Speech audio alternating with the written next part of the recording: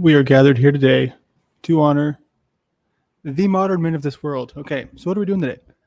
We're going to go ahead and I'll open the panel up eventually. I think Jack was going to jump on first before I do that. But in the meantime, I wanted to do some clarification. Because who am I? What am I doing here? Am I trying to mess with people's lives? No, of course not. I'm probably here for the same reasons that a lot of other people are here. I just think that it's maybe coming from a place of, oh, I have not been here in this specific panel verse for more than 3 years. So I'm, not in the club. But that's okay. I'm not a club joiner, except for a couple things. But hello, Lady Luck. How are you doing today?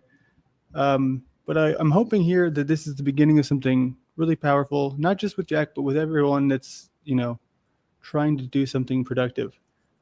So what I wanted to do today was just go over some things that I'm thinking, like with regards to what we're doing, what, me and Jack are talking about behind the scenes, what it means, why it's happening, who I am, where I came from, just a little bit expanding more so on the things that I talked about earlier, because I think I wasn't able to get it all out because, of course, you want to respect, Jack's show and then Z for led us on. I'm never going to go in there and barrel through other people's ideas.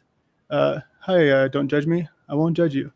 But you know what I'm saying here? So a lot of people, that's what their mentality is. Even if they have shows or they have broadcasts or whatever you want to call it, they go in there and they're like, I'm going to barrel through this and I'm going to be the star. Because everyone's fighting for time here. Everyone's fighting for attention. And you know what I mean? It's clear that I'm not somebody who's foreign to that. It's not like I don't, expect to have some sort of success out of what I try to bring to the table here. The only difference is with me, I do believe I shine best as a supporter of another. And if you are someone who considers anything involved in astrology, maybe you would know something about the seventh house. But for me, it's been the explanation for a lot of things, especially with a meeting Gabriel NPC. He's got like so many things in the seventh house that it's insane, like four planets. What the seventh house is that's the the house of open enemies and the house of one-to-one relationships. The other, we talk about who are we if there's not another person. Maybe we're all the same, maybe we're not. But for me in my life, I've always shined through others. And if I'm not trying to serve others, usually it's in a one-on-one fashion. And that doesn't mean just only I focus on one thing or one person. What it means is that I do best when I'm breaking everything down into those individual pieces.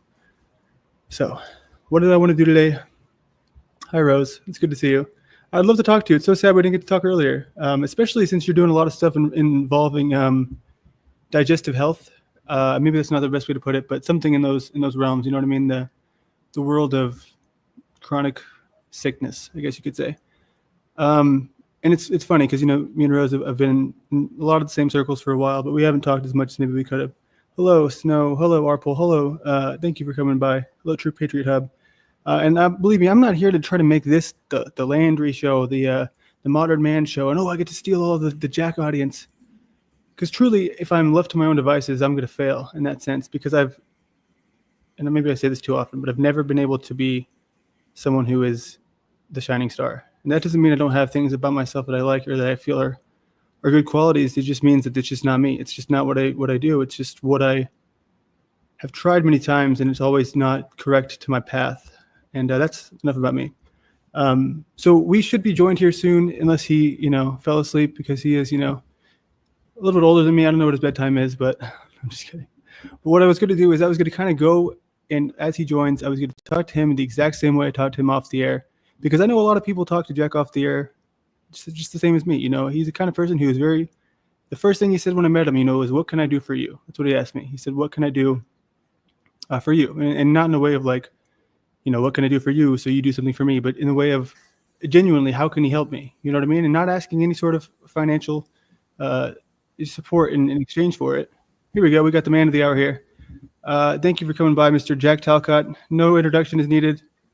How are you doing today? Oh, I'm feeling amazing. I'm truly feeling amazing. Thank you.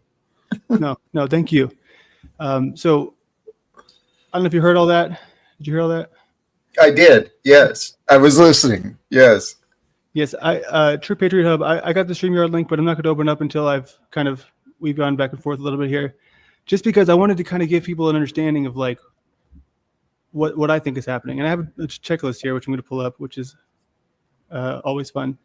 So hold on, where to go? Here it is. So I got this little thing just so I don't forget. what I want to talk about. I want it to be smaller though. Well, I'll have it in the background.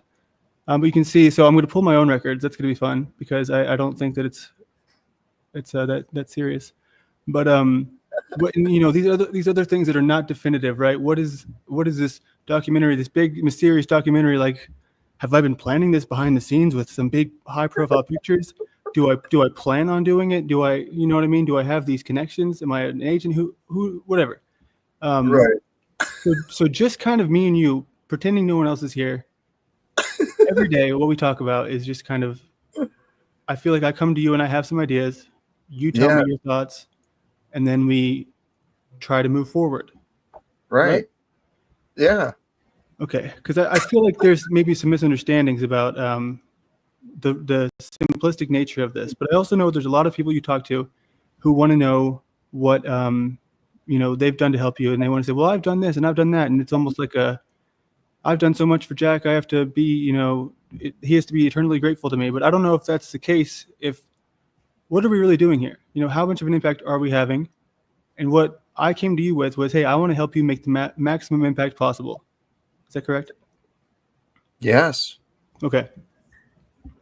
So I just really wanted to make that clear because I'm I don't know. I guess I'm new to this world of the internet and people, just talking smack and all that. And it's not a big deal. And at the end of the day, it is not about me. But would you say that you're someone who has a hard time kind of with getting, like, you have a lot of ideas and you have a lot of goals, but it's kind of hard for you to narrow it down by piece?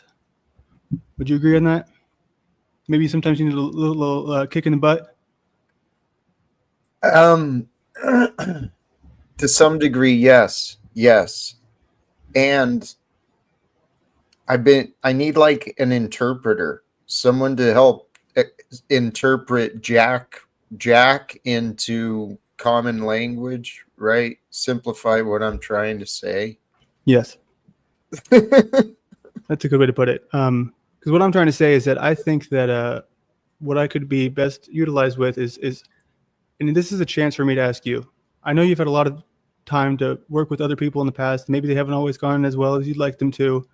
But I mean, like I said, I don't know all the details, but I know that I can get a good gist of it just by following some of these channels that are out there. So what would you say has gone wrong in these past circumstances, if you were to summarize it? Lack of communication. Simple as that. Okay. Yeah, that makes sense. But I mean, obviously there's a lot of personalities that get involved, and I'm curious your take on kind of this perception, you know what I mean, of people like Snafu. I guess from what I understand is he does this all the time. He's always doing this. Yes. He's a harmless fool, but he's not really harmless. He's making false claims against a lot of people and making threats against good people, right? He's foolish. I do want to know your take on when he came in. He said, that's what I said. I knew it was Jeranism. I knew this whole time. Did you think he really knew that and waited to say it? No. Okay, because for me, yeah, if he had something like that, he would take the very first opportunity he gets, which means that's a sign of dishonesty, which when the dishonest person calls me dishonest, I kind of stop worrying about it. You know what I mean? Especially when I have this giant house that I live in. You know what I mean? Look at this beautiful thing. It's beautiful. It's gorgeous, man. Okay, so that was basically, kind of my initial thoughts. The other things I wanted to do was say, what you've done for me so far is you've connected to me some of the other people in your life that you're collaborating with, in the background, and some people who are just doing little things to help you. And then I know I get a little bit intense with the things that I want to try, as far as I have a lot of different ones. But with that being said, if there's this shared idea of, hey, we want to be a part of this too. If like something is happening, like I know people, they hear the words documentary and they're like, okay, how can I be a part of that? Which is great. You know what I mean? Because I'm sure, like you've said, there's a lot of people that you say are part of your story and that you want to be a part of your story, right? But what I also will say is that so the fundamental issue with me, and I'm not going to make this all about me, even though the thing I know the most about is me, is that what I've seen in the last few years is what a lot of other people have seen in the truth world is it's a and that's what also your community is it's a good break from that, because at least it's not so dark when there's people who you are interested in around. But what else do we see going on? We see war. War's been going on for a long time, right? War's been going on since as long as my parents have been born and their parents, you know what I mean? But the other things that are happening now, like the new technologies and the new kind of warfare and the new evil, this is something that is unprecedented, I think. So I'm right there with you in putting a stop to a lot of this stuff. You're more confident in your ability to end wars than I am, but I'm not going to shame you for having such a lofty goal. Because what if you don't make it? Well, at least you tried and you shot high. You know what I mean? Thank you. Give you a chance to say something so I can catch my breath. No, that's it. You see the commitment I've got, and we're aligning at the perfect time, right? From everything I'm hearing, there's shifts, right? Humanity and the whole world, we're going through this shift in energy and a shift in consciousness. And we're here to truly change the world. Yeah. And I didn't realize how easy it could be. It could be as simple as, a phone call, right? I don't know if I'd agree with that, but that's a cool thought. Well, think about it. A phone call, good news, bad news, that can like destroy your plans or really turn you around. Yes. That love. What is Yeah. that? So like I said earlier, we're kind of doing a lot of stuff, and I think it is important that people know that there's things that can be done. But Jack's been pretty forthright with me that he's kind of not as up to date with the technology as maybe he could be. That's another tool that I think I can bring to the table as a younger person, especially with the certain specific interests that I have because of my family history involving certain industries specifically. So on one side we have the printing industry, and the other side we have the yoga industry. If you can believe it or not, that's an actual industry. It's basically what would they call it? Like lodging, like the same as hotels, because it's a retreat sort of thing. But anyways, that's besides the point. Where was I getting at? Remind me. I was talking about my something. Oh yeah, technology. Sorry, bear with me. Yes.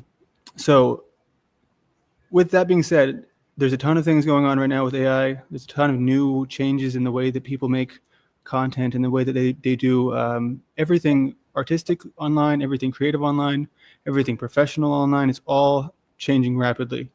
And with video production, which a lot of people in the space are a part of, they want to be like a creator, and that's great, to have so many people who aren't just watchers, but they're also wanting to be doers. You know what I mean?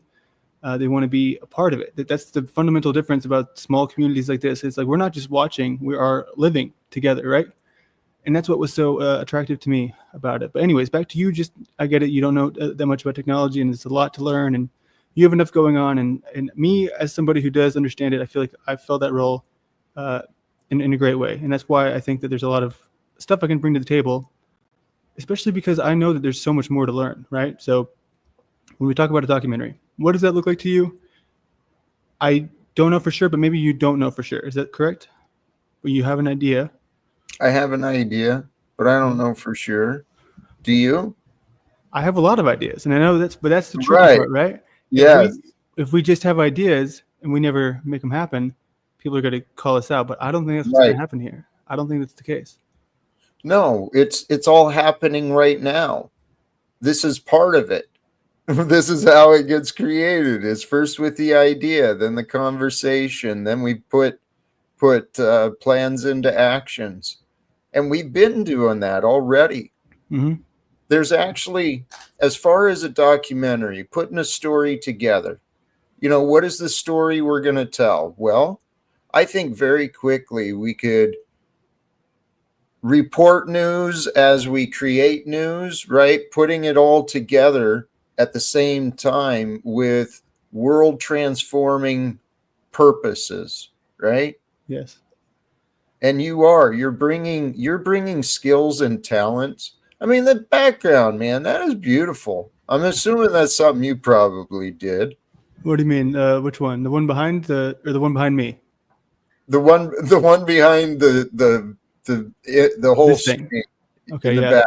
Yeah. So this was, of course, with the help of AI. But exactly what you're saying, though, or what I was saying, sorry, is there's a lot of garbage AI out there, and this I feel like I wouldn't classify it as that because it looks a little bit nicer. It doesn't look like you got it the first try on ChatGPT.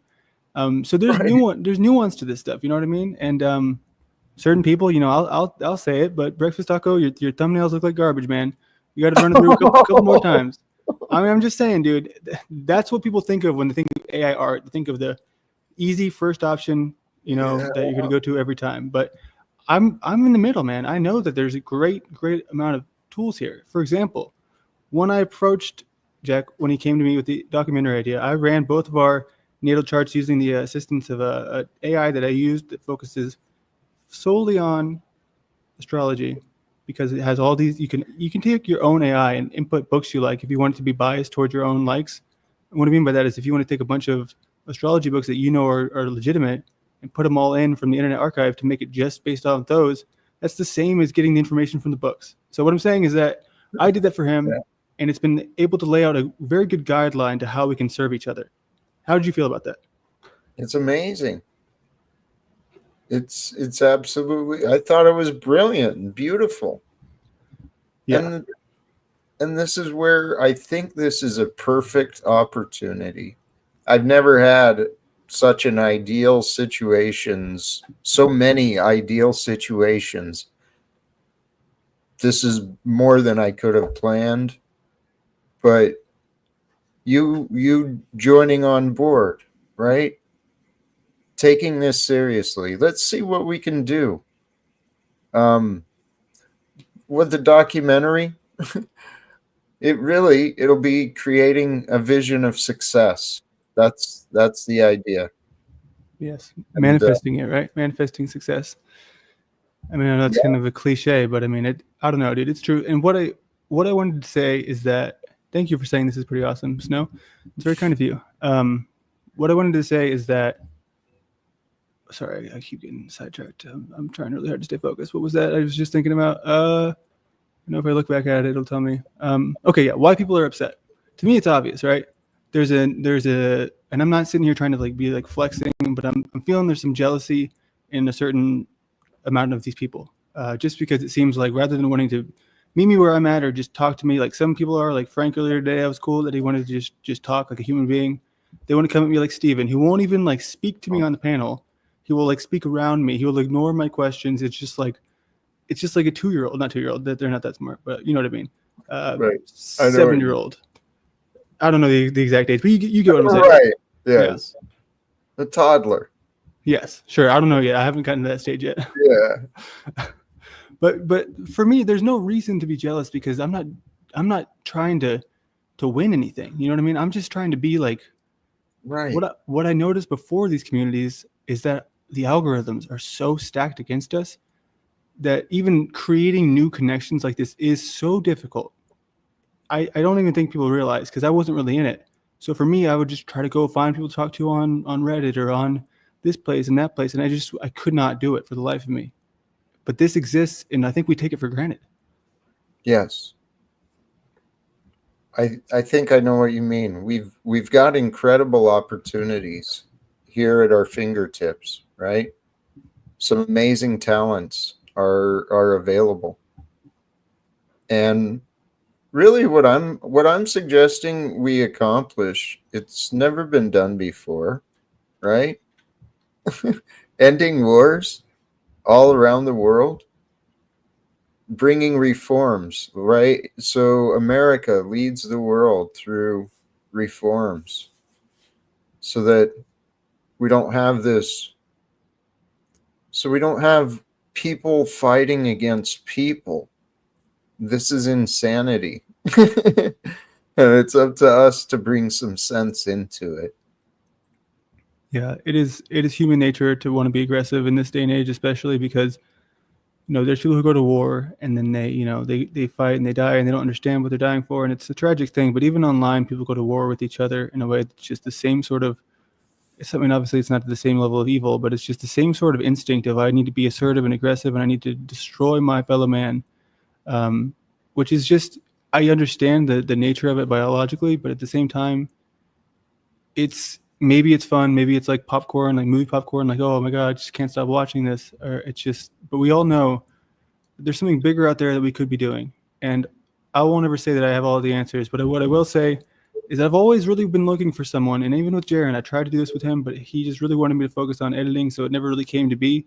But I just always felt like if I had a certain person who I could collaborate with and just work with, who, like in this case, we're not exchanging any financial currency. We're just working together in a way that's just like, you know what I mean? It's very simple. So that's one thing that's cool. Usually when there's like a dynamic of, okay, you're being paid by someone, they obviously have, the power dynamic and all that. And it's just almost impossible to really have a friendship at that point. So here it's a little different, which I think is cool. I'm just pausing to let you jump in if you need to. Hey, I think that it's even amazing. I mean, sincerely, it's a blessing that you're willing to share your time, energy, and talents, right? And the cool thing is of course, without any without compensation, right? Isn't that the family dream? It's perfect. It's perfect, right?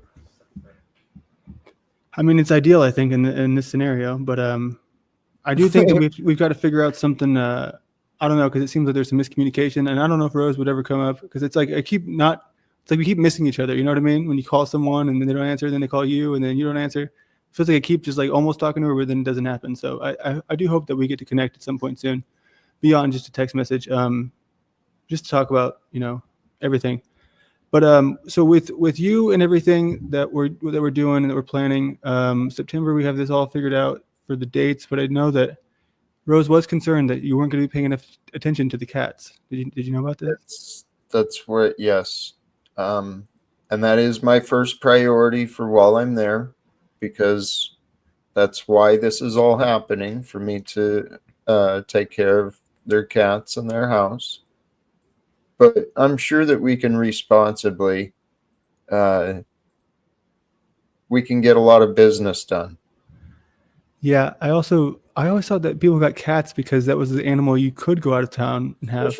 I thought that's why they didn't get a dog, because dogs are clearly the better animal. I don't know. I get it. I totally get it. These cats are truly loved, and they're spoiled, and they're used to being spoiled. So we want to keep that up. Fair enough. Okay, so this is the last part I have here that involves you for the most part. Everything else would just be kind of more of a I was going to pull my own record so that nobody else can say that I'm a phony. And then, but the last thing is, so the integrity of the Jack Talcott podcast. That's what I felt that one guy was saying. I don't remember his name. It started with like a V, right? Vino, or what was it today? Voynich. Yeah, well, that's it. Voynich. Yeah. Which I haven't seen him yet before, so I don't really know about him. But it seemed like he was worried about the lack of drama ruining your show.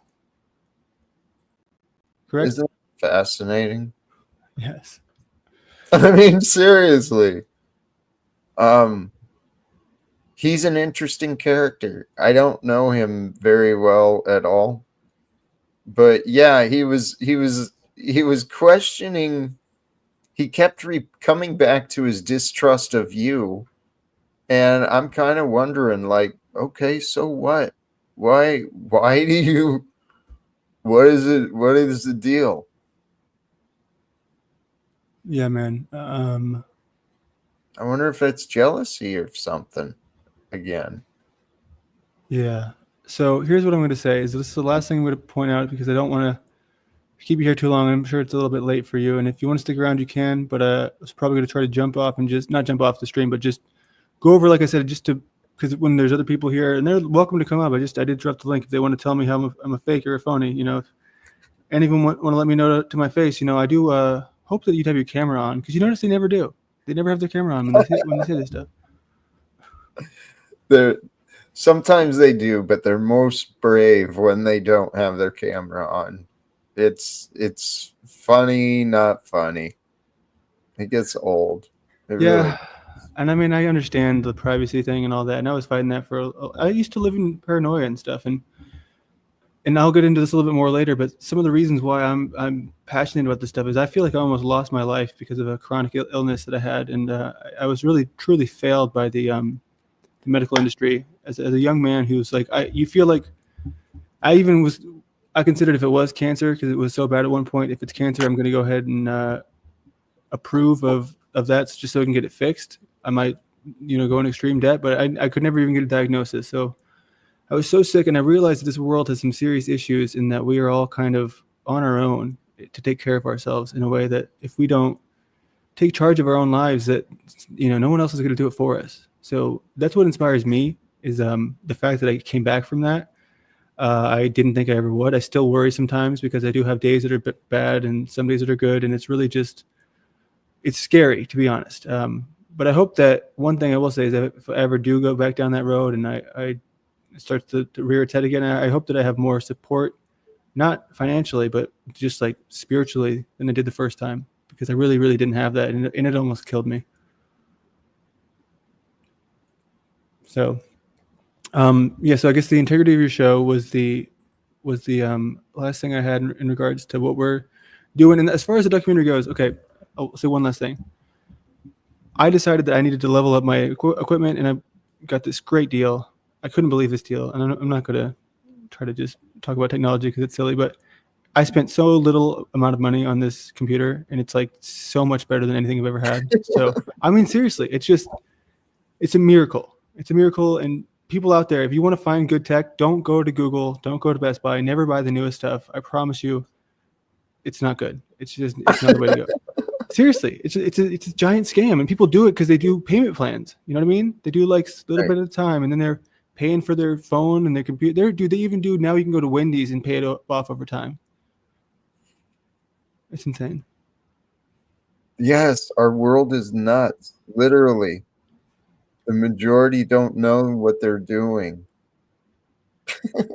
Yeah, but I mean, it is truly a hard time to be unsure. Sorry, I thought I heard something. If we are able to really predict the future, because there's a lot of things that are more expensive than they've ever been. For example, food. Just as I've grown up, I've only been alive for less than 30 years, but I've seen the food prices just go insane recently, and it's like the biggest expense that I just can't believe it. Because you used to be able to get like a snack at a fast food restaurant for like $1. I mean, now you can't even do that. And now if you want to even go to a fast food place to get like a meal, they've shrunk them all, and they're like, and I'm not saying I do this often, but if I ever do, it's like not even enough food. You know what I mean? So you're still paying $10 to get nothing. It's garbage. You know what I mean? I'm not sure how I got down to that point, but bring me back home. I don't remember. It's the signs of the society. It's the world is confused. But this is why I'm on this path, because we can't deny the evidence. This is crazy. It should not cost us money to live, not the way that it does, right? Who's daddy? Sorry to interrupt you. I don't even know. All right, cool.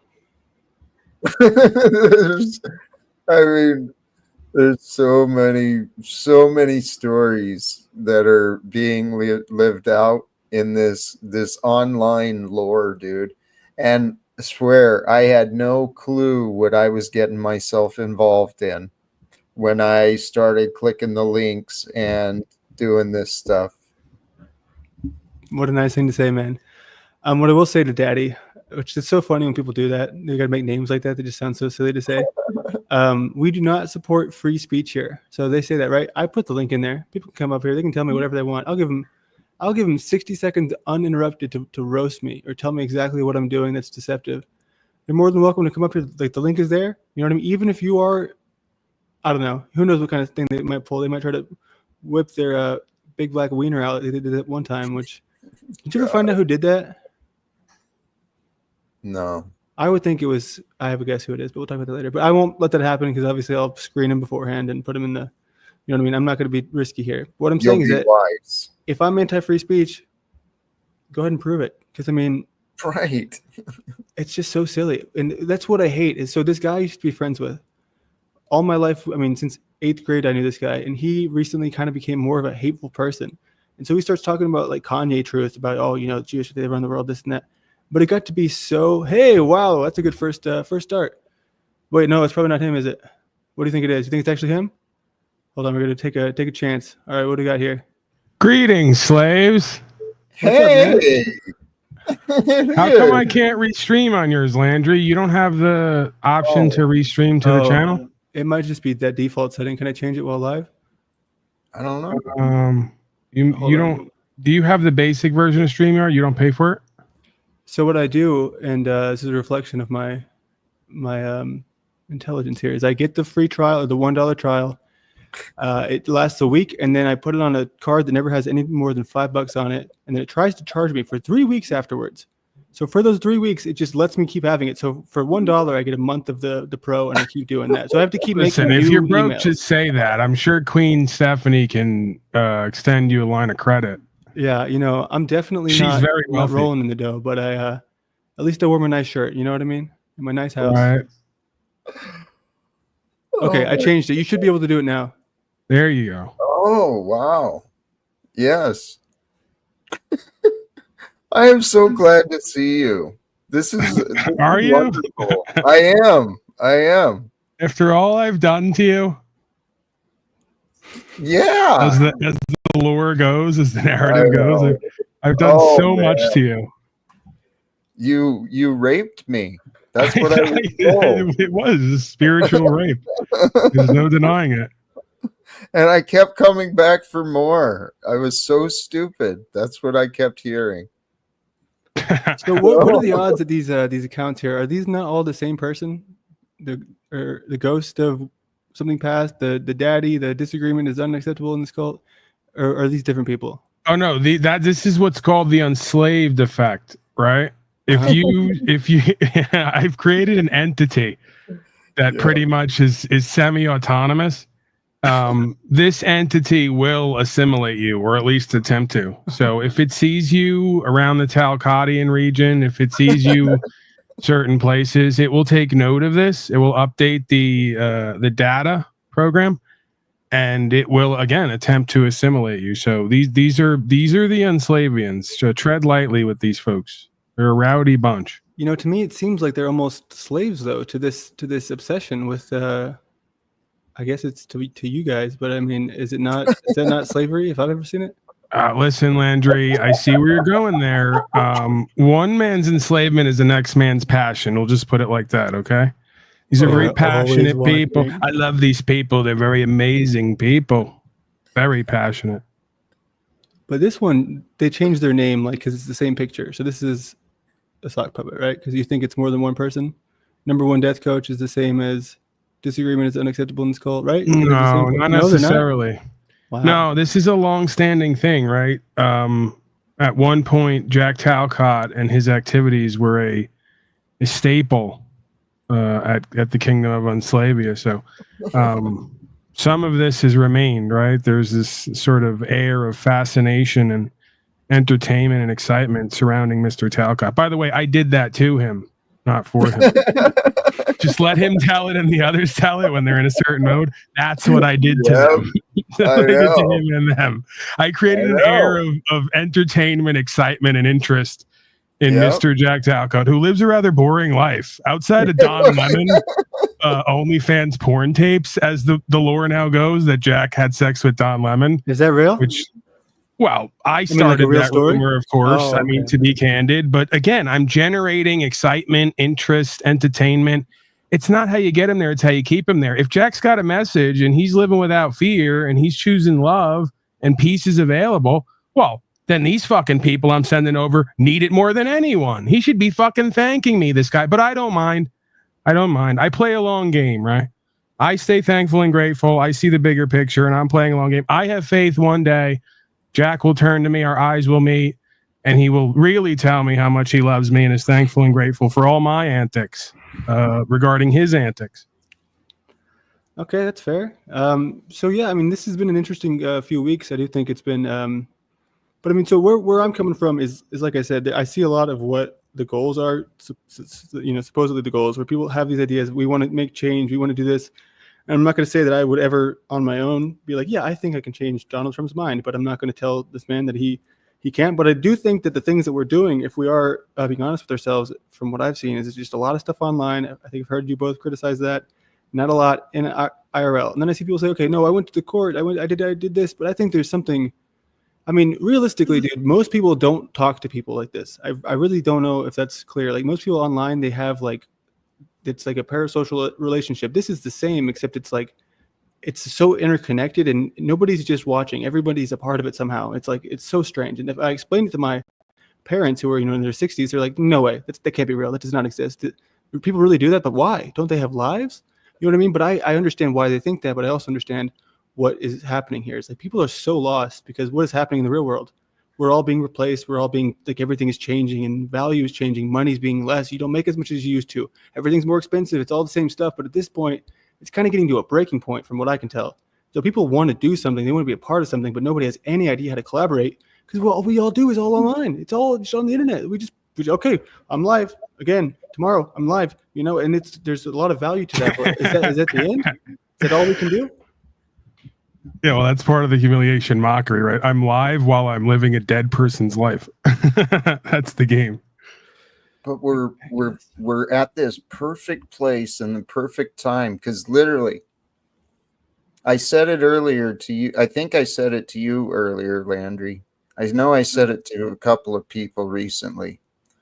What would really help me and help the world is to have someone take what Jack says and explain it so that it makes sense. And Paul, you fucking get me. You really do. You don't listen to me well, but you get me. Jack, I already thought there was this whole endeavor devoted to taking things like what Jack says and translating it to regular people. It was called modern day psychiatry. They're doing their best. Okay? There's only so much they can do, though. No. But I swear I can see this happening. Paul, you've been softening. You've been maturing. I've seen it. You've been doing some inner work, and I know you've been tested through the time that we've known each other. But there's an amazing thing happening here, and I can see you, me, Zetetic Warrior, on a stage for, a music and truther festival. Chuck in Tennessee is absolutely right. You're more delusional now than the day we met you somehow. We don't know how that happened, but it's just been confirmed. Okay? And again, I'm half in and half out. Is that me on the internet connection? That might be me, huh? Or is that you guys? It's not me. Put a lot of time into making sure that was not me this time. Yeah, again, Jack, there's a fine line here, right? And the fine line for me is, I think you know where I stand. While I could have love for people or kind of a mutual bond or kind of endearing process that goes on, I mean, that happens with me and the dog over here, right? Like, if it sits around here long enough, I'm going to start to feel something about it. And when it's not here, or I'll go looking for it. But there comes a point on my journey where I have expectations and a certain standard, and maybe that's my own bullshit, right? But if I'm going to get on a stage and speak with people, I want to know reasonably in my heart that these are people who are willing to die essentially or go to a box to make a difference, right? Because that's what I believe it's going to take for me, and there's no separation between me and everybody else. So I'm not putting you in this right now specifically as much, at least lately, although give me time, I may go back to it. With the other character, right? The disingenuousness, right? Like yesterday, the bit within the bit, The just saying shit, the avoiding reality, the trying to keep it light but keeping it fake, and then we keep it real, we get a different way. All these little games and pivots and nuances that has to be ironed out, man, on some level, right? We got to be real with ourselves and each other. We got to have some principles and some core values. We got to establish what the goal is and then shoot for that. This can't just be a fucking garden party where, hey, we love each other. It's all love and light, man. We're going to hang out. We're going to grift off the audience and say our spiel, right? It's like, what do we really stand for? What are we about? And if that's not going to be the case, I can't be next to anybody, because that's just how I'm choosing to live at this point, right? And it's not easy for me. There are times where I go, hey, I've created this character now and I'm living that truth and that information. It causes me to become better as a human being. And maybe this is part of it.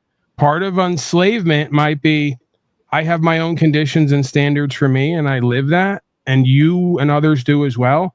And I have to let go of this idea that others have to be a part of that standard. That might be what my work or my lesson is for me.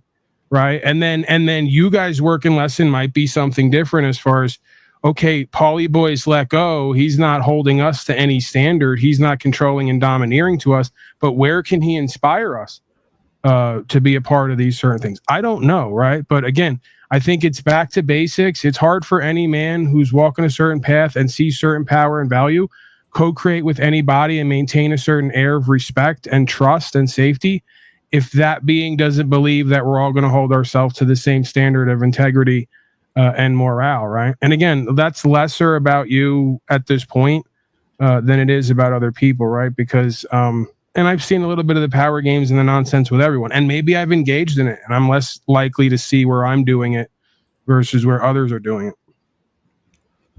So one thing I do want to say, just to obviously have the least amount of experience here, but I don't think it's ever the realistic expectation for everyone to like each other. And I've been very clear from the beginning that I would never just, this is just me. Y'all do what y'all got to do. You open up to everybody and that's great. But just when I see like a flow state panel and I'm like, what is this? Is this just like a Zoom call for some? It's absolute trash. Thank you for noticing. See, that's the thing that has me feeling promising about you, right? Just right off the bat, is you didn't come in out of nowhere and start making these bold assertions and claims. You're kind of getting in where you're fitting in.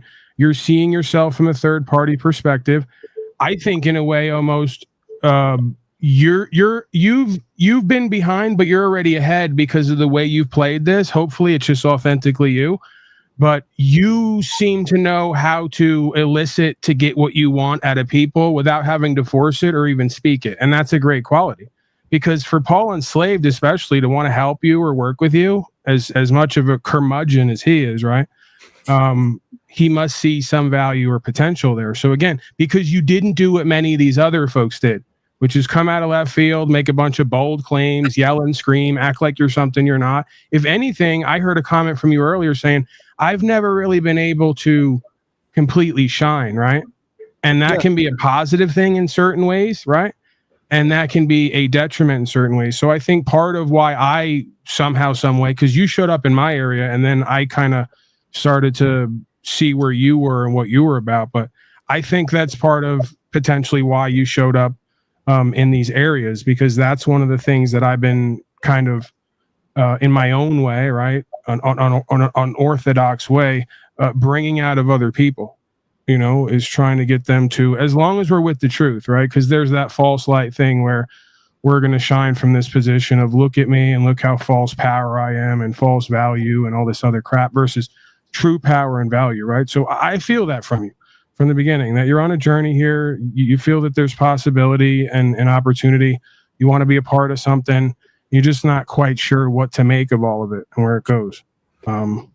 Sure. Yeah. I think that I definitely have a lot of, and this is my issue sometimes, is I have too many things in mind or to just get scattered. And then I kind of need to focus on, getting things pinpointed. But that's what I say. And I'm not dishonest about never wanting to be in the limelight, because it just hasn't been my personality throughout my existence. And we're all different. And I know I bring it up too often, and you got to remember that most people aren't interested in things that you are. Well, I say that as you, but I'm talking about me, because whenever I bring up astrology, most people, especially dudes, a lot of girls have been very interested in it, but a lot of dudes are just like, what is this woo-woo stuff? They told me I won't even be allowed back on the breakfast taco panel because I'm too dangerous in my belief in astrology. So I always put it back there, and I forget about astrology for a long time. But then when I revisit it, it always helps me kind of remember the things that I've always known to be true. And that's what I see here. It's just, I like to start things, like to get things going. But if I'm just left to myself, it won't get finished. And that's just me being honest with myself. And I know I see this character right here. I see him as a soft, gentle, Leo, because he's got the Capricorn Mercury, which is going to soften him up for a great deal. Because most Leos, you got both those. Sun, Mercury, you're going to be one of those Leos that I hate.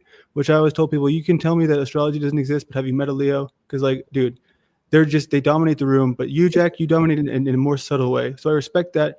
I haven't seen any of your astrology, but I would love to look at it because I think it's a great tool of how we could serve each other. But one thing I'll say in regards to everyone here in the Panelverse, I don't even think anybody knows what the Panelverse is. It's just some people are like a part of it. But I mean, to think everyone here just likes each other is insane. Or is doing anything together, that's even more insane. There's nothing being done. There's just a bunch of people who aren't. This is like the lowest tier of the internet, by the way. Like even the most successful people here, they're not to that level because they won't let us get there. We all know the algorithms are stacked against us, but we have to do something crazy, I think, to be on that next level. And I kind of was revisiting these ideas I had in 2020 with CVID, where I was the most active I'd ever been. I was doing all these protests without masks, and I was really, really fired up, and I was meeting a lot of great people, and it was awesome. But then I realized when that kind of went away and we all got our freedom back, and we all kind of stopped like doing that, and we all kind of got more divided because we became more online, and it's just it brings us together, but at the same time we don't know what we're doing because we're all in these different states, and we're all just talking and just like hanging out and just for the most part gossiping. You know what I mean? It's what a lot of this is. I give the floor to whoever. We're changing it. Seriously, Paul, you're right about a lot of what you said. And Landry showing up when he did, there's something perfect about timing. There really is. And Landry has a way of helping people shine. And that's what I think you might have felt too. Yeah. As he pointed out so eloquently, he's so fucking dull that whoever gets next to him just starts shining like a morning star. He's got a talent there. That's easy. That's me too, man. No, but again, it's a stay behind to get ahead thing, like the Dow, right? Because he doesn't. And again, maybe he just has us all under this spell, right? We're in a honeymoon stage. But it's because he's not ambitious to be rich and famous, and it doesn't ooze from him. He's willing to play a supporting role. Because he's willing to play a supporting role, he's more noticed than the other people not willing to play a supporting role. See, it's paradoxical in its own way. But again, a lot of this is energetics, I think, man. Well, and the other thing is, if I don't have so with Jaron, I'm not sure if you heard any of that story, but I was working for him for so long that I really became like extremely bored, and just because I was able to be creative because I wasn't working for like a company for a lot of that time, so I didn't have to deal with a lot of the BS, which is amazing, especially during the CVID time where I was very worked up about that. But then it got to the point where I was putting all of my energy into it. Was the opposite of creativity. I'm sitting on this computer, I'm listening to one other person talk about something, and I'm cutting it up, and I'm miserable. Somehow I'm still miserable doing this because I would have never chosen to listen to it because I got so sick and tired of it, and I had all these criticisms I could never say because I was getting paid from the guy, and I would try to. I remember we did this experiment together one time, and at the end of it, he was like, "Okay," because it was the first time I ever went on an actual stream with him. He was like, "Okay, that's the last time that's going to happen because you just get in the back and you do the videos, and that's what you do." And I was like, "Okay." But even later on, I had ideas. I was like, "Hey, man," I told him, "I'm willing to help you. I'm willing to put money into a documentary for you, or learn, get a nice, good equipment. So who needs someone else to do it? I mean, somebody else is just going to complicate it and just." Why can't I learn? You know what I mean? Why can't we all learn? It's just all you need is a couple things in this day and age. And I was like, I'll put money into this. And he was like, nah, I'm just not interested in doing that. And I'm like, okay, well, there's nothing else to do here. So then I kind of drifted off, and I was like, what do I do now? So I tried doing stuff with the guy from Reddit. I started this channel, or this is an old channel, but I revamped this channel. And I was like, well, I'll do this podcast about AI and how crazy it is because I think it's cool and scary. And that guy left after 10 episodes because I insulted his favorite demonic Christian lady, Jessie something, who says that she met Satan and her grandma was Elon Musk's cousin, and they were all in a satanic Illuminati ritual together and shit. That just, And this is what concerns me, Landry, is I don't want you to end up suicidal again. And just to inform you, because you don't know the lore, there was a Talcott clip collection. I don't want to bring up too much here, but he did wind up going over the edge. We don't know where he went. We haven't seen him since, because presumably he was clipping Jack Talcott nonstop, right? And this is what I'm concerned that Jack is going to try to use you as a clipper for him or as a Tedic warrior, and you're going to become really got bad other off. people doing that. No way. Okay, thank That's God. not me. Yeah, dude. I mean, already what I've been I'm just doing is I've teasing him a been little bit. doing graphic design and stuff like that. Just things just to get the ball rolling. You know what I mean? But he's hooked me up with some of his connects who are doing the editing, and I am a little bit disappointed in their skill set, to be quite blunt. And that's one thing. I might offend people because I'm not going to be dishonest. I'm not in a position where it matters to me to be honest. You know, if you're not really adding much to a scenario, say if you're just putting in the bare minimum effort like that, I don't know who it was, but somebody sent him an AI generated thing for him to send to people. It was like, okay, you say we haven't helped you. Look how we helped you. We made this with GPT. We made this little thing. It's like, how much time did that take you? 5 minutes? So I just think that there's some things that we can do, but we got to be honest. How much effort are we putting in? Because I'm not even saying that I sat down on the stream just with lo-fi music playing. I wasn't even talking, just doing, some editing, just messing around with Illustrator.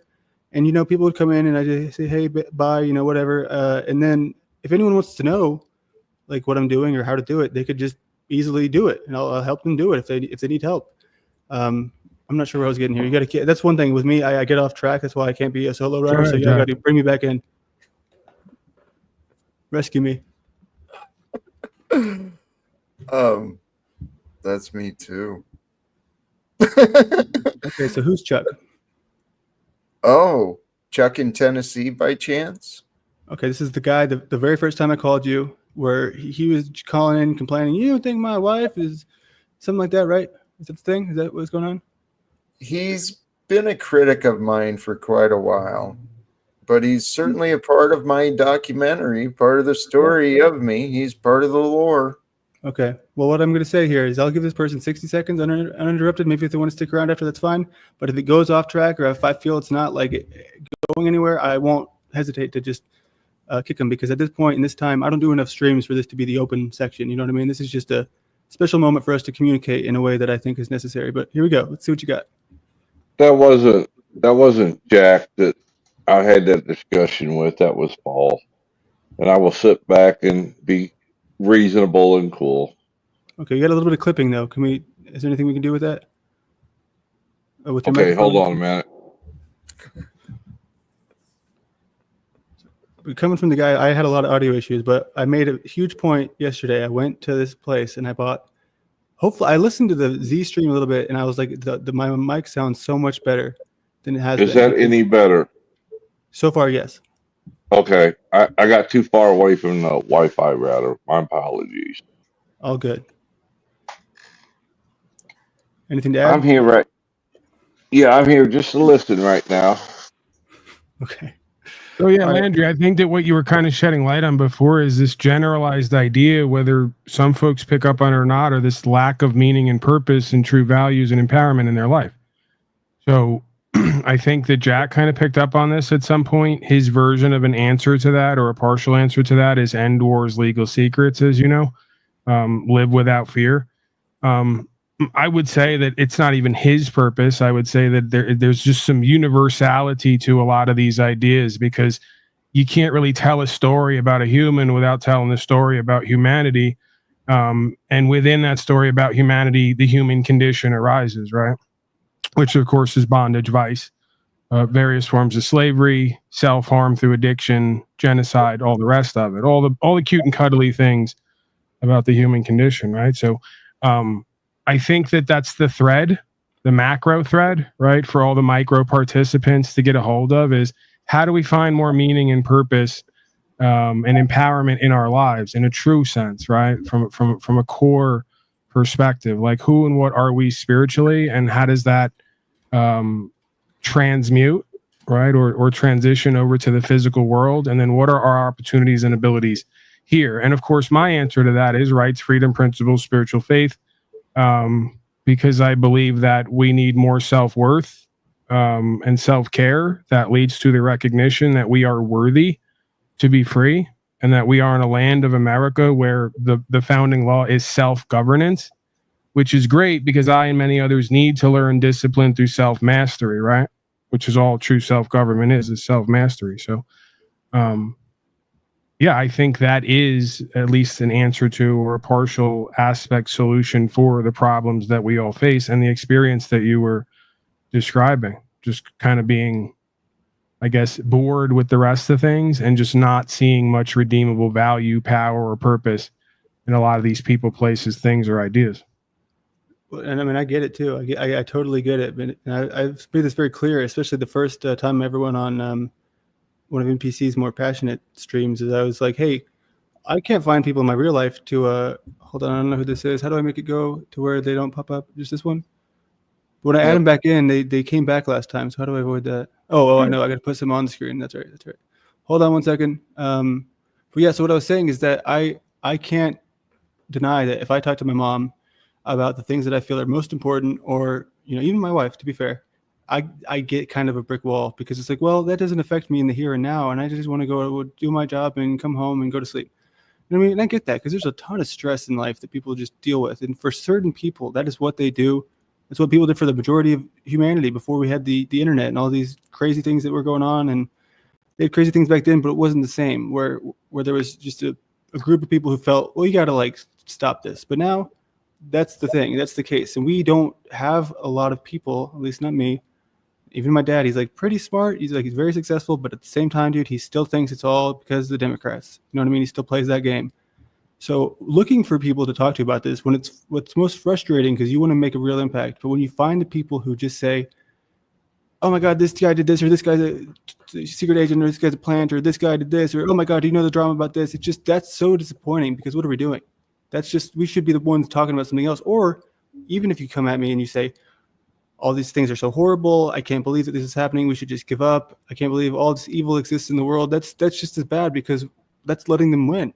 But I'm not going to pretend, I'm not on Jack's level where I can be as positive, happy all the time. So I think, Paul, you definitely bring that up, and that's an important piece, because we're not going to get anywhere if we just deny the fact that there's a horrible situation going on, which, not saying that Jack denies it, but he's able to maintain the hippie, sort of guru vibe much more than I think I am. So, but that's his role here, right? That's his, that's where he becomes the next Messiah. Sorry, I'll let you in person.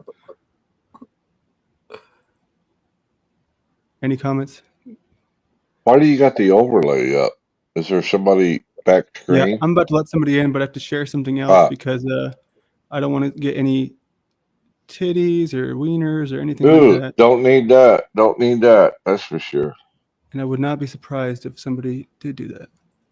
So, hold on. Let's see. Boom. Nope. Here we go. Oh, be careful. Get out of here. Sorry. Okay, here we go. Basic Bing. Somebody's gonna clip that. I gotta cut it out. Oh well, they're gonna find out my horrible secrets. Oh my God, I just doxed myself. They're gonna find my connections. Okay, let's see. What do we got here? Boom.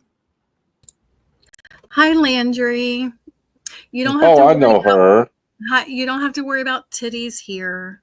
Even though you do, actually, Landry, people have used my name to porn bomb, so you do have to be careful. Okay, thank you. I came up here to say hi and welcome and wish you luck. Also, Jack said that I'm a bad judge of character, but I like Landry. Well, DJM, isn't Sean your neighbor? Yes, Chuck, we all know that.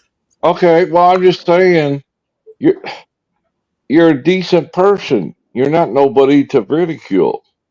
Oh, thank you, Chuck. If that wasn't a hell of a leap, you're Sean's neighbor, so therefore you're beyond culpability or questioning. I don't really get what that means, but thank you. When you say Sean, I gotta be honest with you, Chuck. The clipping is a little bad. Just if you can figure out the clipping, we can bring you back. But I don't usually do this, so because I don't usually do this, I'll take the liberty to do it now. Do you know anything about him? Is he good? Because he never got back to me, and he was going to court. He's good. No, he's good. Well, tell that little weasel that he had no problem being in my DM all day, every day when he needed advice for court, and now he left me hanging wondering if he went to prison or not. Tell him Daddy's looking for him. Daddy cares about him and wants to know that everything went okay.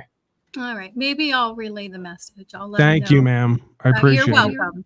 But yeah, that's my neighbor. It's And nice I to have hear a very judge pleasant character. voice on the panel. I appreciate that. You had Well, really thank good you for energy. noticing, Landry. I've been working on my speaking for a while now, over 3 years. Yeah, well, you're very good at it. It's very graceful, honorable judge. Go ahead, don't judge me. I wanted to just say hi and support. I'm here for it. I'm already addicted. Well, that's You're great. amazing. Sorry. Don't judge me. You're one of my favorites. You amazing, but I have a bad judge of character, Jack. Yeah, you could do better, Jack. What I've learned is what we do is on these broadcasts, all we have to do is just keep an ear out for the other person and where they're at on the perspective, and then just play off the other person.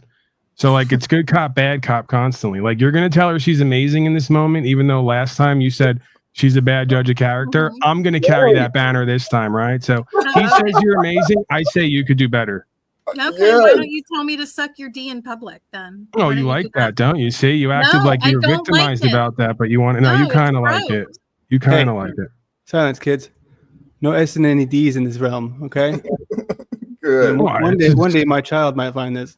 Right? I don't think. Oh, please, Landry. Someone would have to want to fuck you first for you to have children. Oh, true. And I am. All right. I work glue. So I actually had this. I was talking to her about it. I was like, hey, so, because she's like, you've kind of been like not interested in anything I'm doing here because obviously there hasn't been any.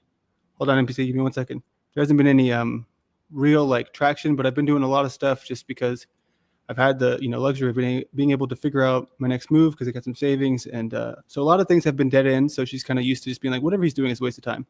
But I was like, hey, so there's this guy's talking smack about me, and this guy made this video, and she's like, those people are talking about you now. It's like, yeah. She's like, okay, so do you want me to play into that? Do you want me to? Will it help you if I make a video and I say later just do the dishes and we can get more attention? And I'm like, probably it would help, but we're not going to go there. But I do appreciate your support. Modern man. Yeah, you got to keep an eye on it, man. Excuse me, Paul. I apologize. You're excused. I actually censored myself. I said D, so I apologize. No, I'm just very prude. I got a lot of insults from Jaren for being too prude. I get it, and I love how you were talking about your wife, and you're talking about the panel verse to your wife that has no clue what's going on, because that's my life. You just explain my life, but with a husband. My husband's like, what the hell are you doing online? What are you doing? Like, what is going on? Your husband's right. You should listen to him.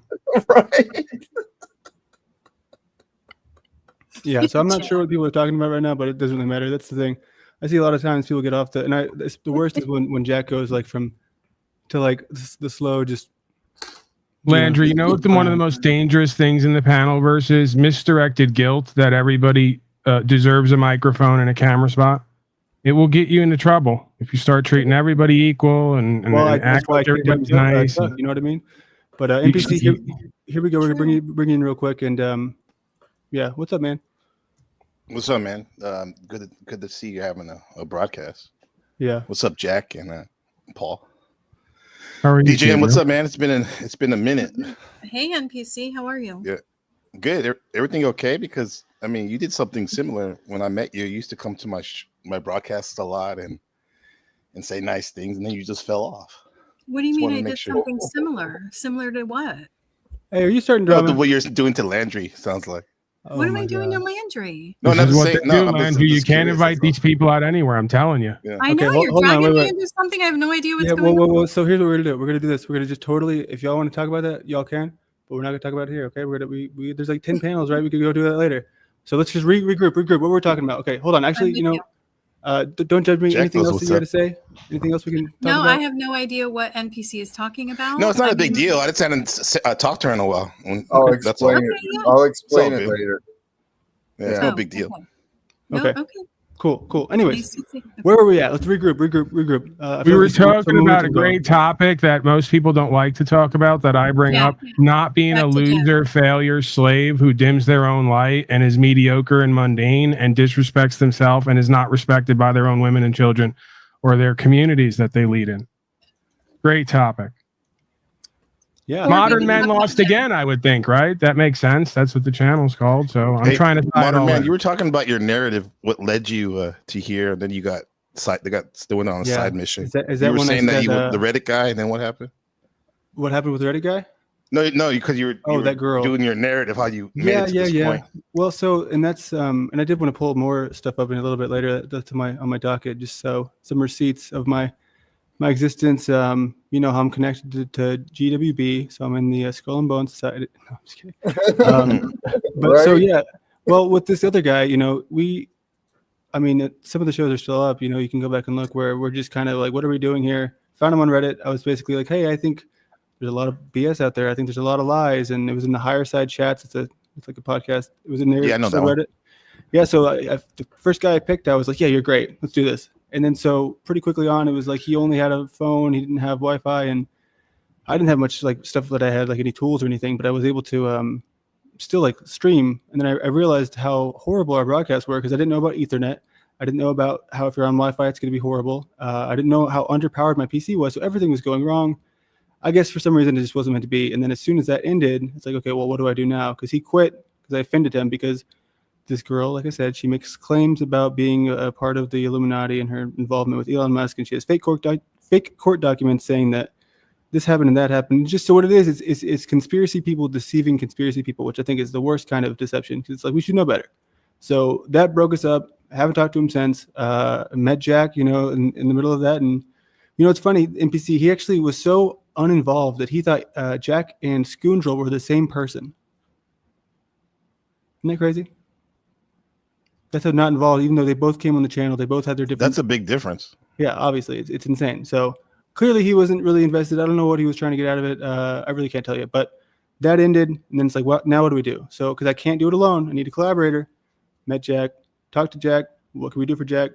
And I think that thing in what we see DC with Don Lemon, we need more of that, but we need something better.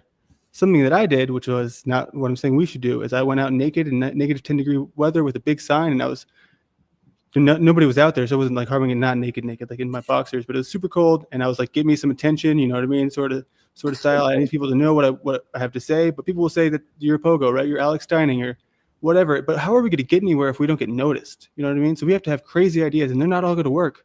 But I'm here to help find stuff because who's coming up with anything? Dude, I already gave you the answer. I went viral once already with the travel video, over 10 million views.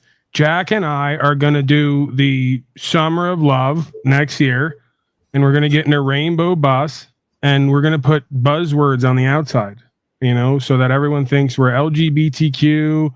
Maybe we kind of are, but we don't. No one really knows, right? Like officially. See, he shrugged his shoulders at that.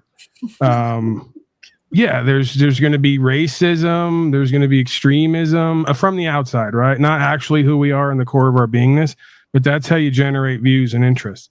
So extremist, racist, love, and eccentricity, also known as queerness. We're just there's something queer about these people. And Jack, help me out here. I don't know where I'm going with this. You usually have all the good ideas. I like Landry's idea of running out naked in the snow. Don't make Jack do it though. Unfortunately, it was at like 1 a.m. His knees are bad. No, I'm sorry. dude. No, I don't know. No, we're talking about Landry. Naked in the cold? Why? don't take that idea seriously. I'm telling you, that's one idea I've had. You know what I mean? Yeah, that's Yeah. just the first idea. Yeah, Gotcha. the first, and it was a drunk idea, and I was so drunk, and I was like so confident. The next day, I deleted it because I was like, if that does go viral, I'm embarrassed. So yeah, not a good idea. I have those. I get it. Huh. Anything NPC? Anything you want to add? Anything that you can think of? You've been really cool in the background. We've been collaborating. Really appreciate you, NPC, for being able to talk astrology with me because most men, they just don't have any interest in it, and it's just leads you to be stuck with the women, and then people think you're just doing it to get the women. You know what I mean? Yeah, I mean, that's not even the reason why I came. I just thought it was interesting learning about personalities, and I learned that one way to get people to talk to you is to talk about themselves. And this is why, if you don't believe in astrology or not, people like tend to always want to talk about it because they get to talk about themselves. So, and also too, it's not the only, like, people think just because you know something about astrology, that's who you are. You're the astrology guy or whatever, but there's more facets. However, I really do think it's taught me patience. The more I learn about it and like how to deal with people from where they're at, in a sense. But in the end, there's something beyond the personality. Maybe Paul can probably attest to that, and Jack. But I think that astrology is just looking at the personality on the paper. That's about it. And it has helped me a lot. It's personality, but sometimes it's also kind of because its personality is like intertwining, right? Like the balance of this stuff. And when you see there's 12 different signs, there's 12 different planets, there's all these houses, there's all these different pieces to it. So people say, well, everything kind of attributes to everything. So I guess that's where I see that we're all one, you know what I mean? Because we all have little pieces and like a different little, like, it's like we're all the same, meal, but we're like different amounts of the ingredients. Right. Right. The different recipe. So this comes to you, Paul. I do want to know, maybe offline or whatever, wherever, privately, if that's a big concern of you, will you let us run your natal chart so we can understand where we can serve you? Yeah, I mean, I've done that with people before. I guess if there is something there, I mean, I'm open to it. I think there may be something there, but who I am may just be kind of not ready to accept it completely if it is the whole of the story. So no, it's not the whole of the story. It just gives you an idea. It's like a chart. It gives you an idea of it. Compartmentalizes shit. Does that make sense? Yeah, right. sense. There's personality here, but isn't there sort of a more deterministic journey and path and experience, like on a macro level, that we're all involved in here? Like everyone's, I'll speak for me. I'm fearful at times, and if I don't attempt to practice courage, my cowardice will consume me. So to me, when I look around, I go, this theme is present in me. It's present in every other being. What's really the difference in what the constituency is of our personality versus the theme and the journey and the path that we're all on to overcome these certain aspects of self with whatever tendencies we've been given, right? What's different is the way it's expressed, I think. Like, you're right. We all have this one connectedness that really everyone's pretty much the same when you strip it down, that monad of consciousness or awakening or light. But however, the way it's expressed, I think one way to look at it is through the chart, which kind of helps some of us navigate. And we're a different expression of the same experience, if that makes sense. Go ahead, Jack. Well, I'd encourage you, Paul, to share the info with Modern Man. If you're talking about doing something like you showed exactly. me, the exact same, yeah, Paul, it'd be pretty cool for you to see, and it would be helpful for him. Well, what is also, it's not trying to tell you who you are, really. Yeah, it's trying to see what, because in this circumstance, I mean, it's called, synastry and all that, and there's a lot of BS with this thing. I understand that because I've seen it. Most of the people who talk about it, they're just like, "What's my sun sign say about me?" You know what I mean? Right. They're like, "Oh, what does that mean? Does that mean I'm going to have a good day today?"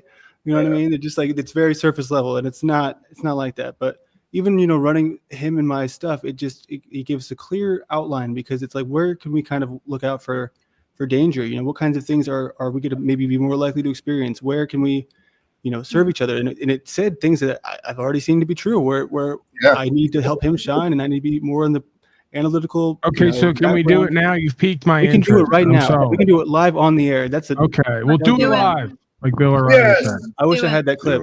We'll do it live. Is it me, or is this chopping up a bit? Hope if me chopping up, you gotta let me know, because I don't hear chopping up, but I don't hear it. I hear Landry a little bit.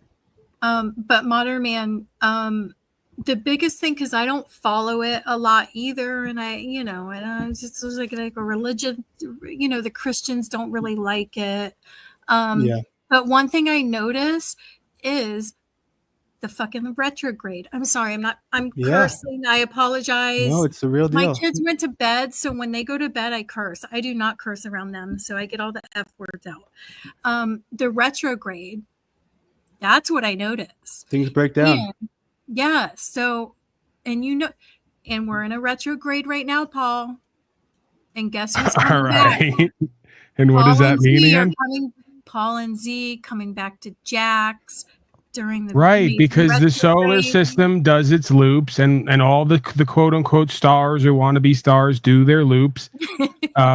Can we ultimately find a place in the universal solar system based on who or what we are, not who or what we want to be and don't want to be, who and what we are? Can we play our role in our position?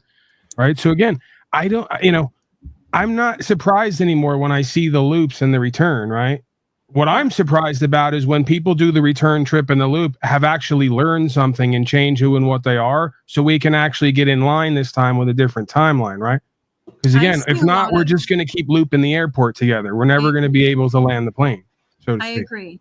And So I see in the background while y'all are talking, if you wouldn't mind, Paul, could you send me your birth details wherever you want to send them so we can run this? May 3rd, 89. You don't even care. Well, we need the time. You Give need the time. your time of birth. Here we go with all this. How do I know? Yeah. So I'm sure I important. was. Knowing me, I'm sure I was born around lunch or dinner time. That's very, very specific. Yeah.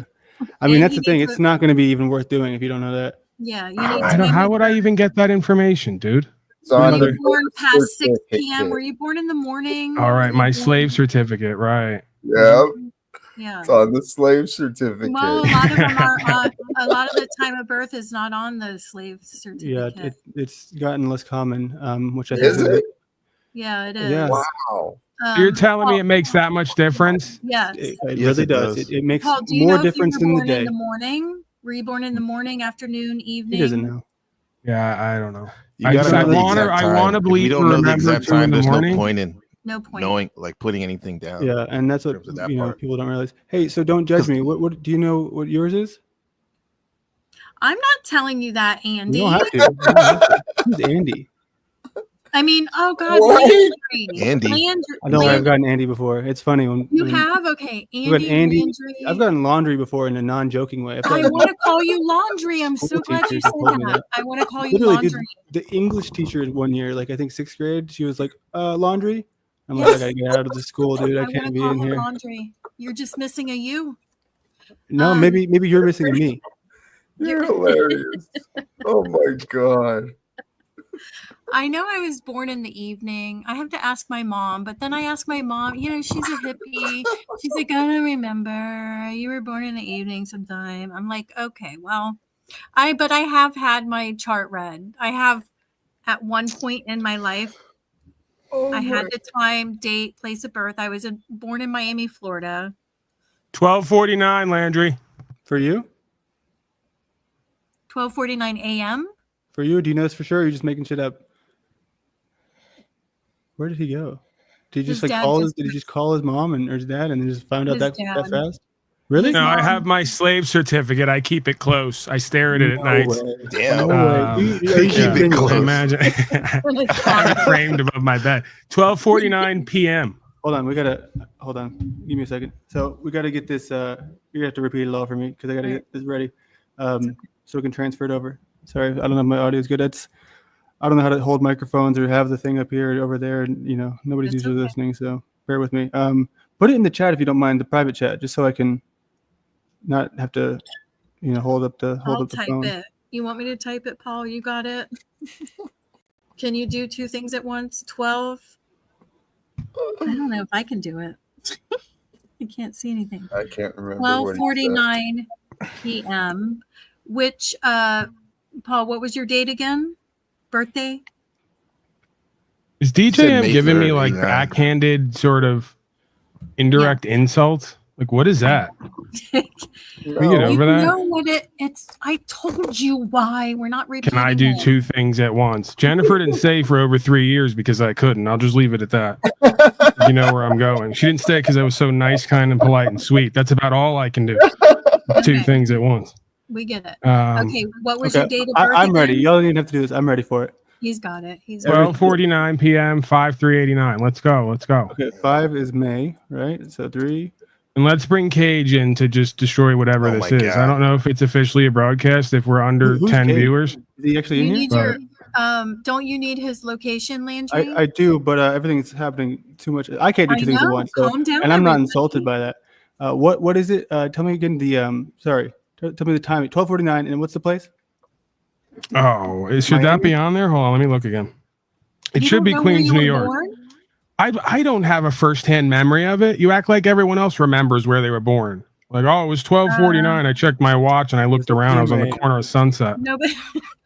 No, but most people know the city they were born in. I'm trying to forget all these details, okay? I've spent a whole lifetime trying to forget my origin story, and you want to try to remind me. That's actually a good move. Erasing your personal history. Yeah, that's an issue. You have a problem. Carlos Castaneda. Yeah. And this is I must have a problem. I'm here with you. Thank you for noticing. Who's that for? We're in good company here, Jack. We'll establish that right now. Yep. Gotta look at the Notice sign. how they always do that? I go, listen, bitch, you're just as crazy as I am. I've at least done something with it. Your turn. So we got to get this place, and then we're going to get back on track as soon as we find out where this lovely man was born. Virginia. Do you know what West the state? Virginia.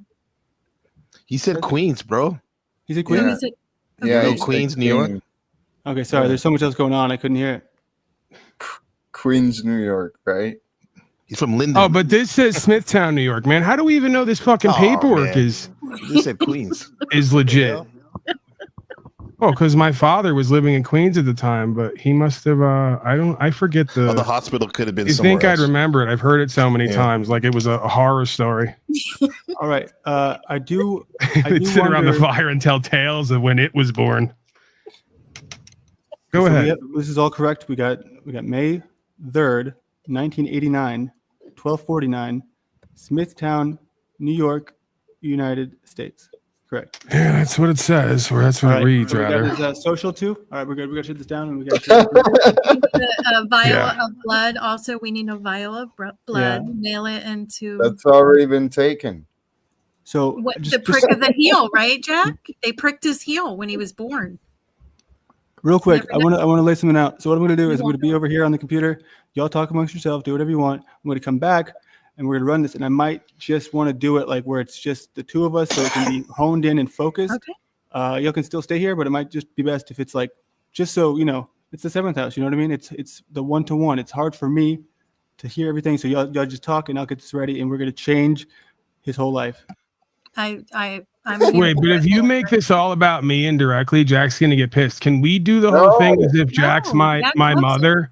No, seriously. My mother never really loved me anyway, and I want Jack in the story. If we're gonna create a whole reality here, I want him as my mother originally. All right. Someone who would love me more, that I could love more, who was somehow more feminine. I've been learning how in a positive, loving way, Jack. I'm not saying in a gay way.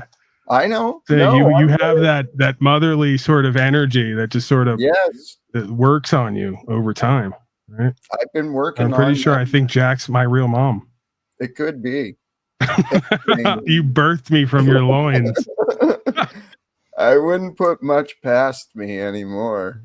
Who knows? Rob Cleveland in chat doesn't like that because he's black, and anything approaching homosexuality has to be denied outright. Maybe he hears you talk about it too much. He actually doesn't have a problem with it that much. Right. I miss Rob. Holy cows. Oh, Rob's here?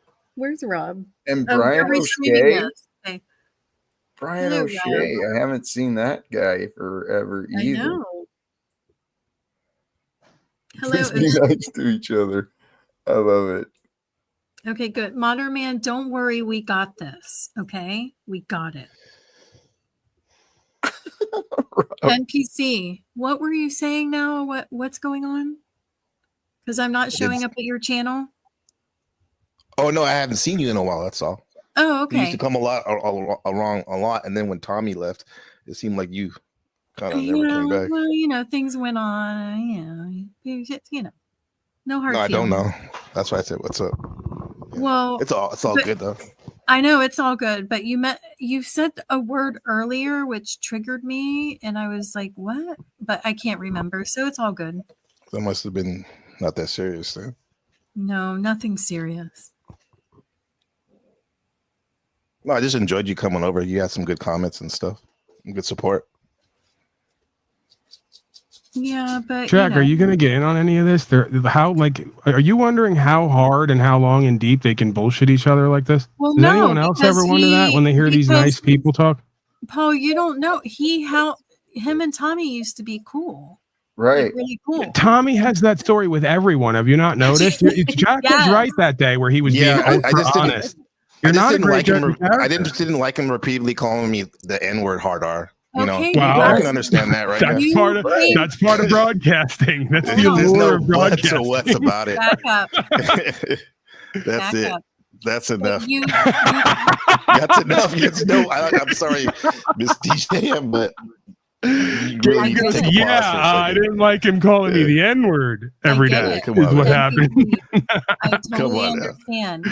Except when we first met you came on Tommy's panel and you're like, yo. I said, yo, that's how I talk, right? You were like, yo. I like how you're saying it like racist people. No, I never said that. No.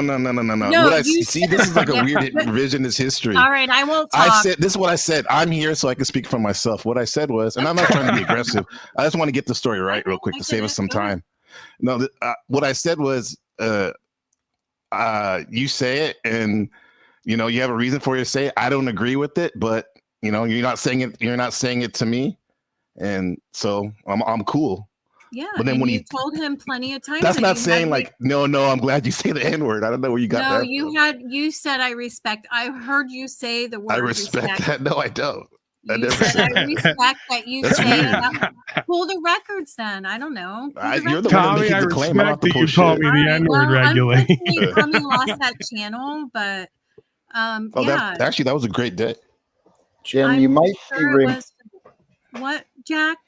You might be remembering Tommy's narrative. No, Jack, I'm not. I think that's exactly it, Jack. No, I'm not. What? Yeah, she sits around this character just soaking up the lore like 8 hours a day, 7 days a week. So she's compromised. It's kind of like when my phone gets too much pictures and video in there, Paul. NPC. It's like starts malfunctioning a little bit. Listen, I'm not here 8 hours a day. I don't remember. I didn't say that. He did. I don't know. Maybe it was Jack, maybe it was a different nigger. I mean, I'm sorry. Hey. I'm sorry. Oh, come on. That's for the bit. That's the bit, not bit. That's all right. Yeah, that's a lot. Rangers coming back. Hurry up. NPC, you're misremembering this shit. We'll continue. It's okay. All good. I'm misremembering. No, I won't give you that. Yeah. It'd be one thing too if if you knew that Tommy actually liked you or had a care for you, which I don't think I've met one person that you can honestly. We had good conversations though, Paul. I thought we did, but I don't think he really has enough insight or care to ask people about their life. It was a lot about him talking about his life. Okay, so I'm sorry. You can still do that. What is this? What are we doing? I'm sorry. I don't know what's going on. I'm sorry, but I'm trying to bring it back in. Y'all talk about the N-word. Don't you mute me, you son of a bitch. What is this N-word nonsense? We're on a path. What do you mean? This is broadcasting 101. You got to have the N-word once in a while, here and there. Livens things up. Okay, well, you know what? All I want to do is get in that battle I saw with you and Jack where he kept pressing the button to remove you and jumping back in. It was one of the funniest things I've seen. Yeah, you want that. See how they all are, Jack? I'm trying to steal it. You know what I mean? They say they're peace and love, but they're not complete. They don't feel complete till they have a back and forth, right? And I understand this, and I'm getting muted. I didn't even say the N-word. I don't agree with it I don't think I meant to mute you. I'm sorry. I meant to mute. I think Paul was the one who said it, actually. I'm sorry, brother. I don't know why any of that happened. I meant to mute Paul and NPC. Not really. Paul says it all the time. Are you kidding me? He's the OG. No, listen. I've started to do it more at times to be shocking or controversial, but I try to use it if I'm going to use it in context. I don't just like Tommy go, "Hey, nigger." What? Okay, see, now I'm saying it again. All right, let's get away from this because I'm. And NPC, what is going on here? Are you going to turn on TJM, Paul? go ahead. Are you going to turn? Are you going to turn on Paul? You're gonna be turn on him. Hey, none of this is relevant here. Y'all have 100 panels. Wait, I love Paul. We're on the brink of something here. As like a cousin. The world trying to take it away from us. a white racist cousin. Mm-hmm. Yeah, my grandfather was a white racist. You bet you didn't know that. What, he loved me? Yeah, I'm trying to bring it back. So what we're gonna do here is it's not just gonna be about Paul. It's gonna be about several of us. But what I need from y'all is some cooperation and helping me keep it to a I mean, either I don't know, I kick y'all and y'all come back, or we just do it one-on-one, or we all stay and we all stay quiet so I can be focused and we can, because the first thing we're going to do is we're going to figure out what Jack Talcott and Paul Enslaved have been trying to figure out these last 2 years. They've been fighting and breaking up and making up, and that's where we're going to start. We're going to figure out their Really, shared purpose. Landry, you're going to put it forth like that? You Wow. got to phrase it like that? That's how I'm afraid. Wow. We have to start there, because otherwise there would be no other way. God, So you're this just is gonna beautiful. do their chart. You're not gonna do the symmetry between me and DJN. I see how it is. Oh, I didn't say that. I said we're starting with I'm just Paul. kidding. No, we're starting No, with Paul. you're an Aries. Aren't you an Aries? Okay. Wait, you What's can up, leave Mark people in the Kelly? back. That's the thing I can do. Right? I saw what's the name do that, right? So I'll be quiet. okay. I don't like to be like controlling, but it's just for me. I'm No, just it's trying to do a okay. specific thing. I just want to because I talk a lot and I can blah, blah, blah. I'm gonna mute, but I'm so interested in this, so I will mute, and I'm here for it.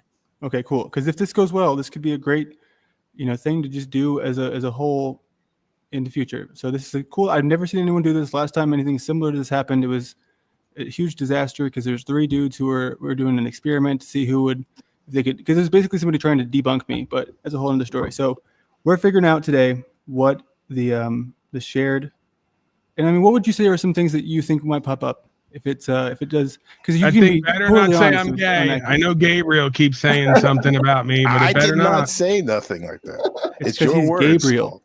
Yeah, well, I don't know what his deal is, The but angel. it better not say that. It's probably going to say that I gotta watch my caloric intake, exercise. Hey, Um, NPC. One thing I want to note. This is a very interesting chart. The amount of Yes, sir. Taurus in fourth house in his chart. I'm Okay. fucking 4. I'm like 5 levels deep in Taurus. Damn. It's like my crazy. rising sign. So that's why you don't get out of the house. Taurus. This is getting exciting. Yeah, it is. It is. Good. Jack's about to climax. We're getting Remember Remember somewhere. we found out Let's about go. Taurus the other day, Landry, about how they look to the collective a lot. They want the well-being of the collective. I think it was. We came to Really. That's not true. Paul Enslaved is an egotist, arrogant narcissist, and he's only in this for himself. Now go ahead. That's your I'm sure it'll Gemini say talking. that in there somewhere. Sometimes. Go ahead. It may say that. It may not say that. So if you want me to read out exactly what I'm looking for here. Oh, that's not the right person. Hold on. Just bear with me. I never talk this much. I'm going to get some water and then we'll do it. Have fun. Don't say the N-word. Oh man. Okay, back What to should I it. do, Jack? Should I DJM, say I was it going or to say not? this earlier. I Wait, apologize you're not for being allowed so to talk? aggressive. That's Are all I we was allowed going to to say. talk? Okay, you're allowed to I talk. like Yeah. when you're aggressive, Yeah. Daddy. I like when you're scrambling and scraping like Daddy, that. I call want me to take Daddy. you shopping. Yeah. No Diddy. No, I'm Oh, serious though. Like, crap. yeah, I don't want to be like mean to you. You're too nice. One of the things I don't, I'll just keep it like that. But you are a very kind woman. But I will. I love Definitely. being mean to Wait, nice tell me people. about what are the one things you don't like? What, Tommy? No, actually, I think Tommy's a genius in a lot of ways. What I don't like is how he treats you sometimes, and I'm not the only other Right. one that says I that. know Sometimes. you're not the only one. Okay, That's- thank you. That's me too. This Yeah, is like happening. if he could get more than one woman to like abuse and use, then maybe he could treat you like that. But you're his only one, so it's like he I should kind of. know. And you tighten guys up are a little making bit. me break the Tina fourth Turner. wall, and I'm Ike. pissed off. But it really is crazy. Yeah, you don't let a man without options treat you like that. Okay, smarten up, sister. Jack Talcott, what do you think Hello, about that Kettle. when men treat women like that? Oh, it frustrates me.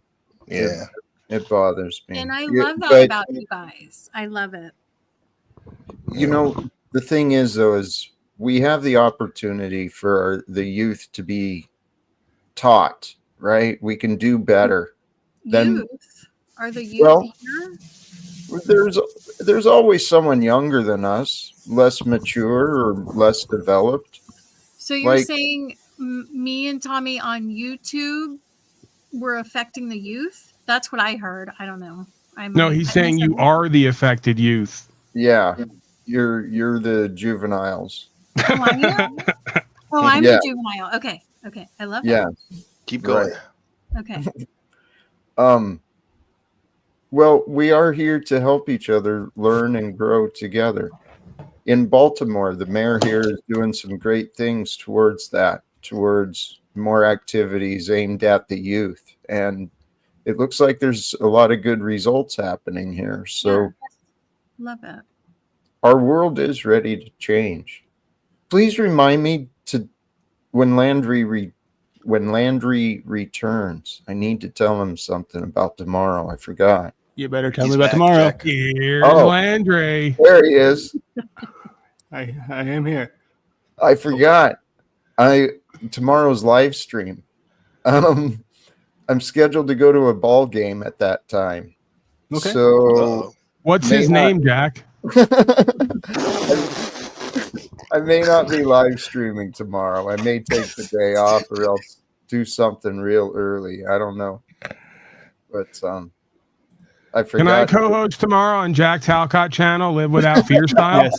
That would we can't go really, any other oh way. my God. We're a team, right? Aren't we, Jack? Used to do that. But this is the thing. Cool. Every time I call these people on their feel good, sound good bullshit that I want to get into, they never put up, right? Or shut up. So, I mean, that would just fuck everyone up like times 1,000. And I mean, you know me, it's like it's another day. I'm gonna do my loop wherever it goes. I mean, I did 21,000 views today and 150 new subscribers, so I have an ability not bad. perform on some level. It seems. I want to believe that. I don't know. There's mixed reviews and metrics. It seems. Dude, this is so amazing. I sincerely tonight is a part of it. And everything is so incredible. I'm excited to see what you're going to bring out. Me too. With you and Paul, and then, Also, he said yes. Who said yes? Yes. The Jack is gonna let. Sounds like he's gonna let Paul Unslave co-host. But you're gonna have to moderate me, Landry. You're gonna have to. You're gonna have to really be on me because if I'm over there, the hate is gonna be fucking next level, and they're gonna try to get me in my character. Notice I didn't say out of my character. They're gonna try to get me in my character and going off on them and wanting to tell them about them or throw them out and block them. And I don't know if that's even allowed there if we're choosing love and living without fear and entertainment. Paul, this is the thing. I'm willing to do this, especially with Landry there. And I'm fucking scared, Jack. I'm scared. Hold me. Raising the standards over there, right. That you're going to be friggin' tested. Oh, there'd be like people lined up. And that's fine because you know what? At least we made King Steven quit YouTube today. Yeah. If you saw that. Literally, that's what I said. Right, you say that, but now here's the reality that you just helped to create. Now Queen Stephen is going to be somewhere 7 or 8 hours a day. Small enough we're not going to know where he is. Right? That was the one benefit is that we could monitor him and we at least knew that he was safe and not harming other people. Now it's going to be a wild card. He's wandering the streets. You're right, DJM. She said in the chat, she said, yeah, right. Like he quit. I don't think. Yeah, he said that before. Yeah, right. It's all game with this dude. But I do like how he came into it immediately today in the private chat, just with the, you're this, you're that, you're all these insults. He always waits till afterwards. He started with it today, which was a nice change because at least he's coming out where he really feels. No bullshit today. Jack, that was one of the funniest fucking moments when we took over Talcott through Moose via Moose the Snake, and then we both had keys and we were throwing each other out and bringing each other back up, bringing ourselves back up. I didn't think it was funny. I think you're really awesome. Don't judge me. You're a great person, and I'm just gonna put you just in the back just because I don't know. Sorry, I just don't like having an odd number of people. It's a weird thing for me. I'm sorry. But I can't feel that guilty about it because we got to just something here, and I don't know. I don't even know you. Don't even know your birth time. And not adding anything on. He's trimming the fat. Go ahead, Landry. Yeah, that's part of it. But I also noticed that for me, it's the even numbers. Well, no, it's just 2 and 4. 2 and 4 is the thing that I can handle because it's just even if y'all were doing your own thing, I could just be like, you know what? What's up, MPZ? You know what I mean? We could always figure it out. Anyways, I got it ready. We're ready to roll. Are we ready to share? I would ask that you and I don't want to read it. I'm not a big fan of reading. Hopefully, it's large enough to where you can read it. If you want me to email it to you, if that makes it easier to read, I can do that. What do you think? Wait, you're doing all this and now you're handing me an obligation? You're like, no, not you. I'm talking to Jack. I'm talking to Jack, my co-host, not my. Did you put Jack in as my actual birth mother? Yes. It was a little confused about the I love pregnancy. that.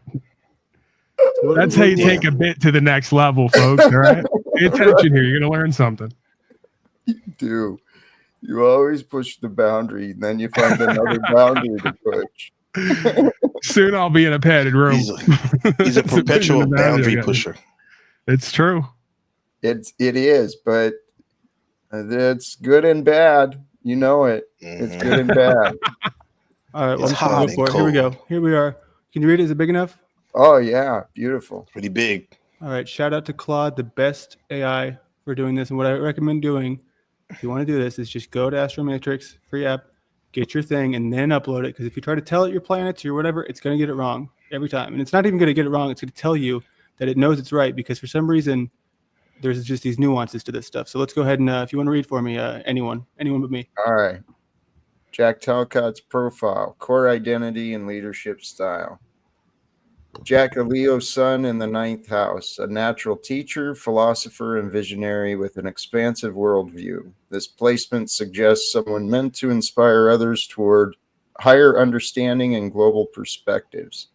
His Scorpio ascendant gives him magnetic intensity and the ability to see beneath surfaces, while his Leo midheaven shows he's meant to shine in leadership roles. I feel that. It's true. Communication and vision with Mercury in Cancer. Jack processes information emotionally and intuitively, but always through that 9th house lens of how does this serve the bigger picture. His multiple Sagittarius placements, Neptune limits. Yeah, you don't have to read all that. We see it. Reinforce his role as a truth seeker and global visionary. All right, Paul, you got to read yours. You have to because he read his. Core identity and practical foundation. Paul's a Taurus sun in the 4th house. He provides the stable foundation and practical implementation for visionary ideas. This is someone who builds lasting structures and creates security for the team. His Capricorn ascendant shows natural leadership through discipline and long-term planning. Dynamic action style. His Aries moon. I don't know if I want to share my Aries moon on the internet with everyone. His Aries moon Kanye gives him quick instincts about resources and values, while his Mars in Cancer shows he fights for what he cares about through consistent daily service and nurturing the mission. Isn't that true? I can't necessarily disagree with that, quite frankly. We get to the juicy part here is where does this drama come from? Yeah, how gay are we together? Well, the perfect complementary partnership. Jack, the visionary inspirer. Paul, the builder and implementer. Their fights likely stem from Jack pushing for expansion while Paul focuses on consolidation. Yep. That's a pool right there. Yeah. Because it be. And I've said this to you at times, Jack. I've said that you have these. Okay, just as long as we know that I've been right for the longest time and beating my head against the wall while being the biggest fool in the room. Because if I know it's right, why am I not doing something different? The tribe, shut up! I'm trying to get laid over here. Just you gotta call me out like that. Jesus. Oh my God. What are you doing later, Landry? I'm coming to New York. Coming to New York and coming in New York. Wait, slow down for a second, bro. Like, let's go up there again with that push and pull thing. What do you think about that, Jack? Paul? I agree. Paul described it earlier when he was saying what he appreciated about Landry. I came in too strong, and that's totally not Paul's way. And he told me that. He told me that many times, and I don't know. I'm a fucking stubborn, slow learner sometimes, just like Paul. And remember when I said that you know John Lennon and somehow you didn't, and then I was even more shocked by that. I go, how do you not know John Lennon or the Beatles? It's your era. Is that real? Yeah, I go, every John Lennon needs their Paul McCartney, right? Like, you want to be a dreamer, you want to be about love, you want to fuck Yoko Ono and fuck up the album with her. Okay, cool. But we need some structure. We need some consistency. We need some solidarity in the practicality, right? So this totally makes sense. You got me. What you just said is your Earth sign, the Earth, the Capricorn. He's got so rising, much Earth. It's insane. I've never seen that much Earth in my life. The practical and being practical and resources and being, I think practical is the biggest. I'm surprised you can even go right, outside. because results speak for themselves at the end of the day. We can't deny that. Again, I spent the first half of my life being Paul Talcott, about the whole, I need love. Love is what's missing. It's obvious I can't love. I still have that recurring test or challenge or theme in my life is how to love effectively for self and others.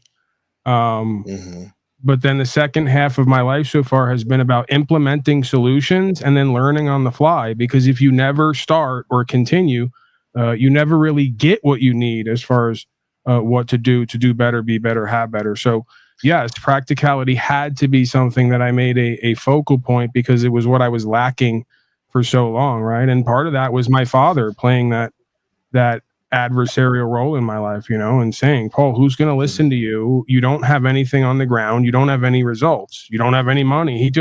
Even when I had the results, right, which I didn't agree with that, but I had the results with the courts or whatever else. And he goes, well, you're not making any money. You got to show me something real, right? Because that's what's real to him, and again, there's a balance here. It's this and that. And of course there's priorities, right? So rights, freedom, principles, spiritual faith is first and foremost. And then the value that comes from that, if God blesses you with that, then, that's great. But we don't necessarily do that because it's profitable. We do it because it's profitable with a PH, right? Rather than F.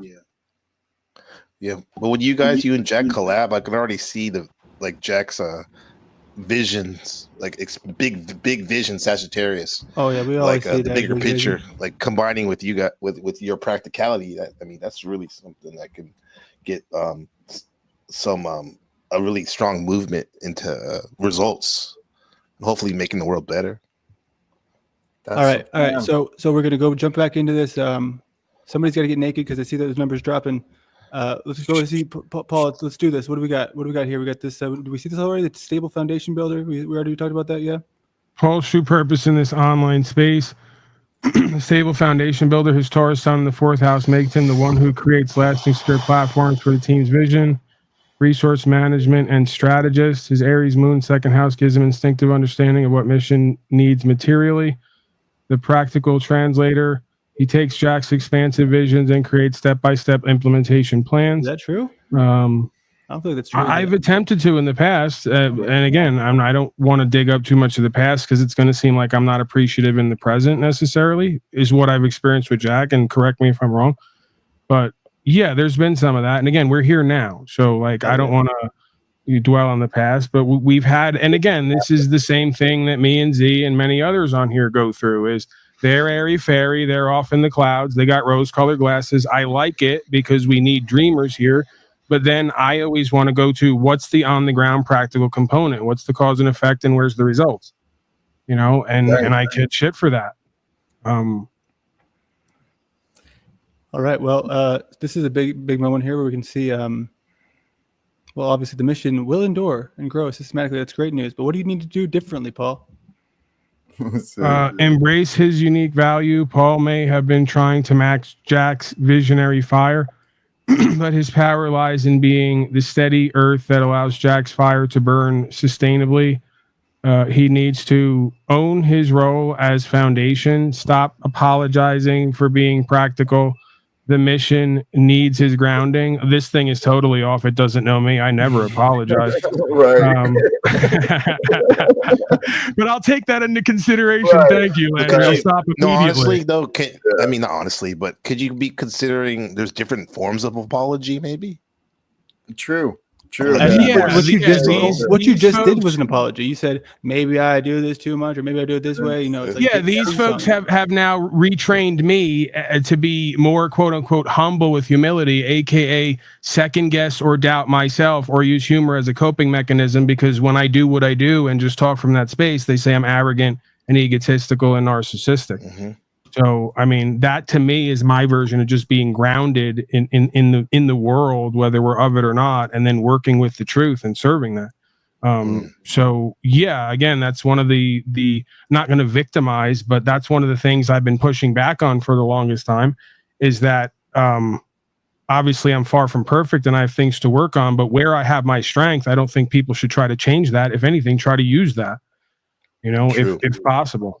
To round out their situation, right? Their round table, so to speak. So yeah, that's just a consequence of walking in these circles is at a certain point, everybody starts to tell you to take yourself or who and what you are less seriously and dim your light and dumb it down so that you don't come off a certain way, right?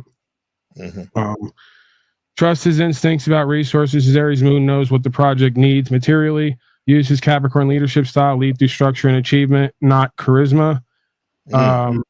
His Saturn, Uranus, Neptune in 12 suggests he has access to innovative solutions that come through service and sacrifice. I think number 3 is big for not just you, but for a lot of us who need more structure, right? I think I've been doing that, and I was called egotistical and narcissistic for bringing up my achievements because I believe that we're all capable of walking that path and getting results. I don't think you need. I'm not saying like you need to defend it. Nobody's saying you didn't. I'm just saying like maybe we can always do better, even better. You know what I'm saying? In the sense that, and one thing I heard you mention from the last couple months ago, that how you're maybe you didn't use this word, but what it says charisma. Because that's one of the fun things it is to listen to your broadcast, because it's super fun. It's almost like a morning radio show host type of shit in a good way, you know. And but maybe like sometimes us like we can rely on that more than actually the MPC, I don't want to interrupt buckling down more on the structure and stuff. What I want to suggest real quick is, because we're going to add you to this here in a little bit.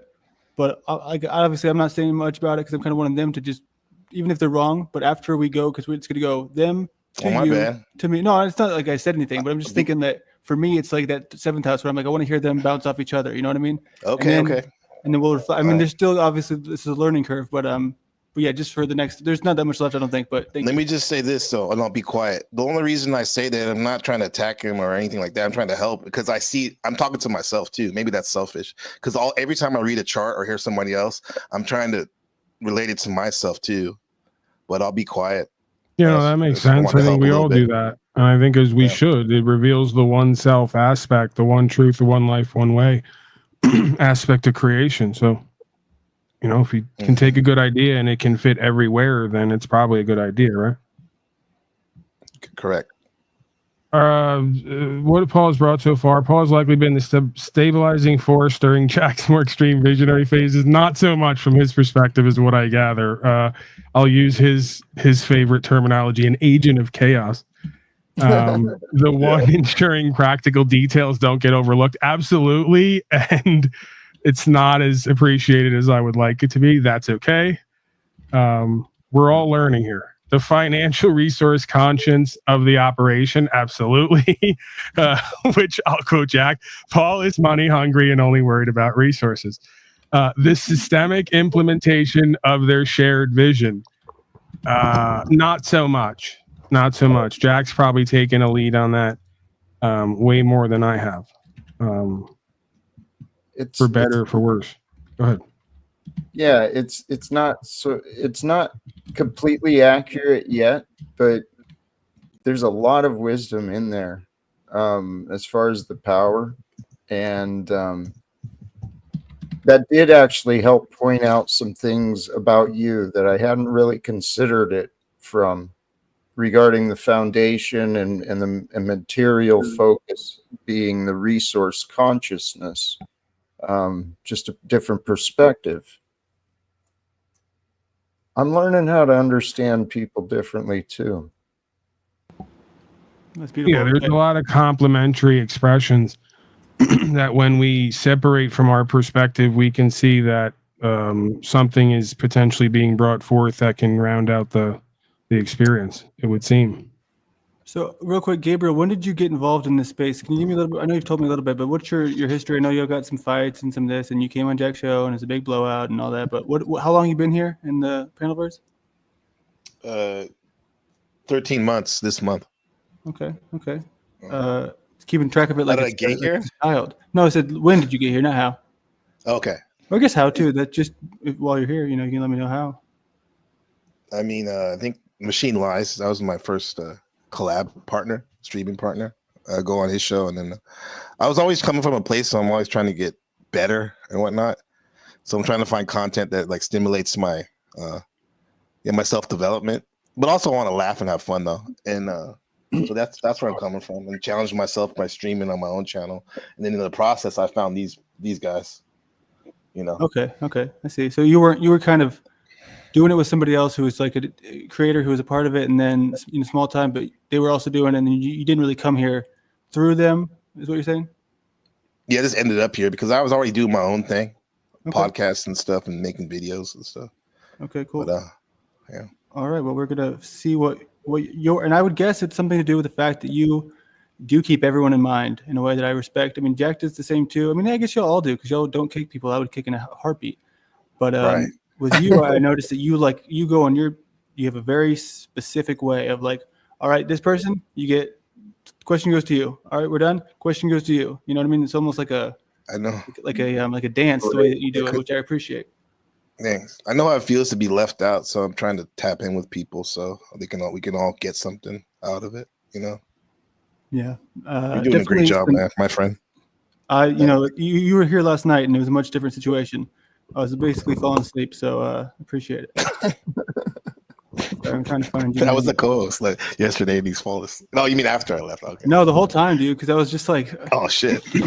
You know how it went.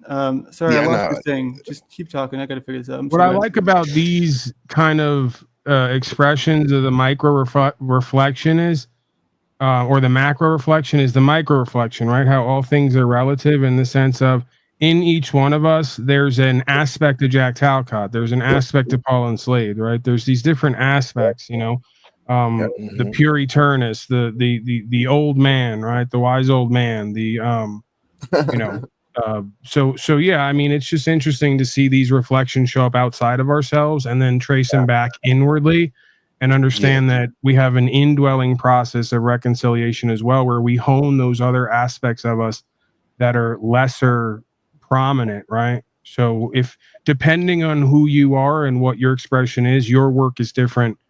It's the same work, but in a different way than the person sitting across from you, right? So you may need to be more stringent with the practical, structured aspects of life. You may need to then let go and be less stringent and structured and practical with aspects of life. So there is no one size fits all remedy or resolution. It's based on who comes forth and where they're at and what they want to achieve, right? Yeah. Absolutely. All right, we ready to here we go. It's not registering. Hold on, I don't know why it's not working. I got it ready, but it's like not going to the right screen. So one thing about you, Gabriel, is like just looking at your chart, obviously we talk about seventh house a lot. It's one of my most interested things that you've been able to bring to me because it's such a specific understanding, you know what I mean? Because it's almost like, I don't know about you, but if it was just up to me, I'd be totally screwed, you know what I mean? And you see a guy like my dad who's got all this 11th house, you know, he's got, you know, Moon, Mercury, Venus, Mars, like all these things in the 11th house, and then all these planets in Leo. So he's like born to be a leader in big groups, big associations, 7th house. So total opposite of me, you know what I mean? Yeah. More the intimate relationships, like one-on-one type of stuff. Yeah, I would argue 7th he's house. never had a single intimate relationship, to be quite honest. Yeah. Sorry. Okay. I need a producer myself. All right, Jack, I quit. I got to go find a producer. You want the job? All right, here we go. What do you need, Landry? I just had to copy this from my phone to this because it's not. Oh, yeah. Here we go. We're good. Boom. I have to admit that 7th house is Libra, right? Like the other. Yes, sir. And, it always helps to have a really good friend to talk to for me. All right, you ready to take the reins? Hey, can I? Sorry, go ahead, Jack. Wanted to pop in real quick, just so I don't think it needs to be said, but this isn't just like looking at the star profiles, you know.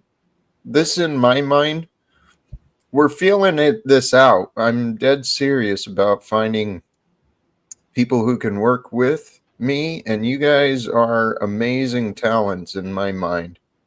And if we can figure out how to work together, team Live Without Fear, team Talcott, whatever, right? That's really Team Unslaved.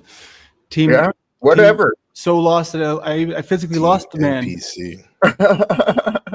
Yeah.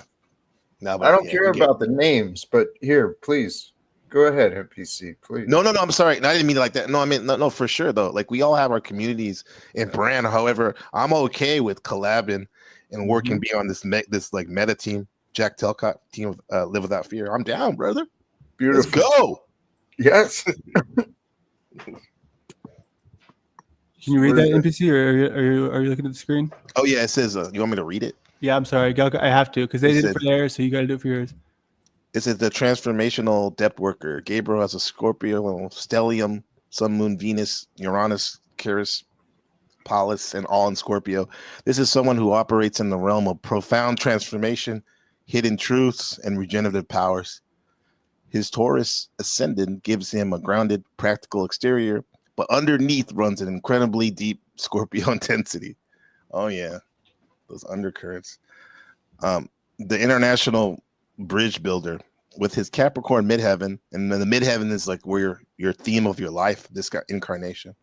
Gabriel's meant to build structures and systems that have lasting impacts on a global scale. Beautiful.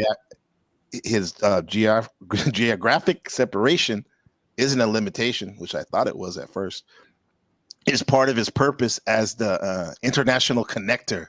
I friggin' love it. Yeah. We never sleep, guys. Like Paul's in East Coast, and Jack are in East Coast, Landry's up there in the Southwest, and I'm in Taiwan. It's like we're always locked in. Someone's always, conscious about something. So Gabriel's unique role in the collaboration, the depth investigator, and the truth revealer. His 7th house Scorpio stellium makes him the one who sees through facades and reveals hidden dynamics. Yeah. Me and you both, buddy.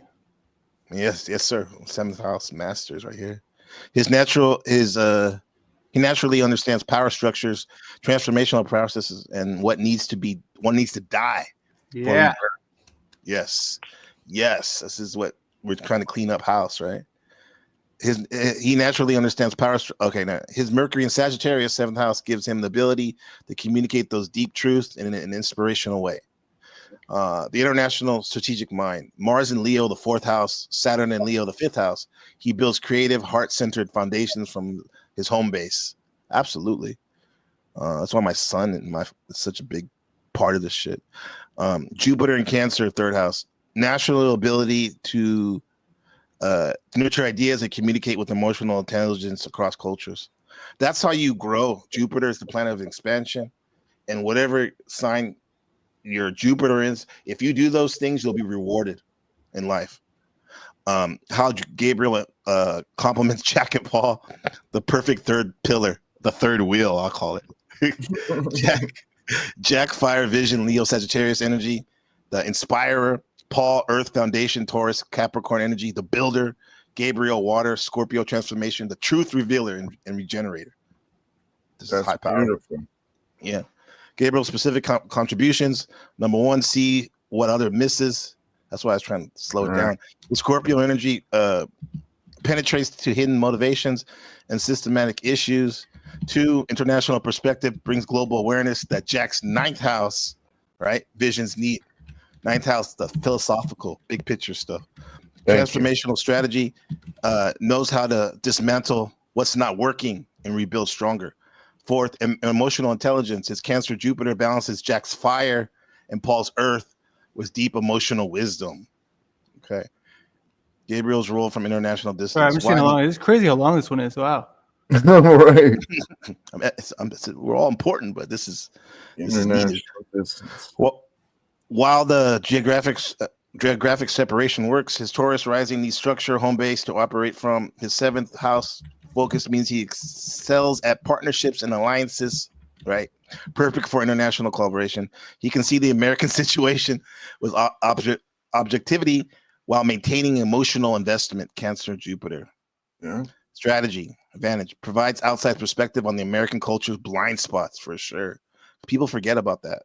Living in America, connects the mission to international networks and opportunities.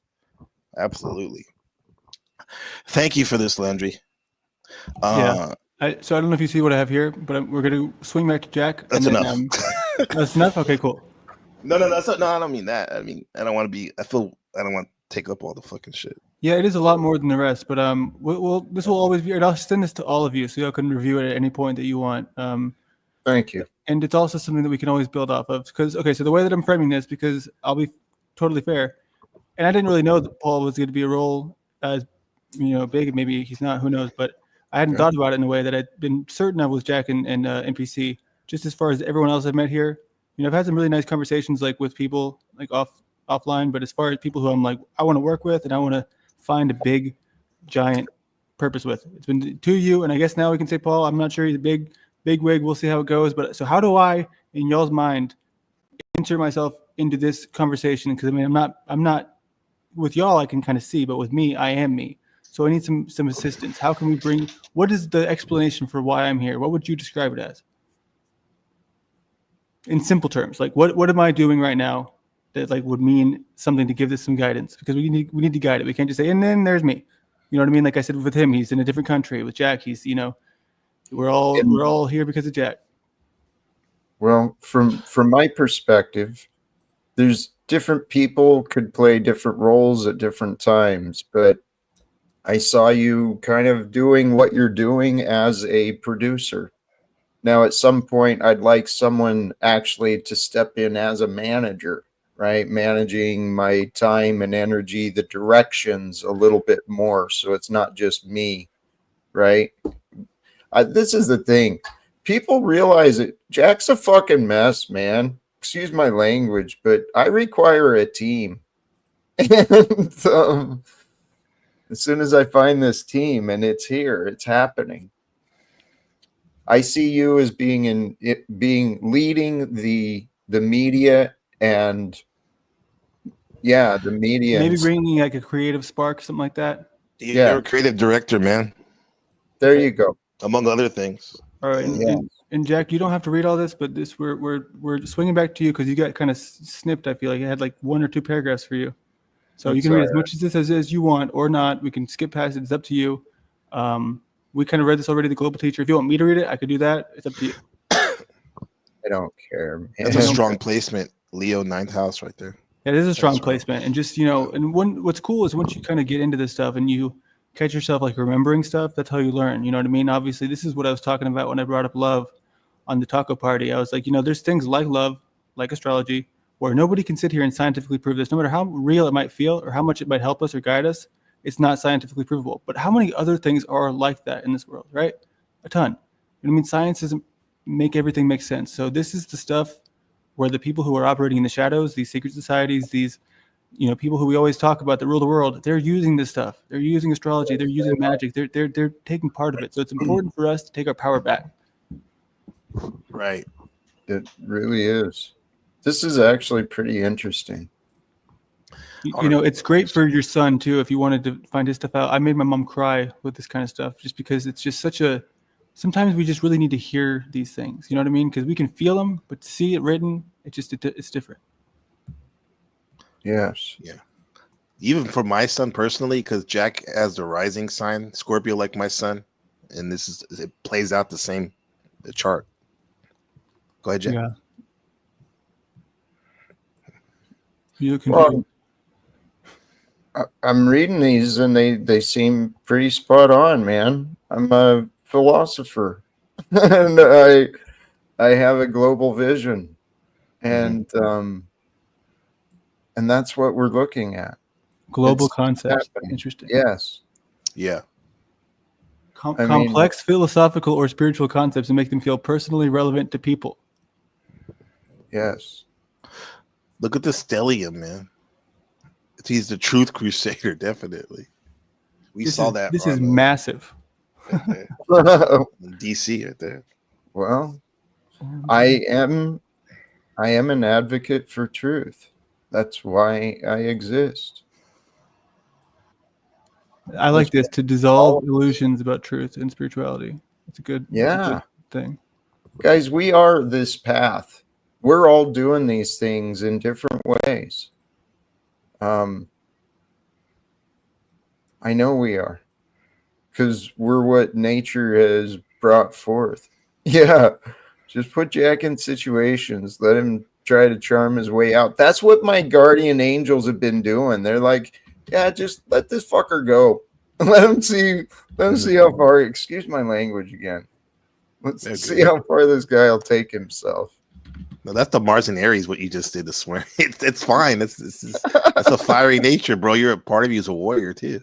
Aries, Mars is warrior stuff.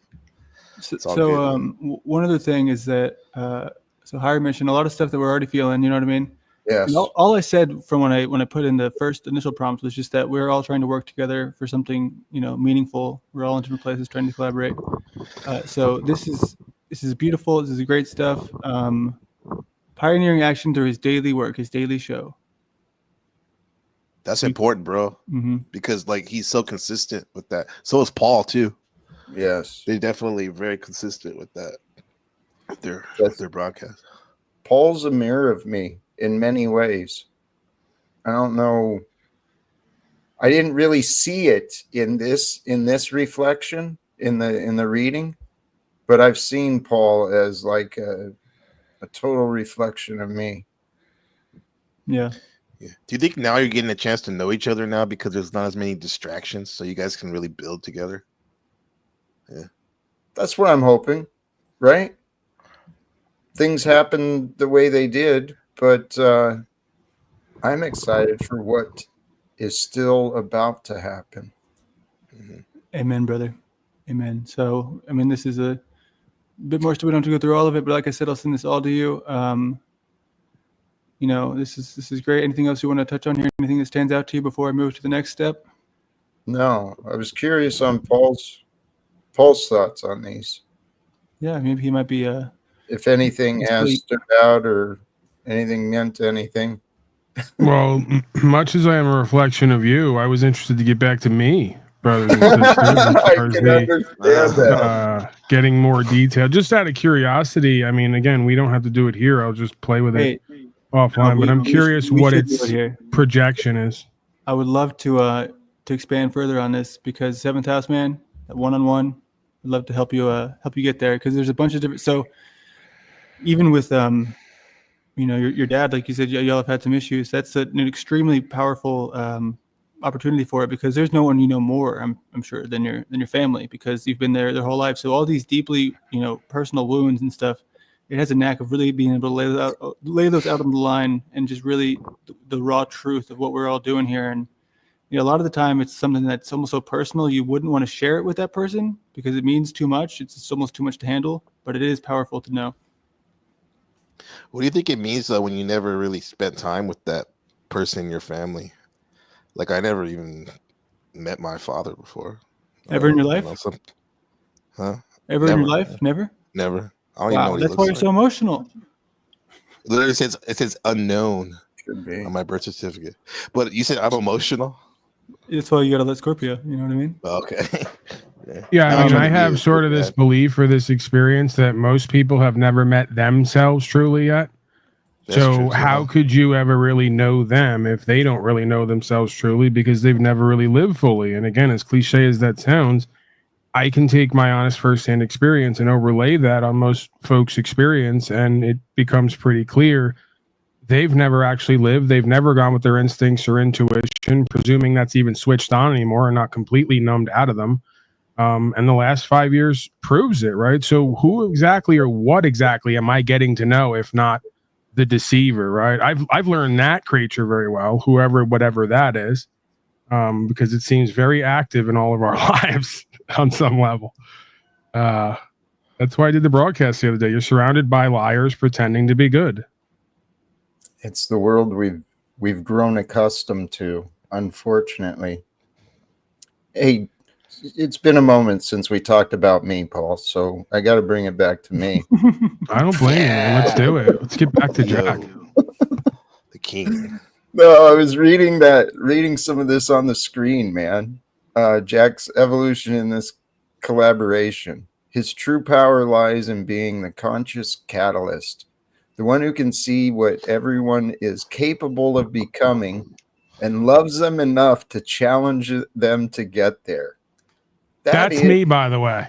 That's where you and I are very similar. We see more than others do in different ways. That's why we've been such a challenge for each other too, I think, because of our similarities. Mm-hmm. Listen, if you want to wear the banner of love, I'm not necessarily saying I'm personally completely accepting that statement, but I'll walk next to it if nothing else for the experience, right? To humor myself. But if you're going to carry the banner of love, then it has to be free love. And who or what better to be on the front end of that statement than Paul Unslaved as an archetype, right? Because again, free love is the best love from your generation, as far as I understand. So the first word is free. It would make sense that there would be that dichotomy there, right? You mean free love in terms of like you love everybody and everything? I'm saying that within the recognition of the oneness aspect of creation, it becomes that much easier to either accept and or tolerate and or let go of whoever or whatever you're finding resistance with, right? Yeah, I get it. But then, is there anyone in your guys' life where you feel like you love them so much that you can almost like cry and shit? Not me. No. I do. Just my daughter, but no. That's what I mean. But I do that with me, just with nothing. Just the knowing of love moves me. I see what you mean. Well, what do you mean though? You mean just cry like in what, from what? Cry like in cry for different, like cry. You can say happiness, but so much so that you're like, God damn, like joy. Maybe because I think the worst sometimes. Like if something happened to him, I don't know what I would do. That's how much I love him so much. It's like I couldn't imagine being without them in my life. Type of shit. Then this all makes sense, and this is all so interesting because what I'm saying here, dude, is like this. What we see on the screen, this Scorpio, Cancer, Scorpio. I mean, this is fire and water, dude. This dude doesn't even know what Earth is. I mean, because this stuff on the outside, no, for real though, dude. Everything that comes in the second half is generational, so they're not as personal to you. They're just more for like the collective. So these things, this is his entire personality is fire, water, water, fire, fire, water. Just so, dude, I'm not surprised you feel things for no reason, dude. That's insane that you've even been able to survive this long. I'm surprised you're not a woman. That's a good clip. Wow. No, I mean, I know what he means though. That's true though. But he feels it. I like that funny clip where, but he's serious when Jack goes, the birds, the rivers, the air. It's like you're really like you took us there, bro, because you're really feeling it. I was glad someone clipped that. I was glad that got used as a clip because that's kind of the example, the feeling of love. Yeah. So I'm getting mine ready for this next part. But so far, have you all enjoyed this? Has this been a cool experience? Or I mean, you can be honest. I'm not going to be offended. This is not, this is a safe. Let Paul go first because I know it's going to be something Paul, funny. Hit me with it. Sarcastic. I've had better. See, I knew you could have done that. It was decent, man. I've been engaged with it. That's the telltale sign, right? If I'm engaged on some level, then it's piqued my interest. What I will say is this is something that I've never seen been done on the internet. I've seen that most of the astrology stuff is kind of lame because I would personally usually rather read about it than have some person who's kind of, maybe it's like a hippy dippy lady who's like, oh yes, I see that you're doing this and then that, rather than just like learning it. But a lot of people don't like to read, so they go to that source. But I think this, like where we're just all, it's like a group discussion, is a very rare thing. So I think it's very cool, and I appreciate y'all for letting me do this. See, this is one of the redeemable qualities of AI as a tool, because it can separate the emotion from the human condition and the trauma, so to speak, of people who probably have not been heard in their life and been looked over. So they have a propensity of like wanting to overtalk or be the center of attention or be heard or be seen. It removes all of that extra emotion and just takes the data and extrapolates on that and tries to find a neutral space of how those systems dynamics can complement each other and work together. So I can see the potential promise in the tool. Yeah, and it's also a lot of astrologers are so pissed about it because they're saying, well, dude, you just can't use it. It's not accurate. It's AI. It's, oh my God. Same with the art, where people are so scared of it that they're like, this is going to take away my occupation. So I understand where they're coming from. It's a jump off point and the catalyst, but also too, it's the prompt. You're asking great questions to it. You're giving it good instructions, practical instructions. So that's why it's like, it's working for us.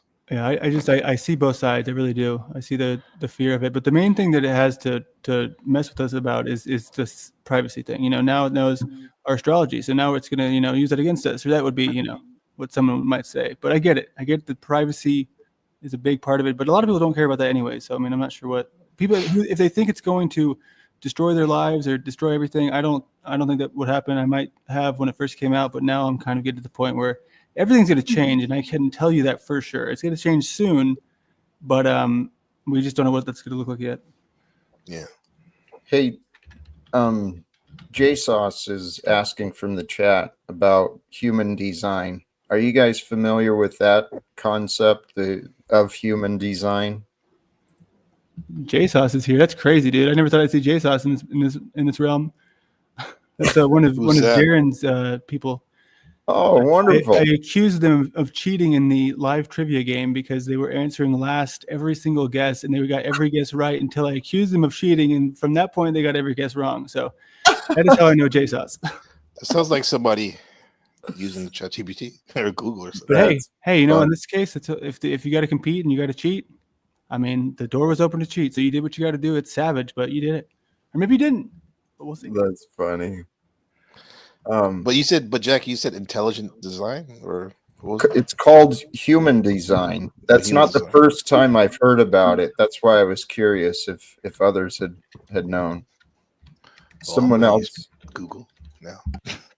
Someone else I know, she was completely into it. Said it's the best thing. And I guess it brings in different forms of astrology and stuff together. I got it. You got it? It says human design is a self-knowledge system that combines elements of astrology, the I Ching, Kabbalah, and quantum physics to create a unique design for each individual. It provides a framework for understanding one's blueprint and weaknesses. Thank you. That sounds pretty cool, man. I never did go do my stuff in there, but it was suggested that it was a real it was pretty amazing is the feedback I got. Yeah. Integrated systems. Sorry, I'm just I don't know is the keyboard loud? It's like no. No? Okay, cool. I know Rose is like the loudest keyboard smasher in the whole world. I'm not sure if you heard that because she's so like that's what she does. It's her big skill. So it's like a jet plane. It's like Hank has a pretty loud keyboard too. I've wondered about my own. I haven't paid attention. Hey, are you a mod yet, NPC? Yeah, I think so. Or is someone or mods allowed to pin things? Or I guess not. Probably, huh? No, only you can pin things unless you make somebody a managing mod or something. Yeah. Okay. Well, damn. Yeah, you got to do it. So you got to go into the YouTube page and do it. You can't do it from StreamYard, I don't think. Okay, thank you. So sorry, I'm trying to make this. You got to word it right, or else we're not going to get the best we can get. So I'm trying to make sure it ties all of the people, all the four of us together in this moment, because maybe we're not all meant to serve each other. Maybe we are. Who knows? We're assuming we are, because that's the best way to assume. And just give me 60 seconds. I guess whatever happens tonight, we are meant to serve each other. Well, we have. Whether, to what level of awareness or consciousness, we have been serving each other just by being in the experience with each other. And then the power dynamics of who we are, right? We're online for a reason. Right? There's something about us. So we are serving each other. And to know each other a little better, to know ourselves better, that's the whole goal. That's all we got to do, man. It's wonderful, man. Once I started allowing things to be less complicated, just kind of settling in, accepting things for what they are, realizing I don't have to fight all these battles. I don't have to win every argument. It's not mine, right? Right. I started feeling so much better about myself. Yeah, I think that's a natural thing. If we're talking about Leo, like your sun sign, that reminds me of a benevolent king. Like a king doesn't really care so much about the trivial things all the time because there's so much going on. He has to focus on the bigger picture and how it relates to what's really going on here and now. Alrighty. What's really going on? That's my favorite. The grand finale. 4-part symphony for world change. That's exactly the best attitude we could have. We are a symphony. Love it. Yes. The revolutionary catalyst. Oh, that's a little bit too much of a title for me. I can't handle that. Strategic disruptor. I like that a lot more. I can dig that too. Well, I guess I have to read it, huh? Because it's a me thing. Hold on, let me get a drink of water. I'll try to make this quick. I know it's like we got to bring it back to y'all because we all care about ourselves a little bit more, you know. And it's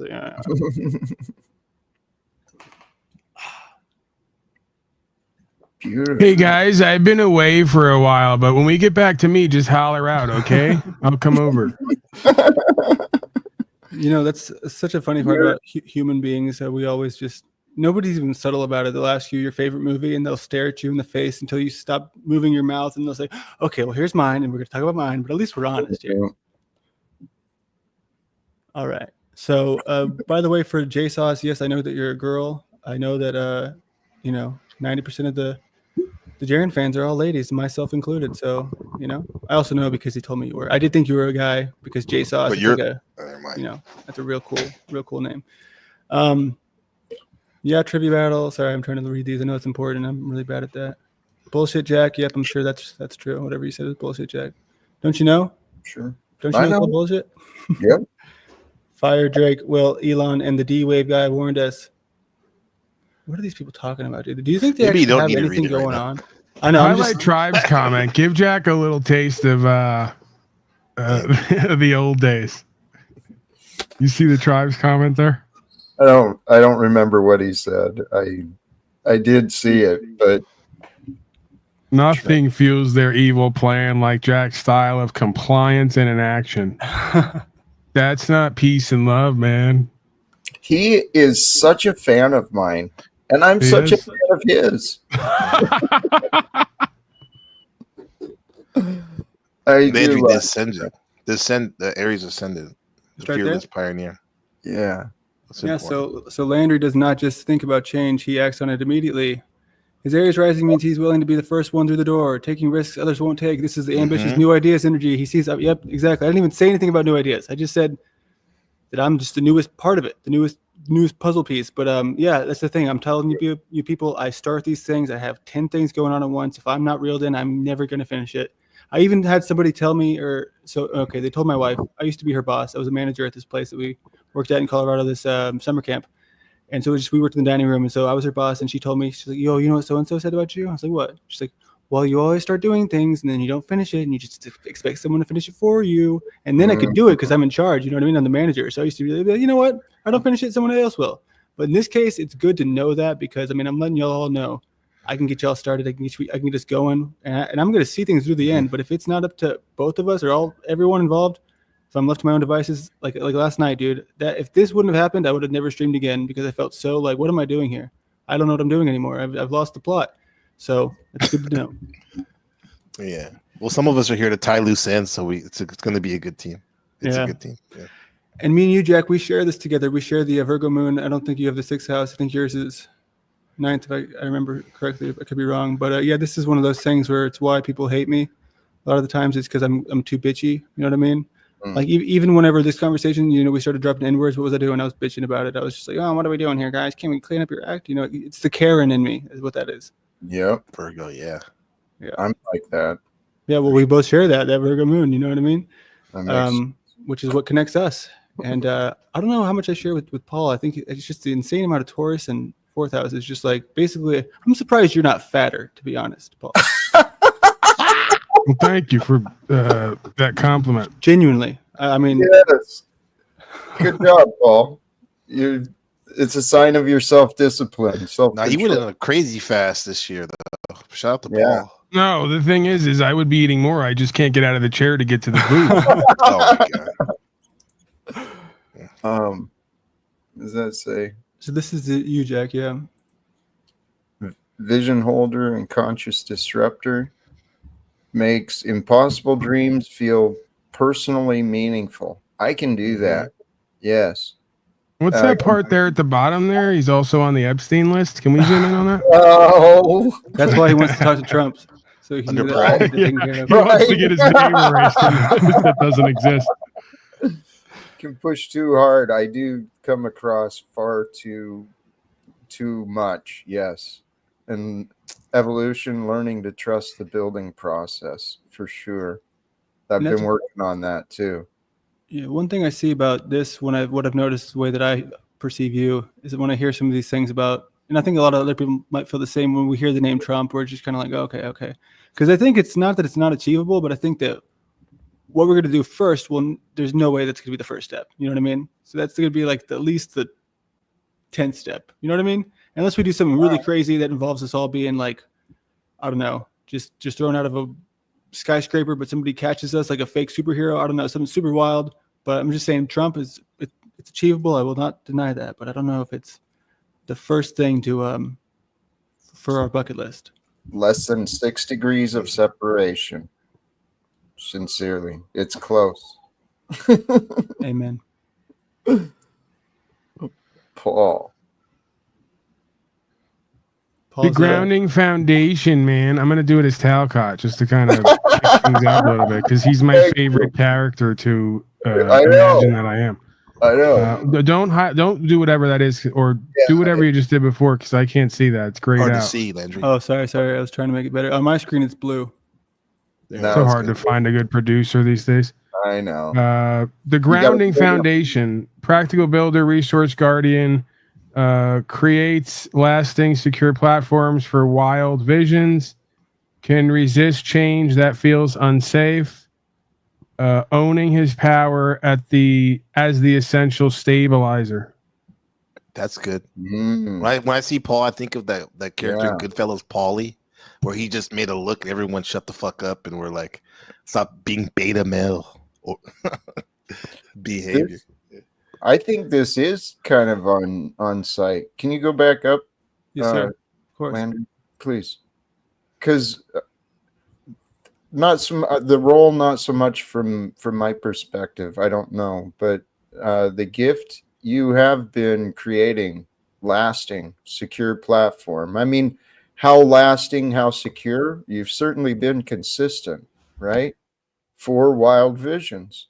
A challenge I could see with you. You can resist change because it might initially feel unsafe. But owning your power as the essential stabilizer, as the grounding and stabilizing force, you own that power more, dude. Holy cows. Yep. The Rock. Yeah. Right, Gabriel. Well, Gabriel, the depth transformer, role, truth revealer and international bridge, gift, sees hidden dynamics and provides global perspective, challenge, geographic distance from ground operations, evolution, mastering remote strategic influence. You've got the interesting perspective for us. Yeah. We find a way for you to master that, right?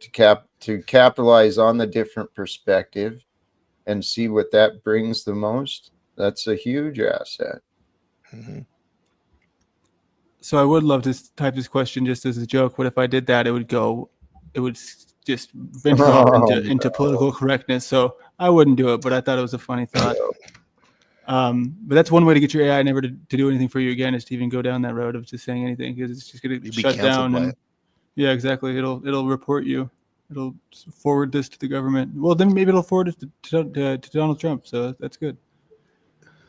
So yeah, strategic catalyst. Man, my mouth is so dry. I never talk. You know, my daughter doesn't talk to me, and I spend most of my time with her, so I'm not used to all this speaking. Okay.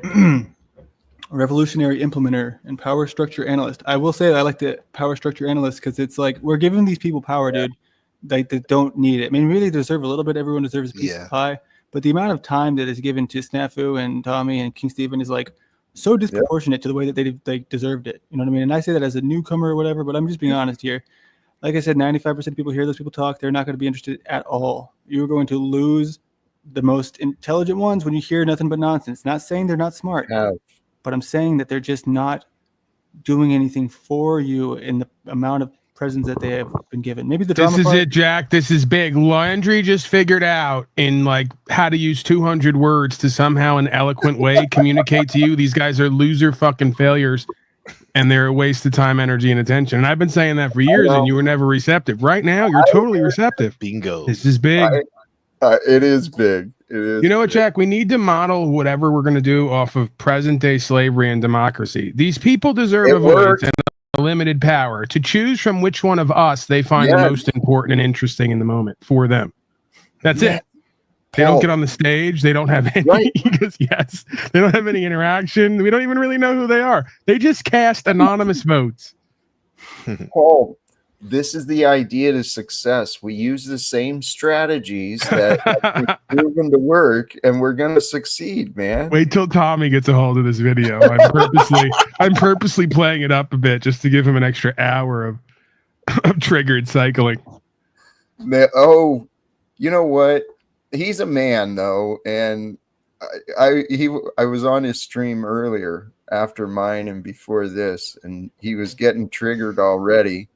And then it sounded like he had a real life conflict, people getting mad at him. And he's like, what's going on? What a surprise. What a surprise that Tommy walking amongst the homeless people behind Walmart's going to lead to unsavory experiences. Got any blueies?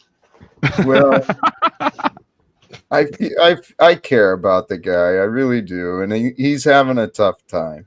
Especially seeing you and I talking, he's like, oh, his mind is just racing, man. He's biting his fingernails.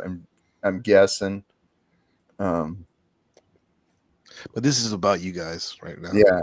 Let's get back to us. Let's not share any of this with the lesser peasantry. Yeah, the plebs. Cosmic plebs. So wait, I'm starting to realize just now, this is both of our chats, isn't it? This did I see the live right here? So it's not just mine. No, I have a third channel with like 400 subscribers. It's a throwaway that I never kind of okay. I was wondering why I'd never seen any of their names. I was like, who are these people? Yeah. Now my fellow Live Without Fear team members, I bid you adieu. That's right. I'll just say goodbye.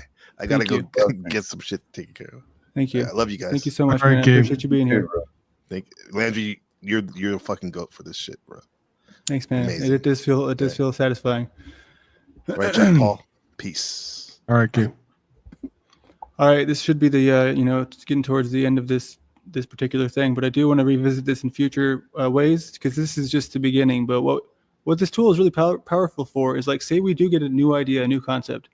This is where we go to, that we find out what the best way to approach it is based off of all our individual, attributes. So we're, obviously, say Gabriel's not going to be there if we do some big event in some city in America. We leave that part to the side. Maybe he can do some stuff and maybe he can stream it. He can restream it, or he can go outside and tell people about it in Taiwan. I don't know. Whatever that would look like. Or Tommy can go tell the homeless people. I don't care. What I'm saying is that we come back to this tool often, and it helps us. People say this is a big danger. Oh my God, people are going to use AI for everything. But this is the same thing as reading a book about this stuff 100 years ago, when people used to read things, and just using that. It would take a lot more work because you have to figure out all of what it means for yourself. But this is something that maybe all these things that we've been messing up, we can use together to not mess up anymore. And I know I'm being real optimistic here, but we'll see. It's another tool. And the more tools we have at our disposal, the more perspectives we can go to, the better we're going to do. And I really do think everything is just lining up for us for success. Yeah. And I think that you would agree, or not agree, but you would probably feel the same way, Paul, about just this, where I know you see the shadows in power games that others prefer to ignore. So I don't know if you have the Mercury and Sun conjunction. I think you probably do. What I remember correctly is that just means they're in the same sign. But yeah, So this means that, we see, and with my Aries rising, it means I just don't think about things before I say it. That's why I mumble and I get off topic, all the same reasons why I just don't know where I'm going sometimes, but I can't really process things before I speak on them. It just comes out. So that's why some might think I'm skeptical, but then there's this other side of me and all this and that. I don't really need to talk about myself, but my creative life path and purpose, I guess this is for all of us here. So this is the collective. So Jack, you got to provide the inspirational vision.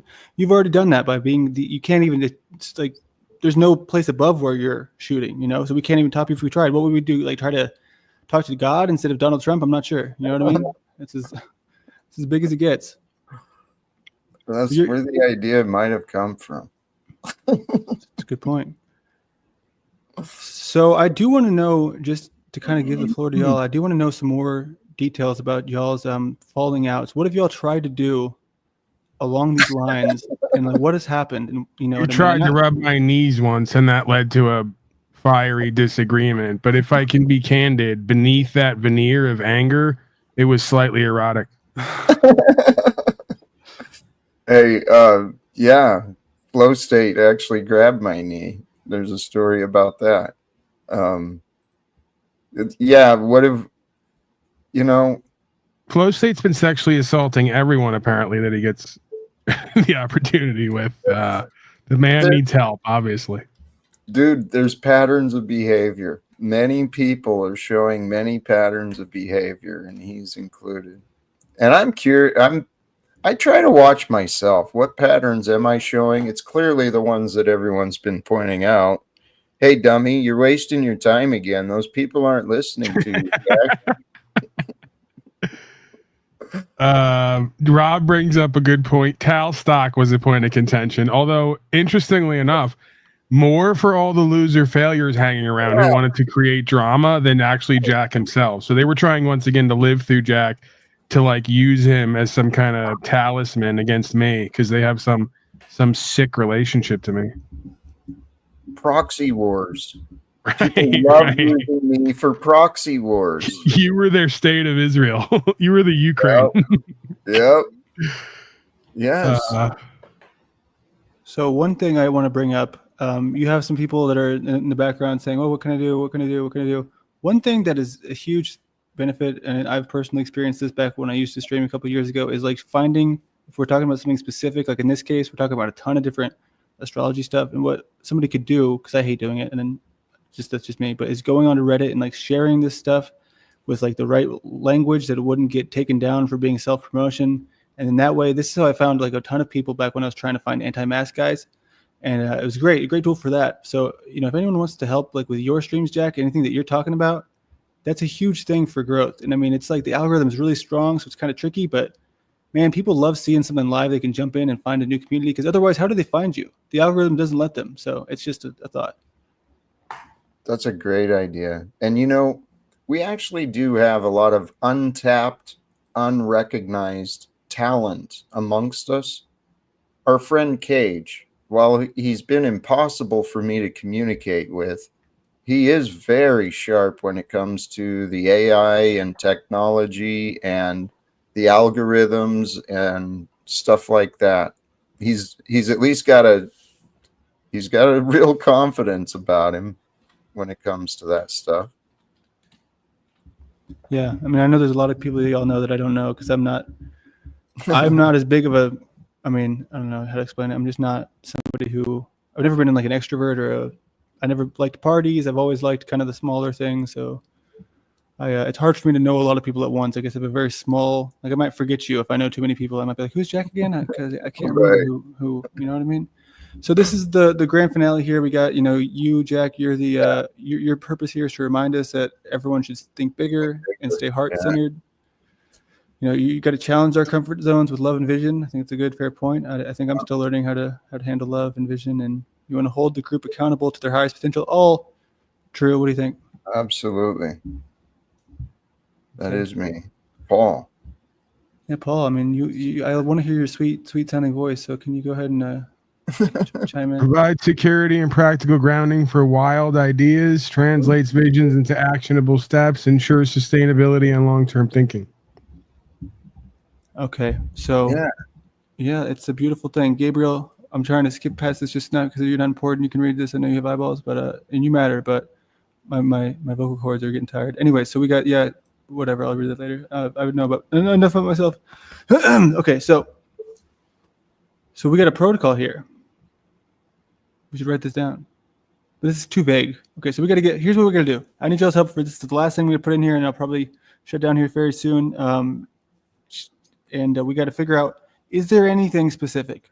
I know this is a Here's what you need documentary. to do, Landry. You need to plug in the first however many episodes, for lack of a better term. I guess that is a good term. If you have a mental outburst, it's called an episode. So go over the first however many episodes and let the AI sift that, and then let it determine what our perspectives are and what we're putting forth and what resistance points occurred and what the answer is to those perspectives, right? Like, how are we complementary? This way, it's a third-party, impartial, unbiased extrapolator of the data that can create more content and potentially give way to some more insight and reflectivity.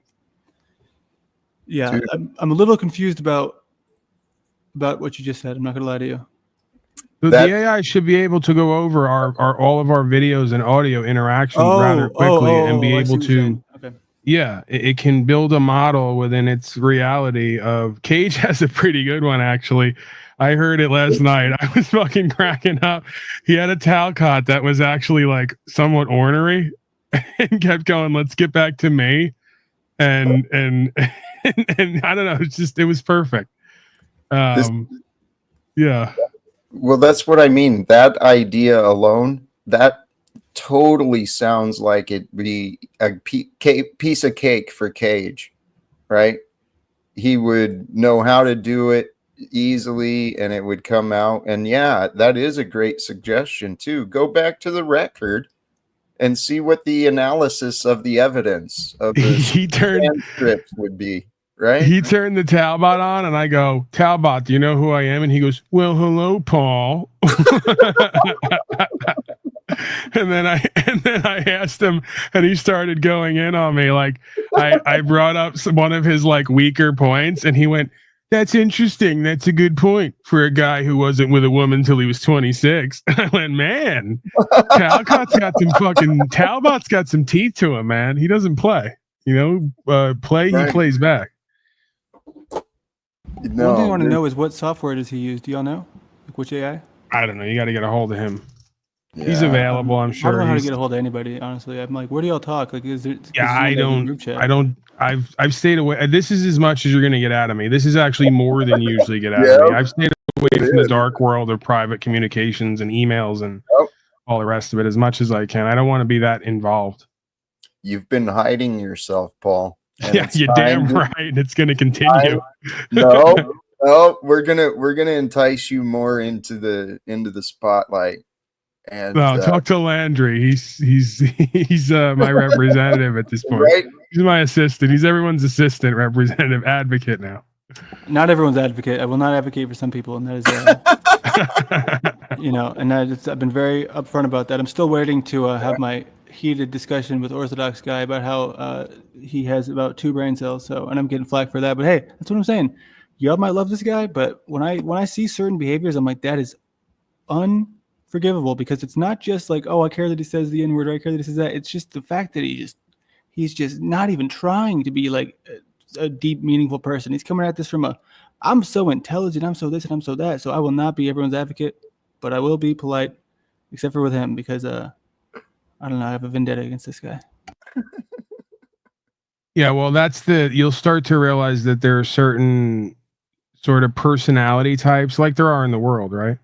And you can kind of know them by like what their intention is and their motive, and you can kind of pick up on that if you just tune in for a limited time, right? So that's the slow state sector is what I would consider that, right? The frat boy, douchey, grifting, sort of comfortable with the lie, and continuing business as usual sector, right? That's not who I am, and I don't believe that that's necessarily who Jack is either.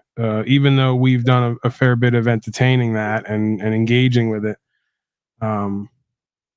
But yeah, man, I mean, it's the way that it is, right? There's folks on here who become popular with the truth, and then there's folks on here who think that they're popular at the expense of the truth. I guess you're gonna figure out who's who and what's what. Maybe, but like I said, I'm mostly here to this has been the perfect example of what I enjoy doing, is kind of helping other people see things that might help them kind of just flip things on their head and see it a little bit differently. Even though these tools are accessible to everyone, I know it's not really as easy to just kind of figure out, what to do with them, and I get that, and I would love to help Uncle Jack with this stuff in the future. I honestly think if it would be like possible to have like a panel, that would be the only kind of panel I would want to have, because there's 1,000 open panels out there, but one that was different in a way where we did something like this and that had some sort of uniqueness to it. Because I mean, I hated it when I had like some people come on, I talked to on NPC stream, and then it just started to be drama, and we're reacting to this other drama, and then I'm like, this isn't my show. This is me stealing the NPC show. So I think everything should be authentic in a way that I think Jack's show is, Paul's show is, I think NPC's show is, but a lot of people try to do the NPC thing where it's like, I don't know if it actually works in the same way, but and then I think flow state stuff is too much. Too many people on the panel from what I've seen. There's like 50 people up there. Who? What? Why? What? 50 people can't talk? Yeah, you're lucky if you can find one person in these areas who can fit the bill, let alone filling the panel with 10 people who all have little to nothing to offer or share, whether it's knowledge, experience, solutions, even entertainment. It just, I mean, again, it's sectors. There's people who are at least wanting content or reaching for content or trying to become that, and then there's others just gossiping, dramaing, grifting, and trying to keep that loop going. So and then there's crossover from time to time, right? Because it seems that one sector likes to go in the other sector and use them and their audience for their purposes. And I've been a part of it in the past as well, right? Arguably, if we're going to do drama, gossip, and chaos, I could do it better than anybody. I've just decided not to, because I have other stuff to offer or to be a part of, right? It's not my only fucking gambit, They're not so lucky or blessed, it seems.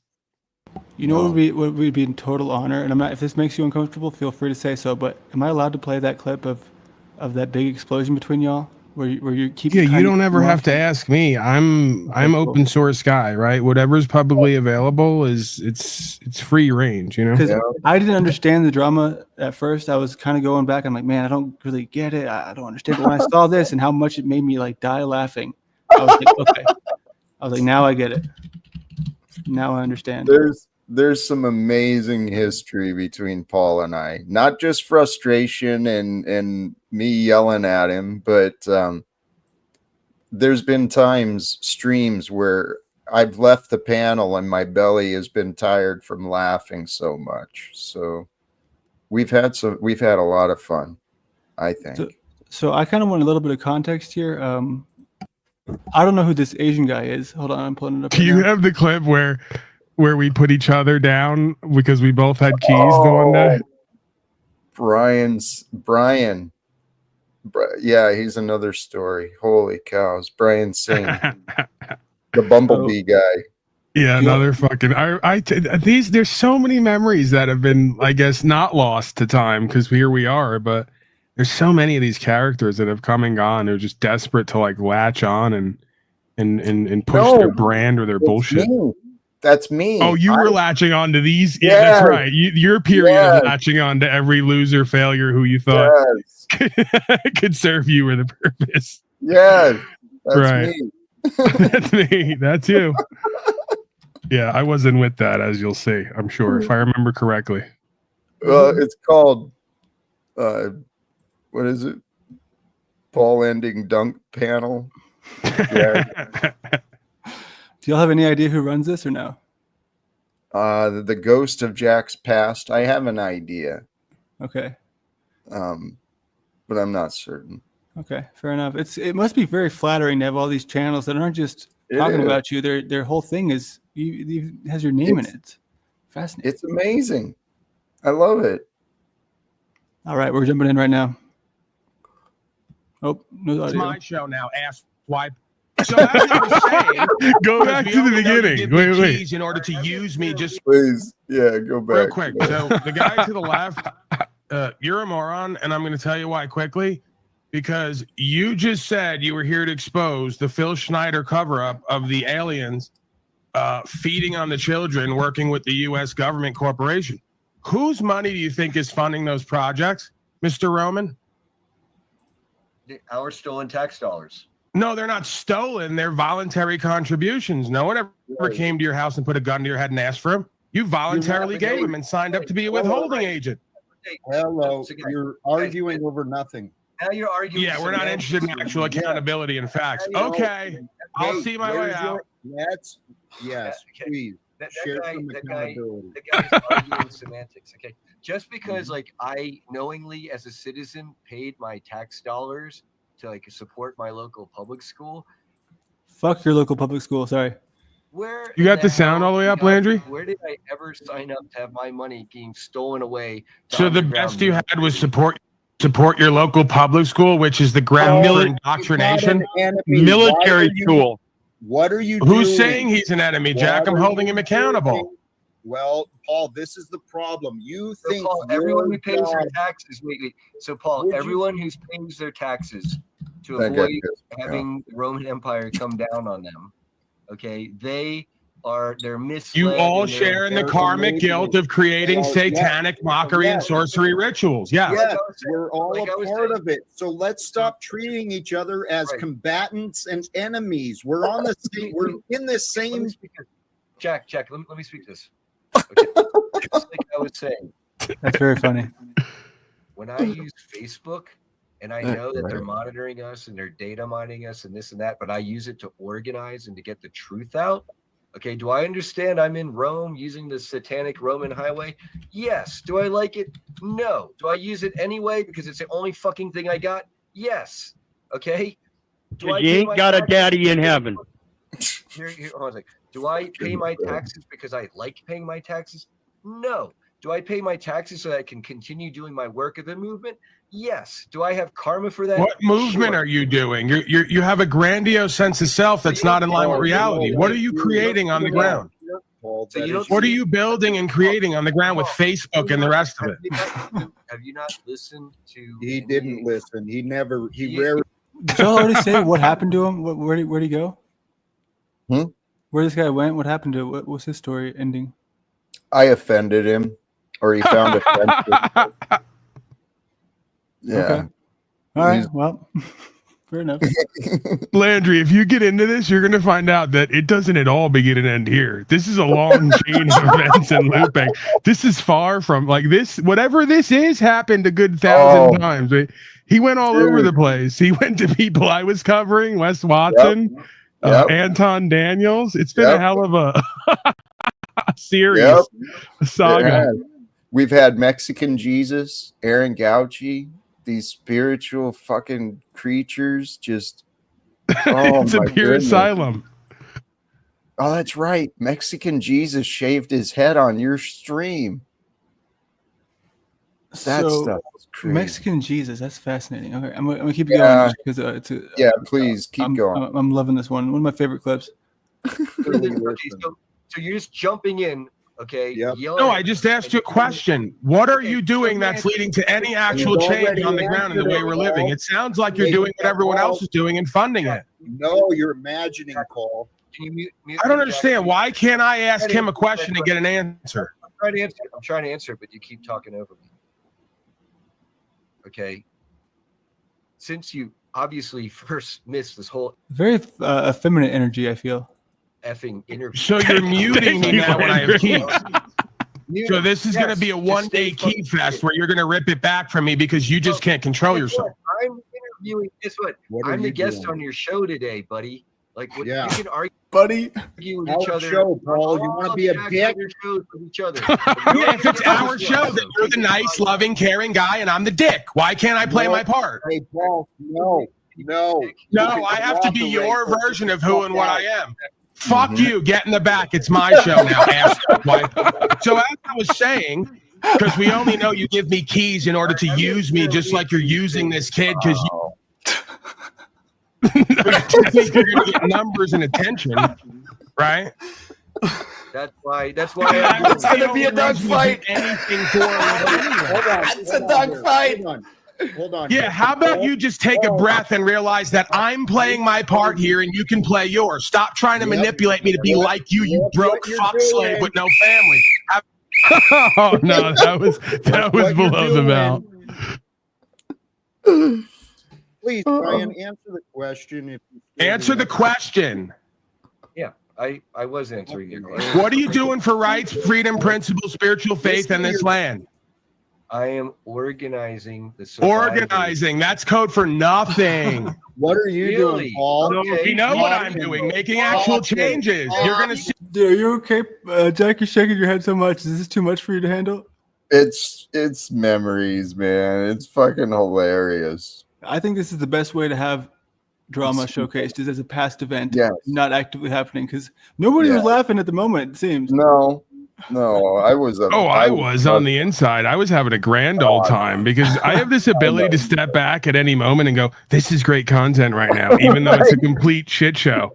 Yeah, dude. This is your viral moment, I think. Before it didn't get the chance to be, but I mean, this anyone can understand is funny. See you again this month when I go to court. What I'm doing? Hey, stupid fucker! I can. You know what? Please, Jack. Let me talk real quick. I want to answer another clown in a gamer chair who's telling me how he's changing the world from the internet. His question, and then he says that what I'm answering is because you're delusional, just like Jack Talcott is. You're both doing nothing on the ground to change anything, and you're embarrassing yourselves, claiming you're doing something on the internet. It's a fucking joke. They spent $120,000 to do so in his name. Tell you what, Paul. It's a Mexican standoff. Check yourself. I've checked. I'm perfectly good. Are you? Well, Paul, I disagree. Your behavior is not helpful here. No, don't worry about my behavior. Look at the record and the results. Hey, Paul, let's look at who and what we are, the record and the results. Don't try to police me and parrot me about my behavior, you fucknut. Hey, one thing I just thought of off the top of my head, a huge thing that hasn't been done yet is sound bites. Like for like a soundboard, you fucknut, you press a button that says fucknut, Paul's voice says, hey, Paul, and another button, you know what I mean? All this different stuff. There's tons of I'm stuff. asking you to please yourself. Right, I am. I'm perfectly fine. I'm talking the truth. No, you're actually show what you and this clown are doing on the ground to change your life or anyone else's. Why are you speaking with such hostility and aggression? The answer is you're not doing anything. The answer is your insecurities are showing. And you'll throw me under the bus for some clown who's got money who you think's going to get you conversations and numbers. You're a fucking embarrassment. Well, Paul, you're embarrassing yourself with these false accusations that you're imagining. I'm encouraging you. Let's come in. When are you going to stop being a coward of comfort? You and this clown. Paul, when are you going to stand on what? If it's going to be too much, if you all need me to tap the button, I will. Doing what's right and sacrifice and deal with the consequences like I and others. You sit in the comfort of your fireplace you won't pay for and LARP online. You're a fucking embarrassment. Just like this beta clown I'm going to bring back in. And then you can leave. Then I'm going to take my leave, as I just said. You won't have to keep putting me in the back. And make sure your punk ass, even though we just had a great interaction, when we're done here, you get in your bitch ass feelers and take the keys away because I don't want them. You fuck not. I know you will. He did take them. Talcott. You're a coward, and your son knows it. Your woman knows it. Everyone knows it. That's why no one wants to deal with you, because you're a lying coward as well. Hey, nobody wants to deal with you, but something keeps them coming back, Jack. Right? It'd be one thing to be a coward. To be a lying coward's really bad. I'll see you later. Love and blessings. Find some. See, I was loving at the end. That guy's quite a twat. So to answer his question, that's you. I am some bitch. Yes. I live in northern Nevada. Where do you live, Paul? I get it though. Both ends. This dude is saying such a trip because, I mean, you get to come into this energy with that effeminate. Just, I live in Nevada. It's just a disaster waiting to happen. He was poking, and It was frustrating as hell for me to try and deal with both of you. Because, yeah. That's actually classic Cot, though. The hair's going all over. You're pulling your hair back. You're, right? you're trying to keep a straight face. It's great. It's beautiful in its ugliness. I actually think I did pretty darn good. I just can't get past the grumpy mouth. It just makes me so sad. Oh, that's what my daughter looks like when she doesn't get what she wants, and she's one. I'm sure my teeth are clenched, and I keep breaking teeth. Yeah, I cropped that photo, by the way, so we'll get to take a look at that later. I want to make some meme out of it, like oh man, there's a lot of potential there with that face. So we'll see what we can do. Gosh, in his Jack, mind. how do you let that guy have control of your feet? I live in my body. I made another mistake. It's good to know that you just proclaim that you live in a state of mind control. I live in my body, dumb fuck. I made a mistake believing I could trust him again. He's proven untrustworthy. You can't even trust yourself, and neither can your wife and child. Don't make it about me. Hey, sounds Paul. like that bad Batman impersonator guy. He keeps throwing me out. I want to say something about breakfast tacos. I believe I was not allowed on your channel because my belief in astrology is so profoundly dishonest and harmful that I do not deserve to be on your platform. So I'm going to go ahead and I don't know, not respond to what you said. The one that sounds like a pedophile. So anyway, many false witnesses have been. Oh, you just made an indirect false claim that I'm a pedophile. Would you do that in my face in the room right now if you were in the room with me, beta boy? I would, fucking Paul. I would. Yeah, and then we'd see where the conversation goes. I don't think you would. Paul, I don't think you leave that. I don't think Look at his eyes, dude. He's about to cry. I thought you were. you leave that poster-ridden gamer chair dark owl of yours. I don't think you go anywhere. This is another You definitely wouldn't get in my face and tell me I was a pedophile indirectly. You fucking come find You said you were leaving. You're a fucking coward, just like Jack. I'm a fucking coward. Tell me where you live. You wouldn't say or do a thing, and you and I know it. That guy was not helping at all. No. God, I can't believe this, dude. It's so good. Yeah, go ahead and email me. We can meet. I'd love to make some content lately. Yeah. And you call me a pedophile with my arm over your shoulder. We're going to be good friends. Okay, buddy. Let's go. Paul. You sound like a pedophile. Somebody said what's going on. What's going on is we're reviewing after we just had a pretty good conversation about the future, we're reviewing the past. That's what we're doing, Jason. right. I sound like a pedophile. Are you projecting because you are one? I sound like one. I may sound like one, but you're in a purple gamer chair. Stickers on your wall to be non-threatening and relating to youngsters. Maybe I sound like one to someone who is one and projecting. Maybe that's what it is.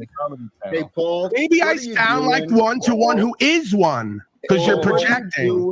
What are you doing? You're the one who looks like a little broken child who might want to relate to it. Talking to you like you're a dog, Paul. What are you doing? Fuck a child because you think you are one. You're hiding your face, Paul. Not me. I'm not hiding behind. I'm not hiding my face. I'm online every day. Hold on, I got a good screenshot of this. Hold on. Punk coward. I'm online and in. Yeah, that's what we're looking for right there. Hold on. Perfect. Oh my God, this is beautiful. All right. The world every day with this beautiful face of mine. I'm not hiding anything. Please leave. Paul, you said you were leaving. Please leave. I lied. He's not going to leave. Well, no, please don't antagonize him. He's praise God. Okay. Praise God. He showed me he's not trustworthy. He's in denial. I'm saying we work together with the truth, with the love of Christ. You see the demons and dark energy that are brought to me every. He's becoming King Stephen live. Every fucking day. Because Jack, this is the thing. Whether or not we have ideological issues with people, what we need to first do is agree on the principles. Does it matter more that we agree on the earth being round or flat, or does it matter that we do everything in our power to expose the darkness and what's going on? If anyone can find me his astrology so we can see exactly why he got steamrolled, I would love that. Thank you. For Paul, it's not good enough that I'm throwing conferences, organizing events, supporting people in the community who are trying to stay alive so that they can offer their testimonies. Okay. Trying to network and get people together, like people in Kenya to help with the local orphanages there, because Wait, is that true? Y'all are doing that? Is it a real thing? He does quite a bit. Well, I kind of missed his last few words, but I actually have him in mind. Once we start getting closer to the idea of events, he's got experience doing, hosting, running, planning events. Send him my way. I'll be the new. I'll filter these people through us. You know what I mean? I'll go ahead and tell you if he deserves to come back, because I'm taking this. I'm taking the keys. I love it. National contacts to the people here in this country who are going to run healing centers to help people recover from their. So he a vegan like you, Jack? Just real quick, Landry, if you wonder why there's some contention between me and Jack, it's because right after a guy in a purple gamer chair with posters on his wall and action figures and cartoons says, "I'm a pedophile," he responds with, we'll stay in touch. I'll have my people call your people, right? He wonders why I don't exactly find the safest, trusting home here. And also, my spidey senses are tingling. So not only did this guy just demean me and project onto me something that's reprehensible and indefensible, he's probably that, and that's why he wants to project that he's philanthropic and he's working with children to help them and save them, because people who look like that and act like that always do that kind of work so they can get close to what they're interested in, right? And they can always then display it to others to make themselves seem valuable and noble, right? So I'm always wary of people who lead with, "I work with children." And when I ask them how much of a slave they are and how much they pay for their own and everyone else's demise and destruction, they never want to go there with me, right? Because it exposes the hypocrisy. What I think when I see this is, I think, we got the purple chair, that's one thing, but to have the gun and is that a machete behind it? That's to have toys and action figures and posters and then to just come out of left field and go, "You sound like a pedophile." That's pure projection from the id, right? There's a good chance that's what he's potentially dealing with, and he's projecting the darkest aspects of him onto me when there's no reason to make that connection, right? So, again, this is a guy who maybe I'm projecting and I don't have a sixth sense for these things, but in the criminal world, I was pretty well known at one point, at least, for being able to pick people out like a dog, right? They'd bring a dog in the room and they go, "Something's up with this guy." So this is one of those guys, right? The long list of guys who Jack's chasing to be part of whatever. I go, Jack, something's up here. Something's up with this guy. Well, you know what I'm saying. Looking for people to try to work with you or help you or be part of whatever. And it's like, are you getting the same vibe from this guy that I'm getting? As you ironically say, I'm the demonic one with the demons. This guy's saying he works with children and calling other people he doesn't agree with a pedophile.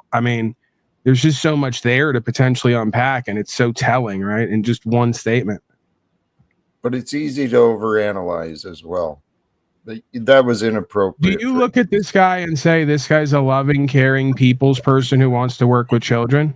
What I see is somebody who is I don't as much can speak on the pedophilia, because it's a pretty big thing that I won't make judgments on. But what I will say is this: someone is I have a problem, right? My biggest struggle is to be assertive and to be like, I wouldn't even say manly, but kind of in those terms. But this guy makes me feel like I'm a freaking Chad.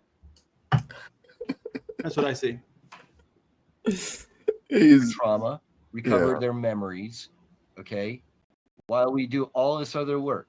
Okay, so it's great that Paul talks on the microphone. That's awesome, and hides his face, and that's awesome, and accuses me of this and this and that. Why do you keep saying I'm hiding my face? Because you're hiding your face right fucking now. now. Why do you keep saying I'm hiding my face? I do thousands of hours a year open with the camera. In the present. Stay on the camera. In the present, I'm responding to what he's saying. He was accurate in the present. Good for you. Hiding my face? In the present, you were. You don't need to hide behind the screen. You don't need to hide behind the screen. That's you.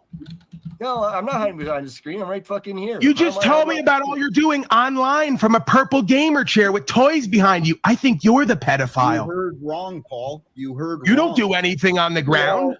Paul, Why can't I address him? Why can't I address him? Why do you have to keep? Why do you have to keep popping in?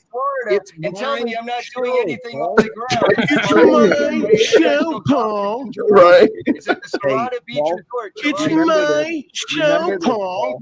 We Remember know it's this, your Paul. loser failure show. It's definitely not mine. We know that. Leave. Well, if he's going to keep talking about me and I have keys, then I'm going to answer for myself. Hey, Brian. Why are you? Hey, Brian. Why are you encouraging him to keep speaking about me when you want me to leave? If you want me to leave, tell him to shut his cow. If you shut up, I can. Tell him to shut his effeminate mouth. He's going to get himself in trouble. You know Both of you. Going to get himself in trouble, Jack, with his effeminate big mouth on. You already have. Paul. And you know what? Hey, Brian. In case I'm gonna contact you again. In case you were wondering, dumbass, you might want to listen. Leave. You might want to leave. You might want to listen as your legal counsel, Jack, because your dumbass. You're not. Because your dumbass, effeminate beta boy, just committed a federal crime when he, over a telephonic communication, threatened to come find me and see me. So you might want to encourage him to not write checks to get cash. Because when his bitch ass, what are you doing? You don't even know what you're doing. When his, well, we could do. Down. I know exactly what I'm doing. I'm making a scene. You can see this guy is, everyone can see how delusional this clown really is. And Paul, you're no longer associate. Right. You've proven you can't be trusted. Oh.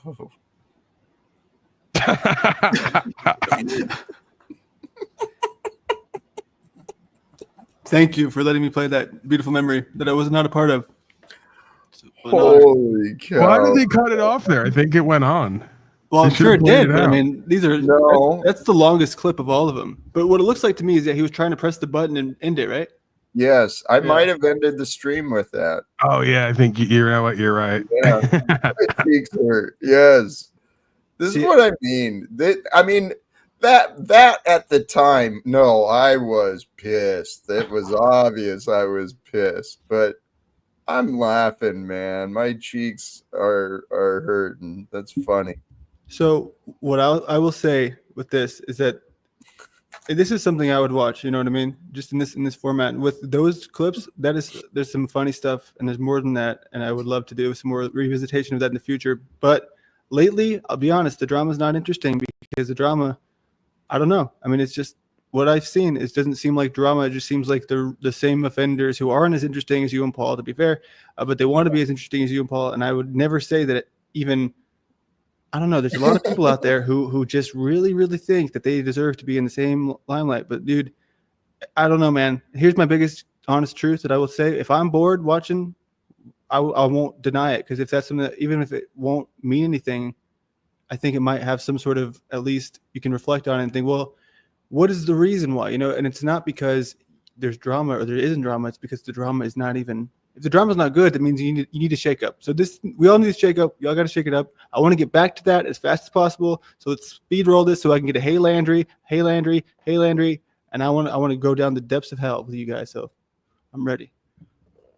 I'll play the part, dude. I'm ready. I'm excited. Paul. Oh my God! I woke up my daughter too. Does this mean I can start being an asshole full time again? No. Oh, okay. Oh, well, yes, but different. A different type. Okay, can I get a shirt that says yes and? That's a great Jack quote. Yes, like really big yes, and then they comment like a little tiny and. Absolutely. Yes. Who'd you and. steal that from, Jack? Me or Wayne Dyer or who else? Tony Robbins? There were many yes mans. But that is something that was specifically pointed out in some of the coaching stuff is the yes and. I saw that comment, and Pink is right. So what do you think about this, dude? I mean, do you feel, I've asked you this before, maybe your mind's changed. Do you feel there's anyone who deserves not to come back? Or do they all deserve a chance? Me, myself? Yeah, just like with Steven, how maybe you'll give him like some time where he can't come back, but you'll always let everyone back on. I know I'm not saying you should, maybe you should, but I'm just curious your thoughts.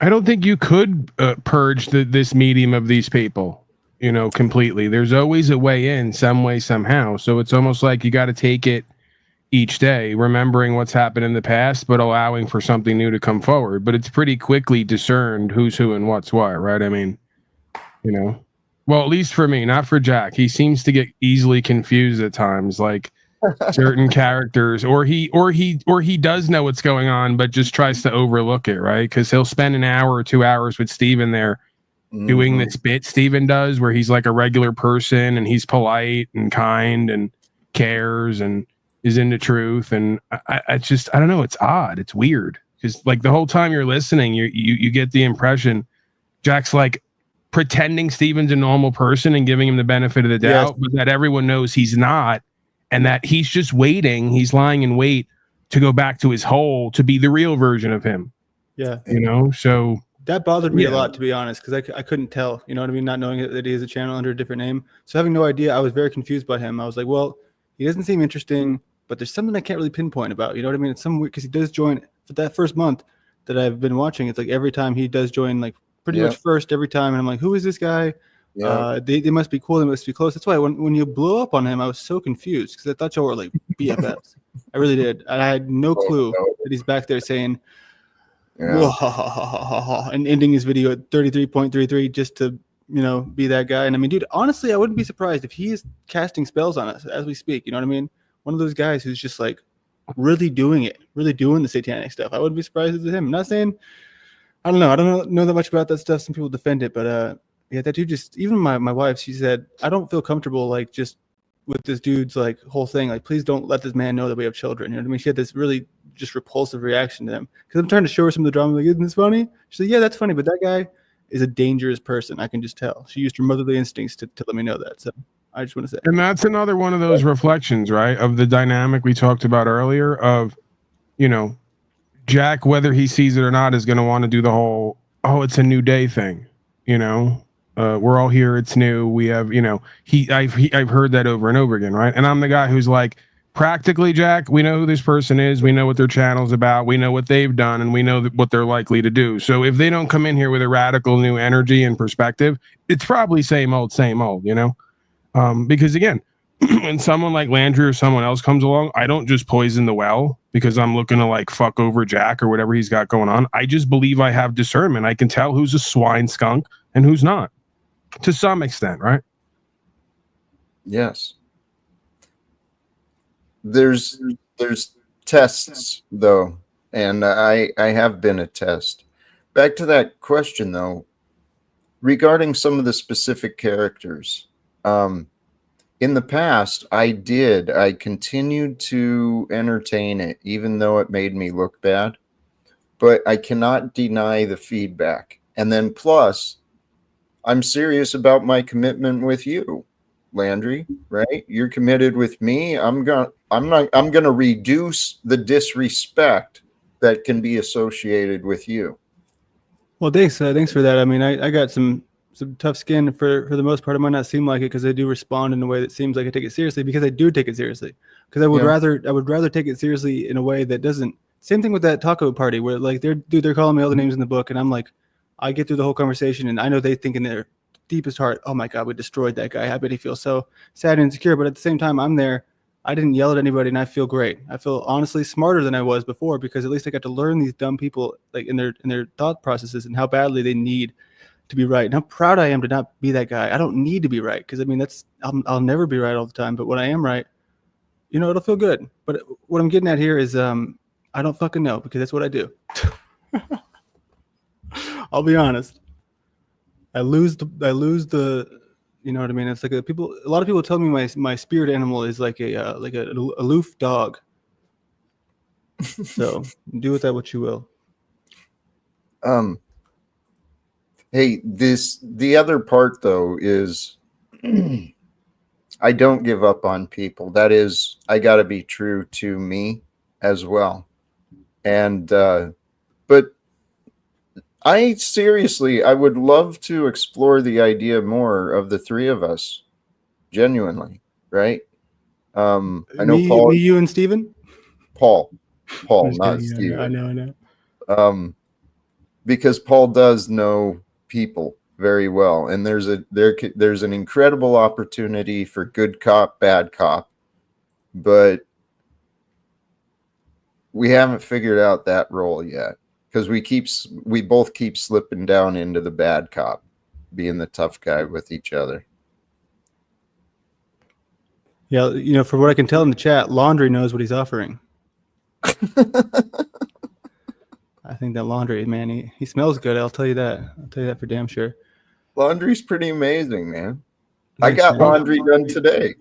I'm guessing, You know are you quoting the now famous quote from Jack Talcott? I know what I'm offering, and what that is I don't know. That's a great quote. It's been trademarked, actually. That's part of the Talcott philosophical quotes coffee table book that I have in mind one day. It's just nothing but Talcottisms. Hey, I know what I'm offering, and what am I offering? I don't know. Right, Paul. But I know it's important.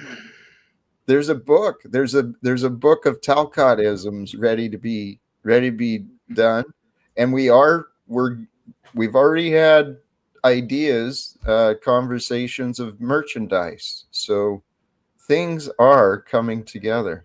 Wow, dude! Shout out to OK Ollie, dude. That's crazy. Seeing real people in the chat that you know. Are we supposed to know these people? You keep saying these names like these are some kind of people. I don't know any of these people, but I know him as a real human being in my real life. He worked with me the same place that she worked with me before we, had a baby. So this is a real human, and we were going to start a podcast together, but we never did. So it's good to see you, Ollie. I'm always a proud member. I mean, I'm sure he has no idea what's going on. I would love to hear his thoughts on if he really. You're more than welcome to come up, Ollie. I would only allow you here just to if you could summarize what you just saw, especially But dude, the reason I love that video so much is how are y'all both able to kick each other? It seems so strange to me. It's like we both had keys. I mean, so I could do that to you now, Jack. I'm going to start doing that. Hope you know that. Get ready. Yeah. You can. The show's going to start, and you're going to vanish, and I'm just going to be like, "All right, come back in." That's what is so attractive about Jack's new toy. Is what we've in the alternative community started to refer to it as. Is every so often a new person comes around, Jack feels inspired and reinvigorated. He extends some kind of trust or responsibility. That person disappoints him, and then you get one of those that we just saw right there. So look for that. Look out for that. That's probably going to happen, but that's what brings us closer together.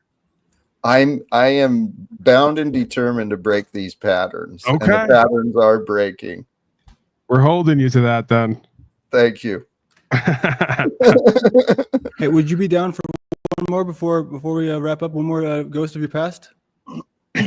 Ghost of Your Past. Seriously, dude, I don't laugh as much as I should, and that was a good laugh. And look at how somehow, some way, the ghost of Jack's past also haunts me simultaneously. Yeah, it's interesting how that works. The marriage is complete. Okay, so if y'all see any that stand out to you, just let me know. I'm gonna be try to do another one with me because let's get back to me. Of course. I would not do it any other way. They're all about Jack, but I like the ones with me and Jack. They're usually pretty dynamic. Let's say they are the good ones. See, look at that little king. He's in every single one because he is I need to be a part of this. But look at your little evil face right there. What? Are you a chat bot? What is that? Oh, that's what you said earlier. Okay. Holy cows, man. Have you seen this channel? Yeah, I have, but it's been a while since I've looked. A lot of haunting mememories. There's a lot of content, man. Yeah, I made sure to find this as soon as I first met you, because then people told me they're like, dude, you know what you're getting into. You know what you're getting into. But dude, right? I know people don't. They think I'm more naive than I am, but I'm not like an idiot, dude. I know that there's some serious backstories to every person you meet, especially on the internet. So I watched all this and I was like, you know what? I more so want to be involved. For some reason. It's amazing. I like how you refer to our mental illness as backstories. That makes me feel better about it. Well, it gives it some sort of, excuse, I guess. I'm not sure if this one is interesting. Andre. I've never seen this one, but maybe this is good. But results do matter, brothers and sisters. We can't. Oh, come on, Jack Talcott. We're really going to do this today? You're really going to do this? You just completely shit on me and played games with me and threw me out over there, and you're going to come over here and act like it didn't happen now. It's fascinating. Yeah. You're a psychologist, sociologist, wet dream. Do you realize that if you went to a psychiatrist or psychologist, 90% of them would not interact with you or treat you after a certain point because you're so disturbed and bizarre? You're not on wrong. Right? I'm rarely am wrong. That's the thing. If I am wrong at all, it's rare. My percentages are way better than the majority of you. That's proven. I have a record of being the exception to many things. Yep. You too. That's in your own mind. You're a legend in your own mind. There is no on the ground reason to believe anything you say. So I don't know how many times we're going to go over this. So you say here what I you're a wannabe life coach with no patrons, with no one who wants your services. It's crazy. No, you're insane. You're crazy. It's not crazy. Can I say you're something? A crazy person. Will you accept that so we can change it? Don't point at me, gaslighter. I'm not in the same position you are. I have a woman who loves me and I love her. We respect each other. We're doing great in life. We're making a home. Okay. I'm going to get to live my truth while in that relationship. We're getting land and everything else together. We're going in equal. We have equal partnership. Equal rights, equal application, equal results. Did you see the body cam? That's a woman. That's a man. That's a real relationship. You don't have that because you're not capable of attracting that and nurturing that. Well, I'm because we see how you act with people, including me, who've done the world for you. You're an unthankful, ungrateful, lowlife. And for you to make a claim yesterday that I do nothing and have no value, that's you. And then I waste first responders' time. I'm standing on and upholding the law and the rights. You're not, you punk coward. You shaking the knees when you go down to City Hall to talk at a town hall who's not even populated and listen. Oh, man, he really disagrees with that right there. Listening to you. You shaking the knees, fake. Boring. Mouth. I disagree. So I could put this dick in it, you runner. Punk fucking coward. Can you imagine a guy who lives off $300 a month saying he was a military vet and he's the biggest punk fucking coward I've ever met, and that's saying something? Damn. Hey, if y'all are this able to be like so savage and still be able to have a conversation afterwards, that is a tremendous skill. I'm not sure anyone possesses. Just for the record, I want to retract everything I said there about that woman and nurturing a relationship. Turns out I can't do that either. But everything else is true. Okay, everything else still stands. Oh my god, dude, that one was short. I'm gonna do another one, dude. The chat is having a great time. There's nothing but emoji laughter in there, dude. When do you see that in this world? Never. There's no denying it, man. I've latched onto this years ago, and then I got away from it. You know, one of my first loves on here, Jack Talcott. I had to let it go. Yeah, you know, because it wasn't the time. It wasn't the right timing, right? But there's no denying it. That there's there's something there, there's a magic there. But you got to be careful because we don't know exactly what happened with Talcott clip collection, and he had to look at a lot of Talcott to do what he did. So yeah, I'm pretty sure he ended it all, and he's in a better place now. Right, I want to believe that. And you were wise for stepping away from Talcott for a while. I can understand that. I didn't want any more casualties. Right. Self-preservation and looking out for your viewers, right? The first law, right? If you're going to go over there, prepare for death coaching, okay? How long have y'all known each other? Receive what you receive. What now? How long have y'all known each other? Oh, we've yet to even have that process. Not in real life, but I'm just saying like on the internet. We've been doing this whatever this is for going on over 3 years, I would think. Oh my god, that's insane! And y'all still haven't getting shit done? I'm 22, maybe. No, that's the argument here. The argument, if you're paying attention to these clips, is I have something to show on the ground in between my nothingness. Jack Well, Jack has a sex tape with Don Lemon that I'm producing, and I'm going to use AI to get that done because that's marketing and promotion. We're going to go Don Lemon, Jack, protest, and then Don Lemon, Jack, after dark, raw and uncut.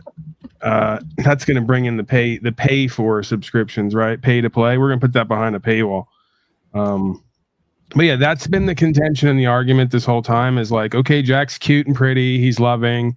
We all love him, but where's the on the ground component, right? Where's the results? Where's the, yeah, you get it, you know? That's why you're so triggered by it, because you know on some level it's true. If you didn't, you wouldn't be triggered by it. Bullshit. My trigger is my patience and kindness being fucking disrespected over and over and over again. Jack, it's laughable. You see things only your way. Here's what's laughable. Only your way. Paul, no. You don't see how many times my kindness and my attention and my broadcast and my energy was used for you to cycle in an inane insanity. Paul, please. I am sick and tired of being disrespected in my own house. Okay? So now we're gonna do the old house, Gabe. Hey, at this moment, some ego bullshit, right? You can play along or you can get fucked, Paul. Turns out even if you do play along, you get fucked, but we all learn at our own pace. So how's things going for you, Jack? Yeah, they actually they have me figured out in the chat. I'm trying to play these for as long as I can to get it to happen live IRL. So they've caught on to my my goal, but no, ideally it doesn't happen IRL because if it did, I don't know. By the way, did you hear that one guy at the end there? That guy's a perfect example of all of Talcottia that I can't stand. Right after Jack has a coronary, throws me out. Looks like he wants to commit murder. The guy goes, "So how you doing, Jack?" I wonder why I've been the way I've been this whole time. The fucking toxic positivity. It's off the charts. Oh my gosh. Who is Tarek? Who? Tarek? Tarek. Yeah. Okay. He's another one. Keep it going until there's people who actually experience fear and intimidation by people in costumes. Right? Judges. People get scared as shit to speak before them. That's why they pay someone. As I'm dressed up like a judge right next it's to all screaming and yelling. It's a game. It's all pretend. You know that. I know that. Right, but just yesterday you said that I was wasting first responders' time and costing people money. So which is it? I did say that. A little of both. Because I believe time could be best spent. You've developed the experience and you have the knowledge, but go talk to their fucking bosses. Because they're going to obey, so go to the top. So according to you, I should have to go to the top in order to teach people to be good people in their own lives and in themselves, by example? Paul, your standards of good people can improve. So can yours. Well, Jack, you're entitled to your perspectives and opinions, although you do say oftentimes that opinions are not wanted. It seems that yours are, though. Am I wrong? I don't know. Are you? I don't know how I mean, I guess it was only a matter of time since folks left the panel that you circled around to start analyzing me and trying to make me into your version of a life coached Paul Unslaved. So I guess, let's just play it out. Well, the question was, I was asking you to reconsider your standards of what you consider to be a good man. I'm very fascinated by this. Can you give me some context? Because for me, this feels like Jack is making an argument to himself. Am I wrong here? I don't know. You know what I'm saying, though, right? Like I think what we're saying today is that we should, if I'm not mistaken, earlier, like with King Stephen, how we kind of had to harp on that, where it's like, well, maybe some people will never be good people. I would ask you to reflect on why I'm not even allowed to be here without you focusing on me, analyzing me, and then trying to remake me in your own image like you're God. It's kind of shout out to London. London is the man. Thank you, London. You're a great guy. Yeah. Bizarre. And Paul was spot on there too. You could give your answer, and then there's probably an objective answer of what's going on that you may or may not be able to tap into. Hello. Hey, London, did you want to jump in? Or I feel we have. Go ahead. Hello. Thank you. I'm just saying, it's Friday. It's I got Paul and Jack Talcott up here. I've often say I like when you two collaborate together. Not this type of collaboration, the other collaboration. So put one in the air on Friday. Let's get a good vibe going. I would love to. Here's the reason. The reason I'm bringing it back to you and asking you, can you change your opinion of what a good man is? Because I actually believe I have a lot of value to share. And Paul, you influence quite a few opinions, whether you realize it or not. People listen to you and they trust you. And I've witnessed. There's a reason for that. Right. I know. Is there a reason they don't listen to you and trust you? Who's they that don't Whoever listen the to they is you're speaking about. Actually, you know what, Paul? I was trying to get to a point. I'm sorry if I was long-winded. Welcome, Banana. How are you? How's it going? So the reason I bring up this, the reason here, and there's a number of answers that I'm trying to offer here. And please forgive my Sorry, I'm going to try to turn the fat here.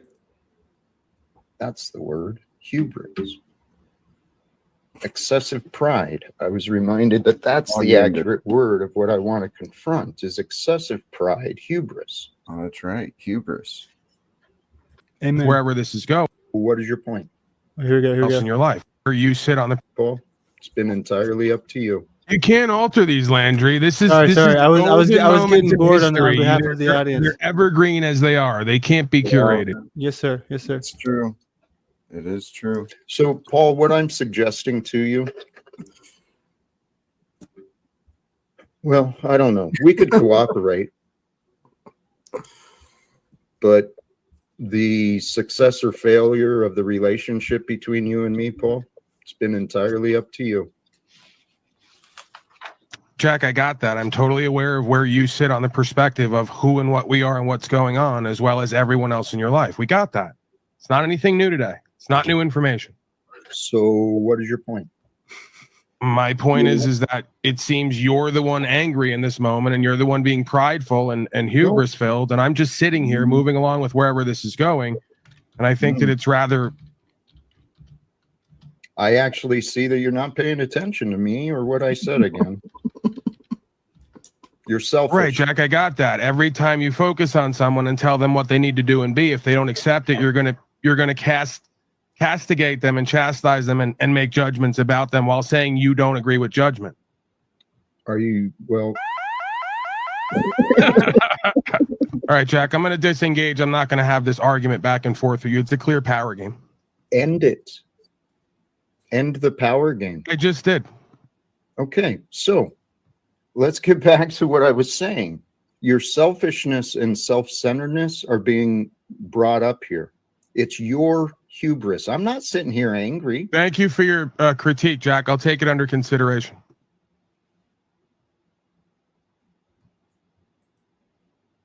It wasn't asked. How do you feel? Peaceful, blessed, prosperous. I was referring to what I offered you. My words. Oh, I'm neutral about it. I don't feel any way about it. Well, this is what I'm alleging, is that you're not present. You're not paying as much attention as you think you are. And the thing is, it's been very disrespectful because we've been looping on these stupid arguments for a couple of years now. You've been unreasonable. Yeah, I'm not looping and I'm not trying to argue with you. What are you doing? I'm just here. I'm being. You're focused on what you're not. You're defensive. You want to be right and just not be wrong. No, Jack, I think that's you right now. I think that you should take a breath and kind of step back from your emotion and just kind of look at what's actually. Hello, which is true. London, Banana, if either of you are witnessing, paying attention to the conversation, please. Yeah, I'm listening. What do you think? Who's? I haven't heard enough to. Okay, I appreciate that. No. I appreciate it. I didn't appreciate that. I can tell by Paul's engagement, he don't really want conflict. He doesn't want conflict. See, that's the thing, London Man, is I can never escape the chains of past behaviors, despite what I present in it now. How about this? How about this? Are there any signs that Paul wants resolve, or he wants resolve for what exactly? I don't have a problem with you or anything right now. I'm just here. No, this is the problem, Paul. You're in denial. You were just there. I've explained where you are in denial. I don't agree with you in certain things, and there's certain places that I don't respect your performance. I don't really have to do that. All right, you get to. You don't get to continue disrespecting me. You don't get to continue being defensive and argumentative, wasting our time, life, and potential. Paul, you're selfish and you're bitter. You're wounded inside, but until you look inside of you with honesty, you're going to keep being glorified by yourself, your thoughts, and opinions, Paul. I think I'm done trying with Paul today. That's Jack Talcott. I'm here to never see again. It just breaks my heart. I think I'm done trying with you. So please feel free. You can walk away, or I can kick you. I don't have a problem kicking you. You're not obviously down. You're out, bitch. Ooh, I like that, bitch. You're out, bitch. What were you guys arguing about? That's great. Mr. Love right there. That's a period that I call Thoughts for Jack from Jack, aka the Mr. Love series. Yeah, I think it's good. I mean, Jack gets stern with Steven. Okay, here we go. Sorry, this is Steven. You were just doing drugs. Wait, because here, just embrace it. He's going to bring his channel back from the dead because he definitely quit for a legitimate reason. Oh, it doesn't have to be about me. As long as Jack's involved and it's Jack clips, I'm there for it. Oh yeah, well I'm here for King Steven. I've been just dying to think about him all night because I'm obsessed with him, right? And I figured, yeah, you're jealous of him. That's obvious. I am. He's just so handsome, and I just love the way he looks. And wealthy. Wealthy too, yes, wealthy and well spoken and genuine. And very masculine too. He's always told us. Just be honest. That's all. Timestamp it. Be honest. Timestamp. What do you mean drugs? Caffeine, weed, meth, what? Just be honest. That's my line. What are you saying I was doing on a live stream the other night? You liar. That's my line. That's my and I'm line. saying show receipts. Just fess up to what you do. Everything I've said about you, I'll show it. Great advice. Picture. Did you listen to yourself? Yeah, I did. Oh, this is one of my videos from weeks ago. Yeah, sure. Weeks ago? 9 days?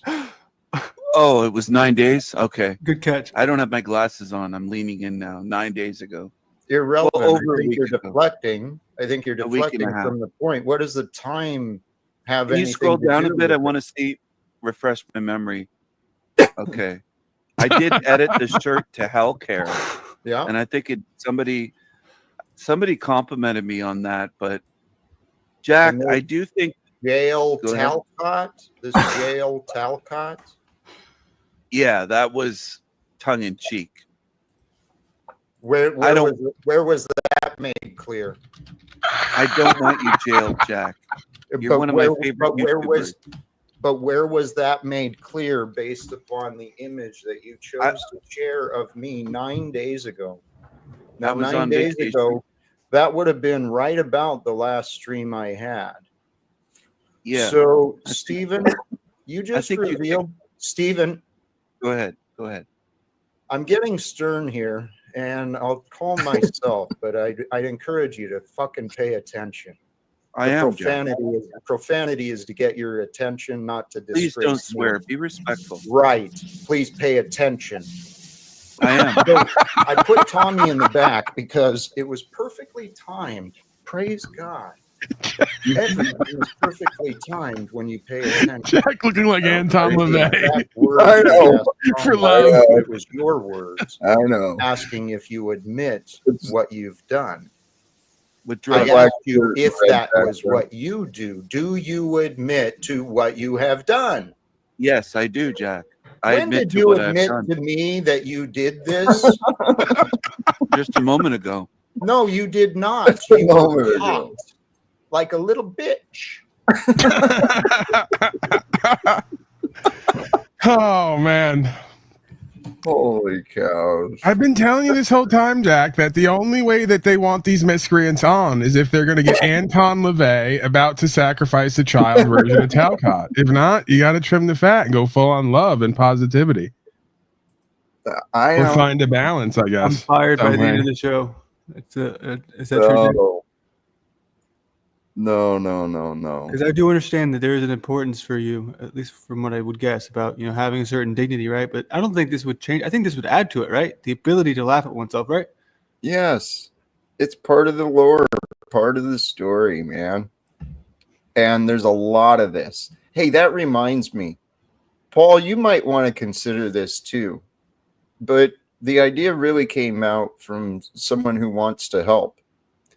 For the viewers, the people who find something good, if they just put in a timestamp in the comments, it makes it easier for others to go back and catch it. I think I've been meaning to ask that in the past couple of streams, but it would sure help things a little bit, wouldn't it? Yeah, it'd be good for AI too, because AI could do the whole video. If you want me or someone else to jump on that, it just depends on what you need. Or somebody. Well, that's a good point too, because it'd just be in the moment. But I'm just saying for the old ones, because I'm sure there's a lot of this that is not clipped. Waiting, right, dude, Landry, you missed the fucking golden era, man, with Talcott clip collection. This guy who he started working with me, and he would make videos of Jack that were, playing off of Jack's kind of foolishness, but always made him in the hero in the end. Yes. So I thought it was beautiful and redeeming. Jack didn't like it. Made this guy feel guilty and kill himself, right? I'm really upset about that, Jack. I don't know if I'm ever going to get over that. I lost all the Talcott clip collection videos, man. You know how many videos those were? Those were masterpieces of just editing, if nothing else. Yes, give me a good keyword of something that would have a lot of stuff around it. Fiery. Just think of something that you all guys would be fighting about, so I can use keywords to find some of these moments. Dumbass. Dumbass. Insult. That's a good idea. Go for insult names. What was that when you said fuck nut? Is that common? It was at one point. There was a repertoire. Yeah. And dumbass is pretty common for me.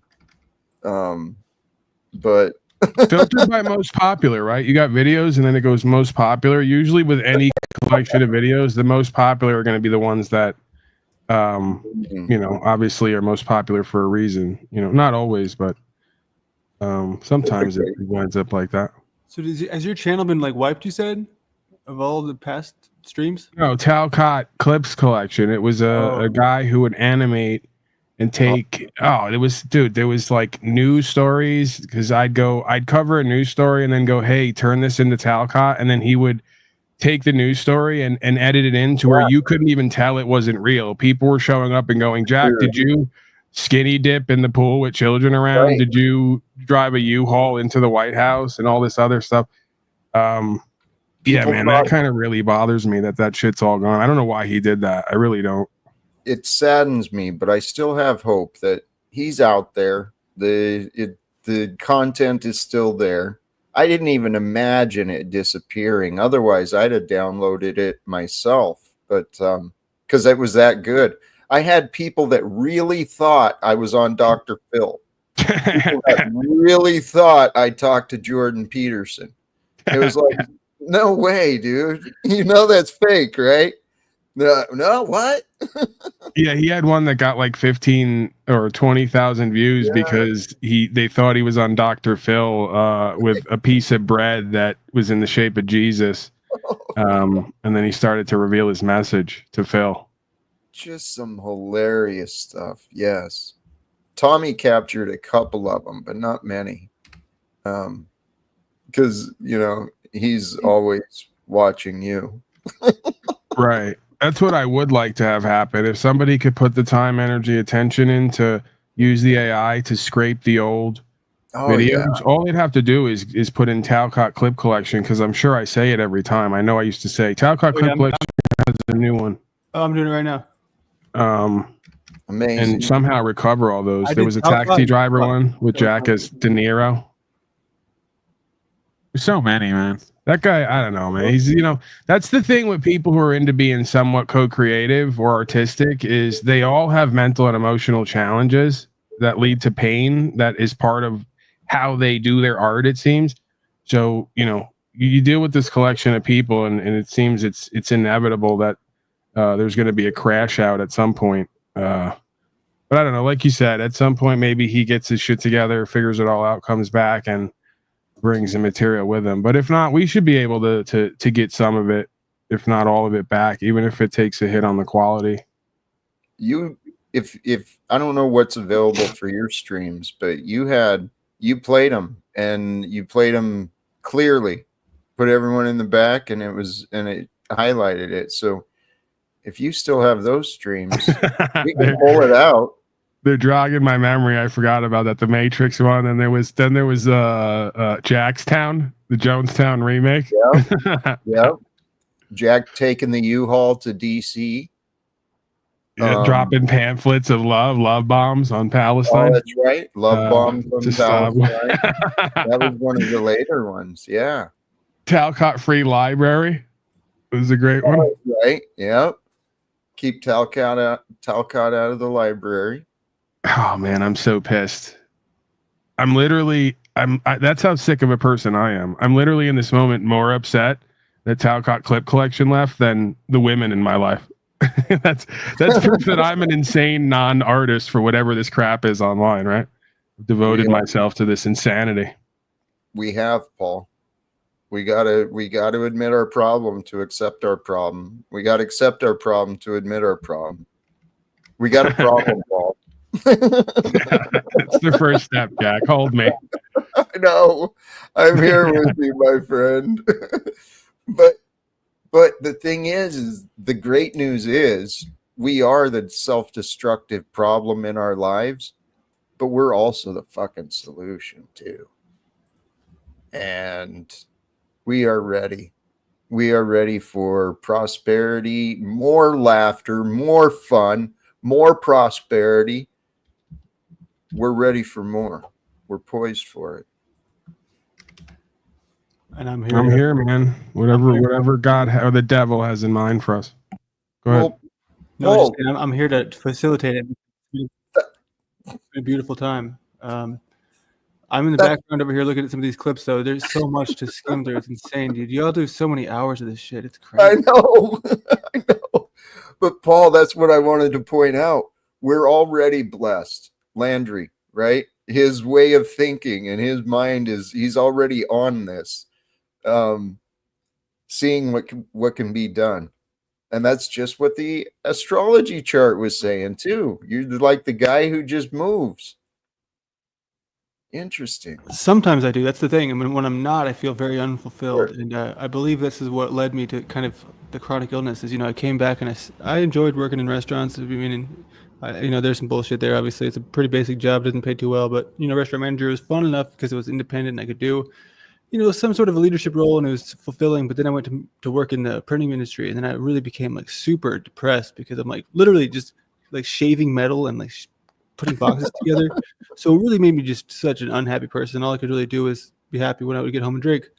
Anyway, so like during that time, there's absolutely none of this because there's no way to do it. There's nothing to do with boxes sometimes. So I'm sure there's people who love to do that thing, but this is a great feeling for me because this is the thing that makes it, when I go to sleep at night, it feels like, okay, I kind of know what my purpose is in a way of more so than just through myself, through the lens of others. And that's I do appreciate this more than anything. Obviously, I don't have much of a, if I was doing this alone like I have been, I'd have 0 to 1.5 people watching. But y'all brought and that's the thing. I don't need the limelight. I do great as a side option. So I would love to do something like this in the future. It doesn't have to be here, but I think this has been great. People in the comments have been very positive, which is unusual for your guys' people. It started off pretty rough. People were just like, "Oh, what is it?"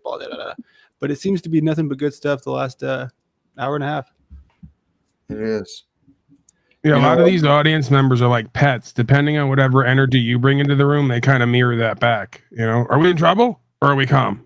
Are we happy? Are we? You know what I mean? It's like having a dog almost. Dude, that's a brilliant description. That's exactly what it is. You know what though? It is late for me, and I am tired. Yeah, I need old man. I need to wrap this up for me. Hey, thank you for staying as long as you did. I might, probably just stick around and kind of keep going through this stuff that I was going through, if that's okay with you. I love it. Just looking for some gems, you know what I mean? Thank you. Thank you. And Paul, I've had a blast tonight again. Blessings to you too. Peace. Sure thing, Jack. You as well. You're more than welcome to stay if you want to keep going down this path. Yeah, we could do a few more, man. I always like, the clips. Yeah, it is fun. Hold on, let me share this.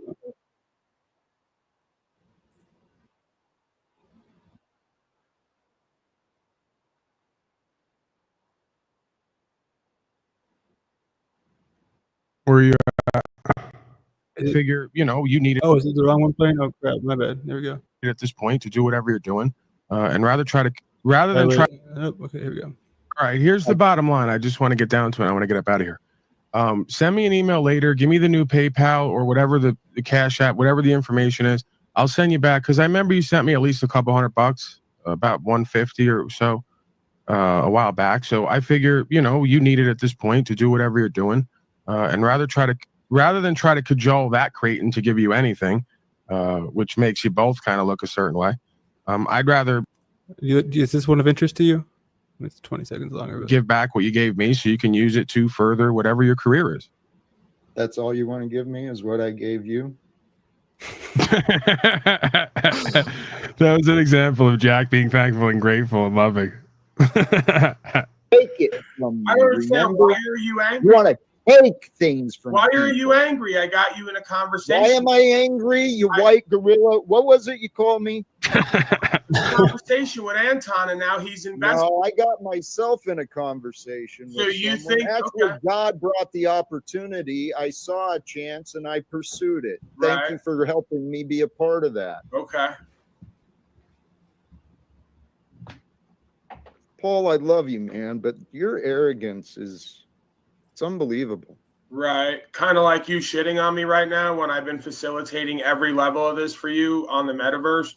And Paul, you suck up to Anton because he has more money and power, and you don't see that. That's you, Paul. That is you. No, I don't You suck up to him. refuse, I respect Paul. his truth and the truth, and I allow him to be diplomatic. No, you don't. He can present himself. I don't suck up to him and try to use him the way you clearly want to right off. You want me to prove? Are you willing to listen and accept facts that show why you are wrong? Talcott, you reached out to Wes Watson. So what? What was and the he said just intention? today that he answers all What was emails the directly. intentions, Paul? He answers all emails directly. He said it today on the broadcast, and I was pretty sure he was speaking about you indirectly, calling you a fucknut again, like he told you. That was a huge assumption or conclusion to jump to assumptions, and you don't want to even ask me. You don't even fucking ask if I had. I don't understand. Why are you so angry when we're supposed to choose love? And you then told Anton today that you're going to trademark a brand that I created, Love Without Fear. Hey, dumbass, you don't take action. You don't own shit. So that's how you operate, right? You're such a godly, righteous man that you didn't even not even credit for it. You're deciding. Hey, Paul, remember telling me that So live you'll without steal the fear brand wasn't if good enough, and so love you'll without steal the fear brand. wasn't You'll good steal the enough, brand if I don't. and nothing was good enough according to Paul. So now he comes Paul's out even always further better and than tells everyone. Jack. Nothing Jack does is good because Paul's better than Jack. So now you can't. So is Jeeps? Is that the person we're reacting to? Is that Ghost of Jack's past? Crazy.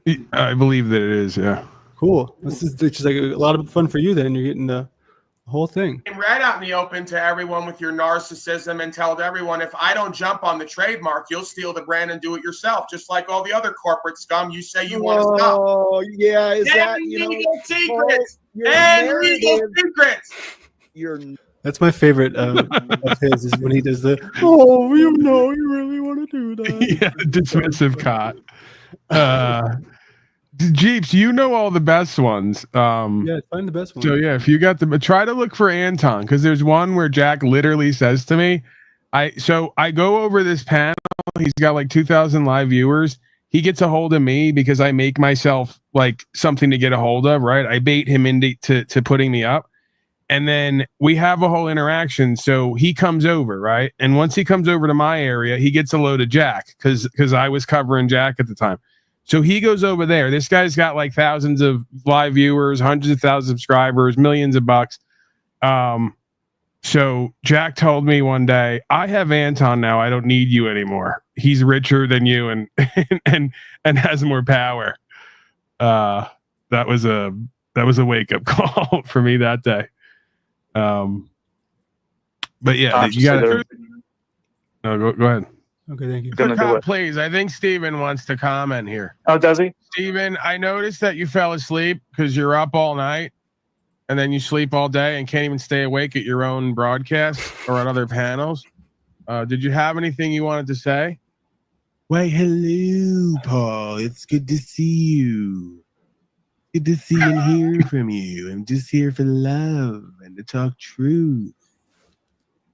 Good to be on your panel and fall asleep. I mean, you know that I am a dark, circled-eyed, up all night, sleep all day, independently wealthy, chubby, white-skinned loser failure. It's good to be here, though. I don't really have much to offer. Maybe some farting sounds, maybe some effeminate quips and commentary. That's pretty much it. And then I kind of fall asleep. I don't know where I'm not from this world. He actually fell asleep on my panel. Commentary from someone who's not from this world. This world's a hell realm. Don't let anyone tell you could be successful here and self-sufficient and co-creative. It's not true. They're deceiving you. Queen Stephen, I don't want to interrupt you, but I've always wanted to ask about your hell realm theories. Is he interrupting you while you're cooking? I wanted to ask you. I'm so sorry, but I have a chance to speak to you. Cop, why are you interrupting Queen Stephen, our distinguished guest who's not from this realm? Yeah, because I have a question I've always wanted to ask him about the hell realm. Come on, man. I want to ask him about the hell realm. Okay, go ahead. Queen, could you explain your sleepy Queen Stephen? Could you explain your hell realm theory to me, please? Not really, Mr. Truther Cop, because you're just a pissant. You and the other folks here are just too stupid to ever figure out what I'm talking about. You can't just look and see. Like, why should I have to explain it to you anyway? Are you that stupid? That low frequency and low consciousness? You're over here with Polly Boy, the fat Gingy. He tries to pretend he knows everything. He's not doing anything. He's not being anything. My channel is where the real revelation and truthing happens. To 15 live viewers. That's where the power is. Hold on, this just in. He's live right now. Everybody, just leave this stream right now. Go over here, please. I want to go ahead and let you go. He needs to go over here, please. I asked, who are you? You didn't say another name. Of course, it seems sus. What's your other name? Well, that's boring. Let's go back to Paul. Yeah, that's the guy who was just talking, right? It's the same person. Yeah, it is 100%. Oh yeah, it's Queen Stephen. Yeah. Hello, was it you or him? We don't know in with the lore. It's like everyone just starts becoming everyone else. I think he does the halloo, and then I do it mocking him because he thinks that's a thing, that's something, you know. Yeah, I do love that impression with the hair and that picture. Where'd you get that picture? I don't know what you're talking about. I think you'd mean Queen Stephanie. Oh, where sorry, did she get the picture? Yeah, I don't know where she got it. I mean, that's her business. This is already going to be good, dude. Because you're dumbass. You're not. Because you're dumbass, effeminate, beta boy, just commit. Yeah. Still a good one, though. Hey, Paul. I'm not sure what some of these are. Because once you can accept, like this is what happened with me. Here, and I'll share it, you know. I didn't. No, I'm not going to share.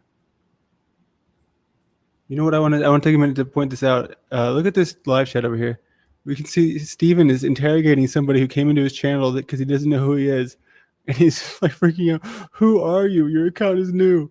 Evasive demons. Demons are really... Yeah, Steven's rather confused. He thinks the purpose of channel is to like get that geography and hold it. He thinks he's at war over there with himself. So he's like, I'm going to take this channel and hold this position. Nobody's getting in here. He hasn't figured out yet. The purpose is to get more viewers and more chatters. It's so funny because when I first saw that, because I was trying to figure out who he was and I saw he was live, I was like, okay, let me go see what's going on. But I'm like 7 days. And by the time the 7th day came around, I was like, dude, I know enough. I'm not interested. You know what I mean? Yeah, that's a pretty deep level of loser failure screening. Like, I'm going to subscribe today to comment 7 days from now on your nonsense retard channel. I mean, that's commitment. You gotta, there's no denying that. I'll say that. So did he ever find the one you were talking about? He said the one after Jeeps. He said the one after. So I wasn't paying attention to what that means, but Bittercott. Okay, here we go. This looks good. Hey, congratulations to you, Flo. $50 from Mike. Wants to bastardize me, so sure, let me read it. Mike, according to Mike 23, who is apparently some sort of authority on Jack and discipline, he says that my words were wrong. And according to Mike 23, nope, Jack, the true meaning of discipline is you give yourself a command and you follow it. That sounds like obedience, but sure, all right. It's not about what anyone tells you or what you've been taught in the military. You've been programmed, my friend. You probably think not, but you've been always. And Mike, thanks for contributing to the Powder Dusty. And thanks for your ignorance. I appreciate it. God bless you. Think what you Thank you, Mike, for the continued support and for sharing the prosperity that we can share. I'm going to wrap it up. You are so bitter for no reason. No, you're missing the point again. No, I'm not. All right. God bless you. Thank you for joining Powder Dusty and Steven. You're close, but you're still not seeing the point either. Ooh, he got close. That's pretty awesome. I can't believe he got close. So Flow State, what's your guys' history? Y'all are cool, or are y'all having an arc, or is it just not even interesting enough? Well, part of why I catch flack from a lot of these people as being arrogant is because I point out the obvious, and the obvious was these people all showed up at my broadcast at one point, came on panel regularly. I got tired of them and their various agendas and sort of interferences. So I basically screamed on them and told them, go make your own loser channels, go talk to your heart's content there. So they all proceeded to do that. There's a list of them, right? Technically Jack's one. I mean, I'm not downing on him, but he's admitted it more recently that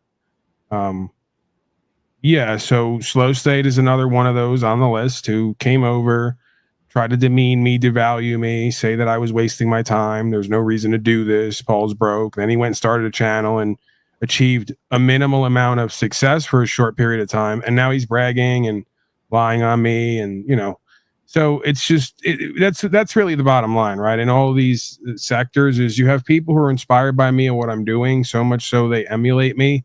And then they believe they have their own thing and they use their own thing to lie about me, project onto me, try to demean and devalue me. It's some weird power game that goes on, right? So what would you call is your own thing? What would that incorporate? What do you mean? Because you said that they're doing your thing, like instead of doing their own thing. Well, they're not actually. That's what's kind of interesting and ironic about it. They've only kind of taken pieces and bits of what they see me do on the internet or with the paneling and try to run that into a grift or another misdirection. But when it comes to rights, freedom principles, spiritual faith, and the on the ground work, they want no part of that. So that's another reason that I didn't really respect a lot of these people and ran them off, because every single time, invariably, when I go, hey, do you believe slavery and genocide's a thing? Do you see policy and codes not law, but it's running everybody's life? Do you realize, that I sacrifice to go to jail to get results at court so that we can all learn this stuff and have power again in the system? Why don't you guys want to be a part of what I'm doing? And literally Slow State, Jack did it as well at one point. You heard there in the clip. He said, Paul, you're not doing anything of any importance. You're just wasting first responders' time, right? So he's bootlicking. When there's many folks who they'll tell you themselves, they come to my channel, they get dismissals at court without ever learning the law, with no attorneys and without signing anything or paying anything. That's powerful stuff, right? Regardless of what anybody wants to say, not knowing the law, getting a few pieces of understanding and getting results at court and securing your property and your rights is big stuff for me, at least. So this is a guy who literally went into my background, looked up my background, lied when he couldn't find anything, told active lies, continues to, literally screamed one day, I have it in the clip, "Why are you free?" Then went to telling everybody I rat on people in order to get out of court interactions, even though, again, I have dozens of people who've come on the panel who I know personally or know over the internet who've gotten results. So of course I'm not going to respect somebody who literally lies on me constantly about everything I am and do simply because they're jealous and envious of me when I'm literally the reason they started a broadcast and are even making any money. Because I used to do more of a panel / sort of crowd work. I still do some of that at times, but it was more of the whole in between legal lawful stuff, the paneling kind of gossip drama interplay between the non-characters, right? And I kind of got away from all that because it just wasn't fulfilling for me, and it became a burden for me. And yeah, I wasn't really finding purpose or enjoyment in it beyond a certain point. But yeah, I feel you, man. It's like one of those things where I don't like to pretend I like people because I think there's the power in being picky sometimes. But I mean, when you want to do things for the people, it's kind of, to be a Jack Talcott, that's a unique situation. Who knows how much of it is going to stay that way? Because I mean, I'm sure there's people that he has that never come back. But from what I hear, if they came back, he would still give them a chance, which is a trait I don't share. But yeah, I'm not in all these panels, and I refuse to be a guy who's just like, oh, I'm going to go to the panel world. I'm surprised. I didn't even really reach out to you, so I'm surprised that you started joining these things again. But it's obviously it's very cool to talk to you, to speak with you on a level, because these other people, they don't intrigue me. I'll say it straight up. Flow State seems like he's in the same place as an Orthodox guy, just where they're kind of like, I don't know, this like lesser of this group where I'm like, is this really the same as this? And I'm trying to pick like, okay, does this really go? Or is this all the same thing, or is this separate things that are kind of masking as the same thing? Well, again, you have some commonalities in the sense of we're all human, so we're all going to share certain strengths or weaknesses, and then it's about how it's applied and the results gotten, and that's where the gap is in communication, understanding, application, results. So, again, I'm just saying, like, that's been the issue with me and so many others, is I came to the internet to share who I am in life, what I'm doing, and why it's important for everyone. The majority of these people on here, if you didn't know them for interpanel nonsense and insanity, don't have anything to bring to the panelverse to share of any kind of power or value or results on the ground. So, they all say I'm egotistical and narcissistic because I say the quiet part out loud. Why are we watching and listening to these people? They don't have anything we want or need. They're not producing any results in their own life, and they're not solving the problems we face. So what keeps you coming back to Jack time and time again? Is there something special, or is it just to hopefully get another moment that can be clipped? Well, I mean, again, at a certain point, I think it's multifaceted. You start to get endeared to people over time just by sharing space with them. I think you always see the potential of what it could be.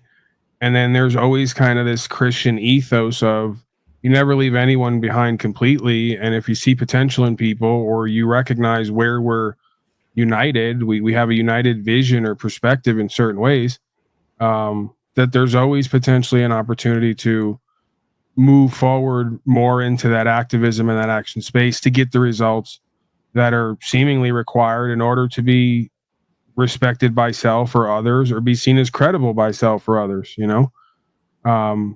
So yeah, man, I think it's multifaceted, right? And again, like you say with Jack, I share the same trait over and over again to my own detriment, where I let the same people come into my life over and over again who've lied on me, just stolen from me, tried to have me demeaned and devalued, defamed in a sense, just because I've seen in life that God doesn't leave anybody behind, right? God's always available if you're available for the truth. So I try to emulate that, as much as possible. I also try to create a boundary if necessary, right? So that I avoid going back to the complete asylum optics. But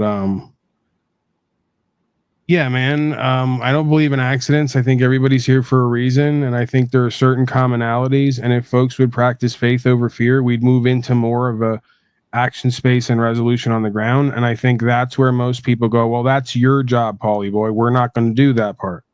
You know, we want to be rich and famous and known online and be seen and heard and all the rest of it, but we don't want to do the work and have to sacrifice, you know?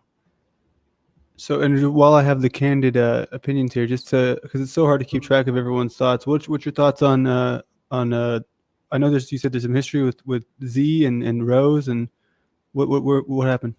It's the same theme for all of them, Landry, right? Okay, I'm just checking. I meet these people, again, as a man, I don't know much about like or love beyond a certain point. I know about respect, and I typically can't extend respect to people beyond a certain point who don't respect themselves, care for what's true and what's right, and have the courage to activate after the last 5 years and what we've seen. I mean, again, I treat myself the same way. You know, it's testing and challenging for me. So with most of these people, we get to a glass ceiling where I go, okay, you're going to talk the shape of the earth. You're going to talk love and light, this, that, and the third.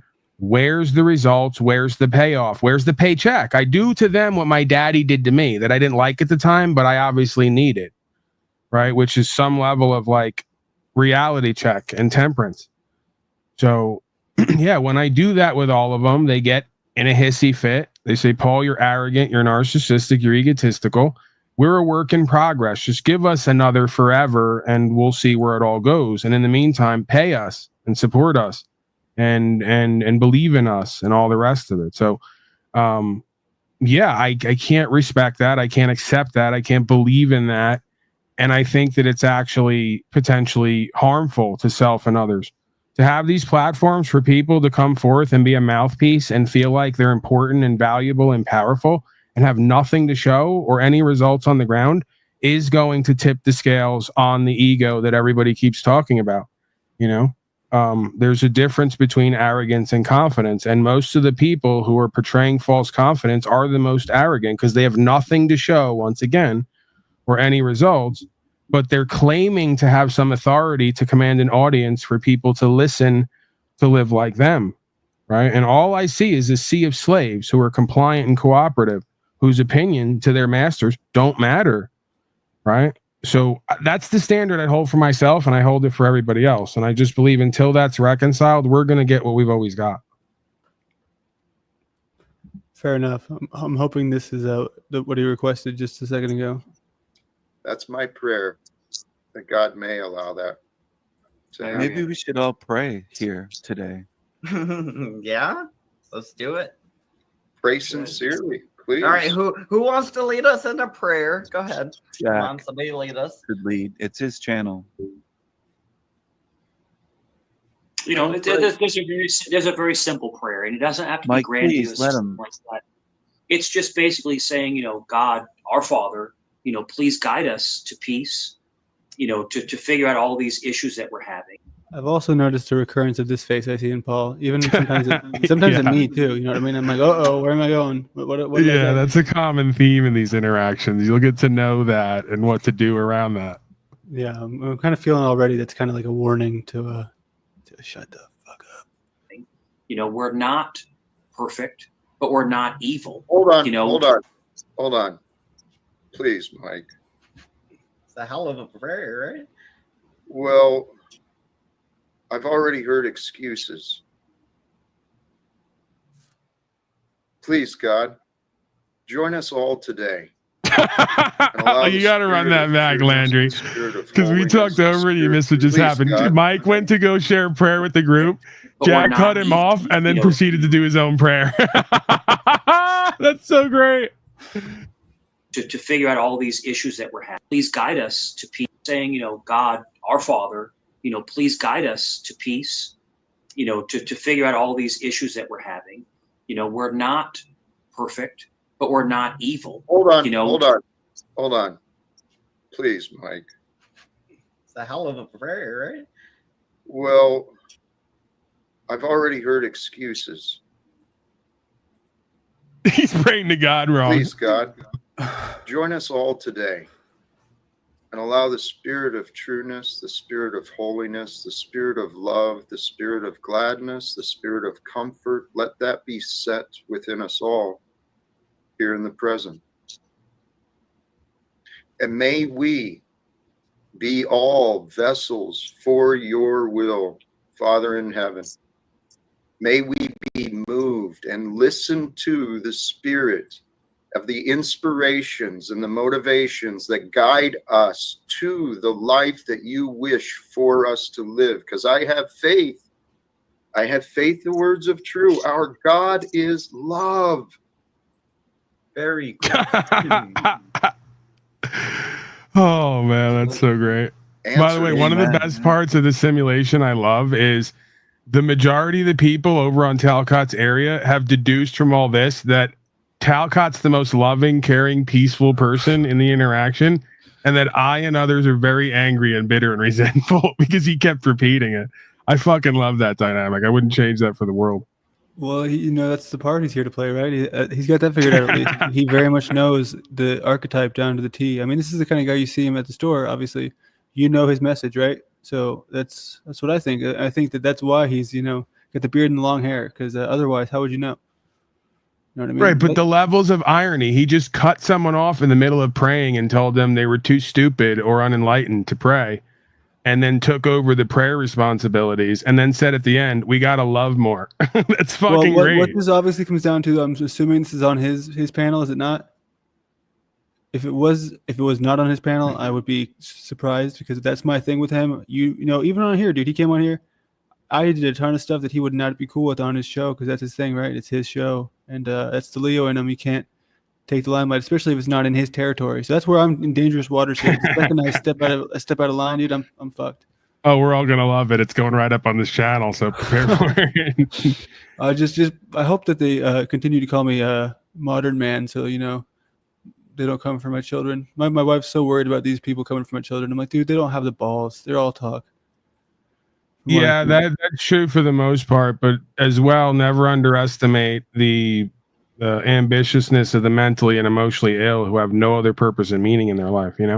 You get them on your bad side enough, and they'll take time out of their wasted time, life and day to potentially interact with you. So I never underestimate completely these folks. For the most part, you're right, but there's probably a few out there who you may have to keep an eye on, so to speak. I want to take a moment to highlight this. This was good for me. There's a reason he's here. He's not a bad young man. I know we can do better. JG, welcome back. Hey, thank you. Okay. So are we good now? Are we done with the battles? Yeah, sure. Okay. Thank you. Your audio is rough, just so you're aware. But I'm glad you're here. Now, I won't make Snafu wait unless you've got something you want to bring up. Should I put him back on the board? So, Landry, let me give you a tip. What? Tell me. When you're doing this, if you're going to bring up others, first of all, you're already falling right into the trap, okay? But I'm going to let you figure this all out. Yeah, you're doing the reaction to the reaction to the reaction. This is a common. You'll see how this beast twists and turns, and you think you have a hold of it, and it has a hold of you. But when you do this, you want to make sure that you don't leave any search terms in the search box, because then people know their channel and they will go over there. Right. And then the demons will take advantage of that, because they'll say Landry doesn't realize he's indirectly promoting us. So then they'll start showing up in here in droves to try to get interactions with you, so they can try to get the 15 or 20 people over there. And that's what I do. I stopped long ago letting anyone know where anyone is or being able to find anyone, because I already had enough of these people chasing me down, trying to suck off me, ride my coattails, play power games with the audience and cross promote and all the rest of it. But I will duly take your advice. I was pointing out but fair point. I was pointing the best you could come up with is I'm a smiling demon, which is I think it's a great start for me if that's the best insult that he got, because I mean he's got a lot of pretty harsh ones. But I wanted to pay tribute to this before I did the honor of hold on, where'd my thing go? Of creating this beautiful. I know this thing behind me is kind of nice, right, for the eyes, but I don't think it gets to be quite as good as something like this. Hold on, give me 1 second. Here we go. Boom. Enjoy. Oh yeah, that's great. It totally brings a vibe. Yeah, like a pretty calming one, you would say. Like something, something more. You're obsessed with me. Why are you obsessed with me? I am. I truly am. It's a great thing. Well, man, thank you for your time. I've never done more than usually like an hour and a half, 2 hours, but I appreciate you. I've got a young baby that'll be up in the morning early. All right, Landry, I'm going to jump out, man. I appreciate you. We'll reconvene at some point. And if you want to join me and play a supporting role, so to speak, I'm always open to that. Until I'm not. Yeah, well, until I, do something that inevitably makes me part of the process where you got to say, all these people are the same, but I don't think I'm the same because I don't really want to be. This is cool having you here, but at the same time, I would rather be over in these other places. But the frustrating thing is there's so many people in these spaces, it's just hard to get a word in. So I'm not an overly competitive speaker. So that's why here it's the only place where I've been able to kind of have some sort of excessive amount of, input. So that's been cool. So I appreciate that. All right, man. I look forward to seeing whatever is in store. Yeah, man. We'll make it happen. All right. Take care. All right. Blessings. All right, anyone. Thank you for being here. It's so weird now because I get that immediately the seventh house comes back to where I'm like, damn, dude, I'm all alone. Who do I bounce off of? And we got this scary guy back there. That's horrifying, dude. I'm probably doing something horrible for my my aura here, my energy. I appreciate your style brought. Yeah, man, I'm not trying to take anyone away from these other spaces because I think it's all about being together and being a part of it. But yeah, dude, so I definitely had some things I didn't get to, but it doesn't really matter because, you got to let things be what they need to be. And I'm still here trying to serve the purpose of being a collaborator. It depends on being, with what other people have to offer and all that.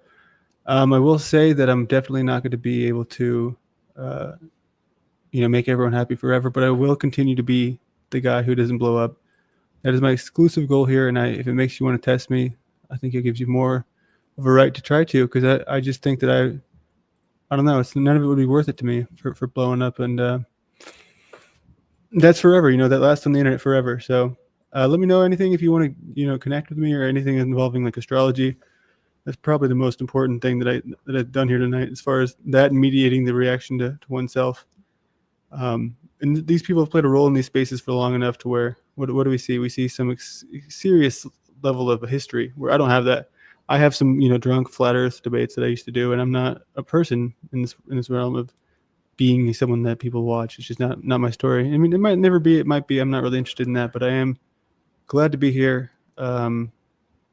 This stuff really does serve me very well, and it makes me feel very useful in a way that I've been, craving for a long time. So thank you, everyone. Oh, my sign, you want to know my whole charade? So I have a sun in the 7th house, right?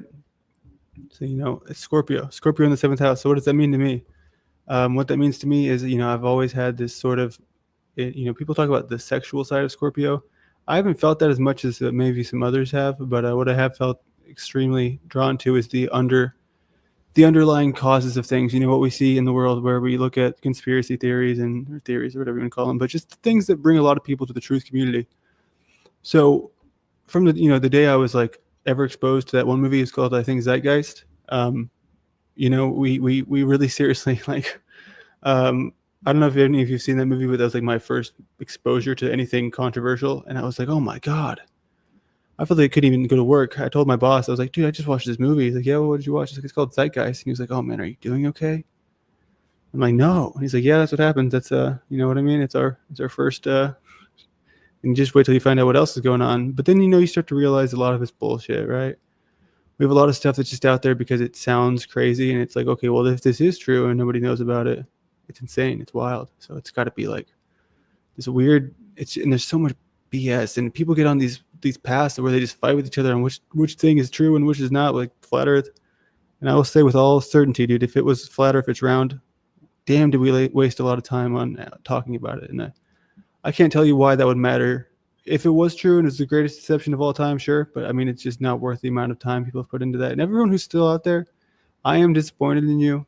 even including you, Jaron, I think that you just kind of spending all this time not reaching towards other truths. Like, what is going on here? Like the flat people, the round people, it's all the exact same game that we play. Sorry, I'll go back into my thing and then I'll wrap up. Oh my God. I never speak this much. Okay, so yeah, Scorpio Sun, 7th house. That's why I'm interested in that stuff. Same thing with Mercury. So my brain and my purpose are aligned in that sense.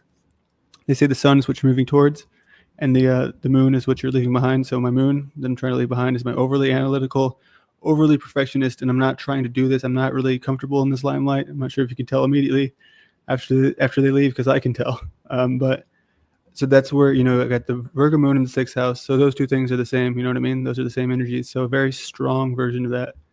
But it's also the house of wanting to serve others through service rather than love. You know what I mean? In my deepest internal self. Hold on, let me read the comments real quick. Just remember, Landry, never go full caught. I won't. You know what I mean? That's just not me. But you got to respect it, dude. You got to respect it. It's all God's timing. Thank you for sharing. I believe your sign in this show was a true inspiration for me, and the genuine humbleness I feel from your vibe. Thank you. I was talking to my wife about something that she had an experience with one of her coworkers who called her a very calm person. And she said, that means so much to me because it's something that I strive to be and I'm proud of, which is not something that I can relate to. I am not a calm person, really. I mean, not at all compared to her, especially. But I was like, what are the things that mean the most to me in that sense? And what it came through was, yeah, I want to be genuine, but I also don't want to I don't know. It's just, for me, it's just not. It's not a good feeling if I pretend to like everyone or I pretend that everything's the same. And so for me to be a Jack is impossible. So I can work alongside Jack to help maybe guide him in the things that would be helpful, but I could never do that myself. So that might cause some issues in the end. Who knows? The NPC, the game, are you still around? You want to come back in or what? I'm feeling like I'm on a roll here, but it's like a marathon once you get past it. You know what I mean? Once you get past that first struggle. Okay, so anyways, we're doing the chart here. I'm seeing what I can do with memory. So we already talked about Mercury. It's the same as the Sun, so they're in alignment there. Conjunction. We got Venus and Libra. I'd argue that's my best favorite trait of myself. Libra is one of those signs where it's probably the most likable. Some may say, that's not true because they are kind of like, especially in relationships, it can be a little bit of a WHORESs from my experience.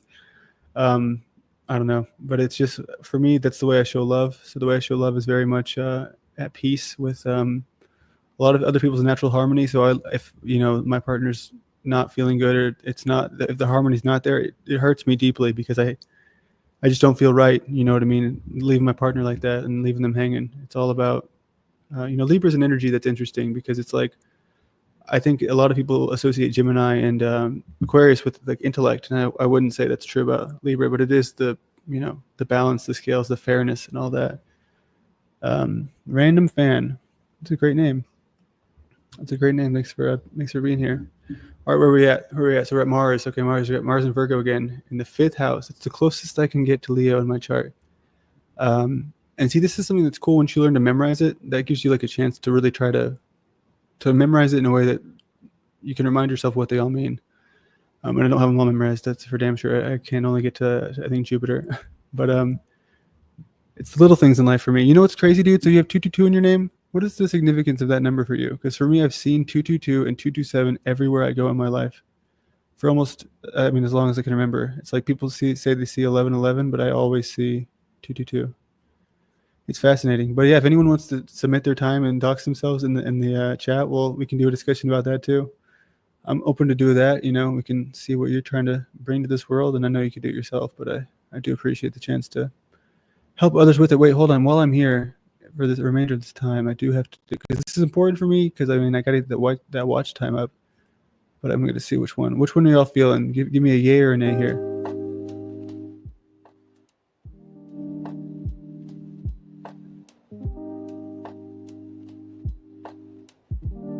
But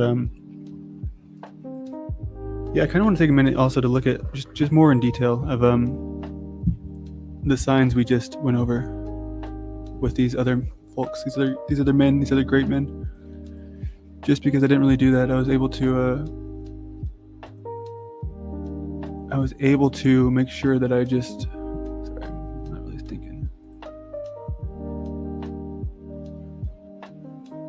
Who we got here? Hey, my friend, how are you? What's up, man? Good. Can you hear me? I can. I'm sorry. I didn't mean to bother you if you were busy, but I just thought, maybe you weren't. It was always something to do, but you said something. You said, don't leave your partner hanging. That was like 7th House Masters. Well, obviously, this is a big day for me. You know what I mean? Yeah. This has been What like a very. makes such a big day? The success of today's broadcast. Well, the success of this broadcast, obviously, in relative terms, but also the other one, with Z, and it felt good to kind of tell my story in regards to where I was for the last 4 years, even if it is.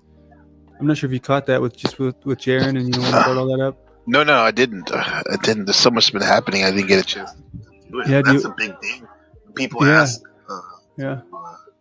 Hear your story, especially when you don't share it too often.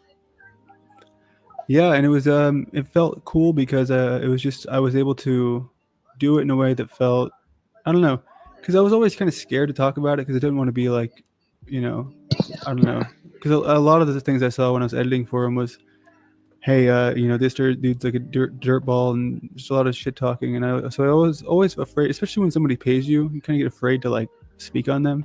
But it's been long enough now where I'm like, okay, I can talk about it, so it's not like I'm just dissing him. Yeah, I heard what you said earlier about how you tried to be up front of the camera for a second and didn't work out because he's like, "Hey, get in the back." Yeah, literally. Back, you bother. During an astrology reading, because I feel like he thought I made him look stupid because we did an experiment that, in scientific terms, scientifically disproved astrology. Okay. But hey, what can you do? Yeah. So that was. You gave your testimony on what? Your narrative on whose channel was it? Today? Yeah. Zetetic Warrior. Oh, okay. Yeah, do you want to pull it up? I've heard about him. I never talked to him. Sure. I haven't talked about it either, but it felt just like No, I said I'd never talked to him before. I've seen him around. Well, no, I'm saying I never talked to him before either. Oh, okay. Yeah, I just knew of him, same as you, until today.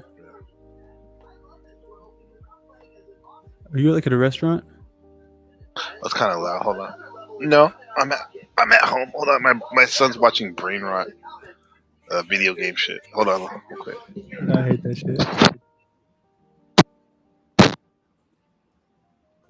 shit. Please forgive me for all that crazy audio that just happened. Anyways, I guess we'll try to remember what I was. Oh yeah, we're talking about this astrology stuff. Is the music too loud? I don't know if anyone told me yet.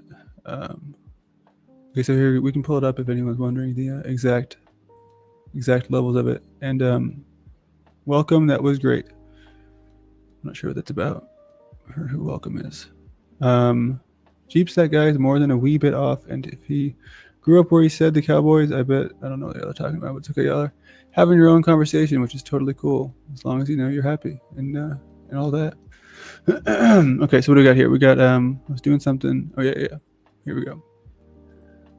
So we got this. This is my my stuff. And for the most part, I've really only gone down to analyze up to Saturn in Aries, which is interesting because it's also my ascendant is in Aries. But if you can see here, I'm curious to know NPC's thoughts on this because I have two pretty important signs in the emotional sign of Scorpio. But other than that, I have a very little water energy, and I definitely feel that way. I don't feel as if I'm a very emotional person. I would argue that I'm not, to be completely honest. I feel very deeply for my daughter, but it's like it doesn't show itself every day when I say I am. But like even here you go. Welcome back. Yo, I don't know what happened. It's all good, man. But I was just talking about how I might have like Scorpio Sun and Scorpio Mercury, but I also have nothing else that it's even a water sign or even like a house that a water sign would be in. So it's I definitely don't think I'm an emotional Scorpio. Yeah, you don't seem like it, really. No, I'm not. You don't seem like it. Yeah, you definitely do. You know what I mean? Not in a bad way, but yeah. No, it's okay. Like people, I think it was Cynthia, heard her say, talking about me on somebody else's broadcast, Ortho, and she brought me up. She said NPC, and then she said something about these emotional men, and I was like, oh. In the day, I'd probably be offended by it, but now I'm like, dude, what's wrong with men showing some emotion, especially if you can manage it? It's okay. Of course, it's a powerful thing. It's a power. As a man, yeah, because a lot of men don't tap into that. Right. I think what makes Scorpio so interesting as a sign is because, each sign is feminine or masculine, and it's a lot of people say it's the strongest feminine side. So if you're a man with that as your core essence sun sign, if you tap into that, that's probably why a lot of women think we're sexy, and a lot of men, they think we're deep thinkers and stuff like that, because we're into that other side. Isn't that funny though, dude? Like, out of all the signs that you can have for your sun sign, and you start going down that road. Because for me, that was what it was too. The first thing I saw, when I was like a teenager, was like, "Ooh, I'm sexy." How about that? You know what I mean? Score. Yeah, I'm like, yeah. If you're gonna have an attribute known for, I'm okay with that stereotype. Yeah, it's very funny, especially when you're so young that you're like not ever thinking about that. You're like, okay, cool. Yeah. When I went to college, I went to school with my roommates with my best friend from high school. We went to Long Beach State, and he's a Leo, and I remember like we were pretty popular. There's a lot of girls that wanted to hang out with us, and we would hang out with a lot of them. And I remember one of the girls told me before, she's like, because Brian, my friend, the Leo, he used to get a lot of girls, and she goes, "You know what, Gabriel? We think you're the sexy one." I was like, oh, "Okay, that's cool." Because you know how Leos can like dominate a lot of times. You like it? People's attention. Of course, they need it. They need it more than anything. Yeah, but little did I know that like a lot of the women were like, they had their eye on me too.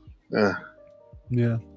My mom always told me that, like, growing up, how when I was a teenager, that the ladies would be looking at me and I would not even notice because it was not, I was a pretty shy person and pretty, I didn't think I was like unattractive, but I just didn't ever feel like. I mean, here's the thing: I got laid a lot, even as a teenager. Well, here's the truth: I didn't get laid that much as an adult. I feel like I hit my stride, I hit my peak as a teenager. You know what I mean? Like not super young. That's but funny. Like 14 to 19, I'd say. Like maybe that's a little young, but especially with a lot nowadays. Yeah, well, that's just the way it is. And then after 19 until now, I like went down to like I think 2 per decade. Yeah. I think that year in freshman year was like 11 or 12. That school year. Yeah, that's fun. I peaked early, and I, it's a good thing. A lot of people now, you see them, they're just kind of like a lot of even older dudes. They're just trying to, get laid and all that. But every single one of them is like sincerely desiring something more. You know what I mean? They're really like the people who aren't married, who are old, who are never married. Those people are so sad. They're just like they're really missing out. It is, and it sounds like they try to cope by saying like, well, the honest ones probably are realistic. Honest. They may say that we try to cope as married people. Oh, you guys are just coping. You're just what do they say? You're whipped or something like that. Whipped. You get what do they say? Yeah. Pussy whipped. Yeah, that's what it is. Yeah. I think these words are used very loosely nowadays, and they lose meaning. Like a lot of times, people think just being kind to a woman is simping. Sure. But in fact, that's not the true definition. This is like more of a thing of giving a lot of love and attention and resources to someone that doesn't return back even a little bit. That's simping, I think. Not just being kind.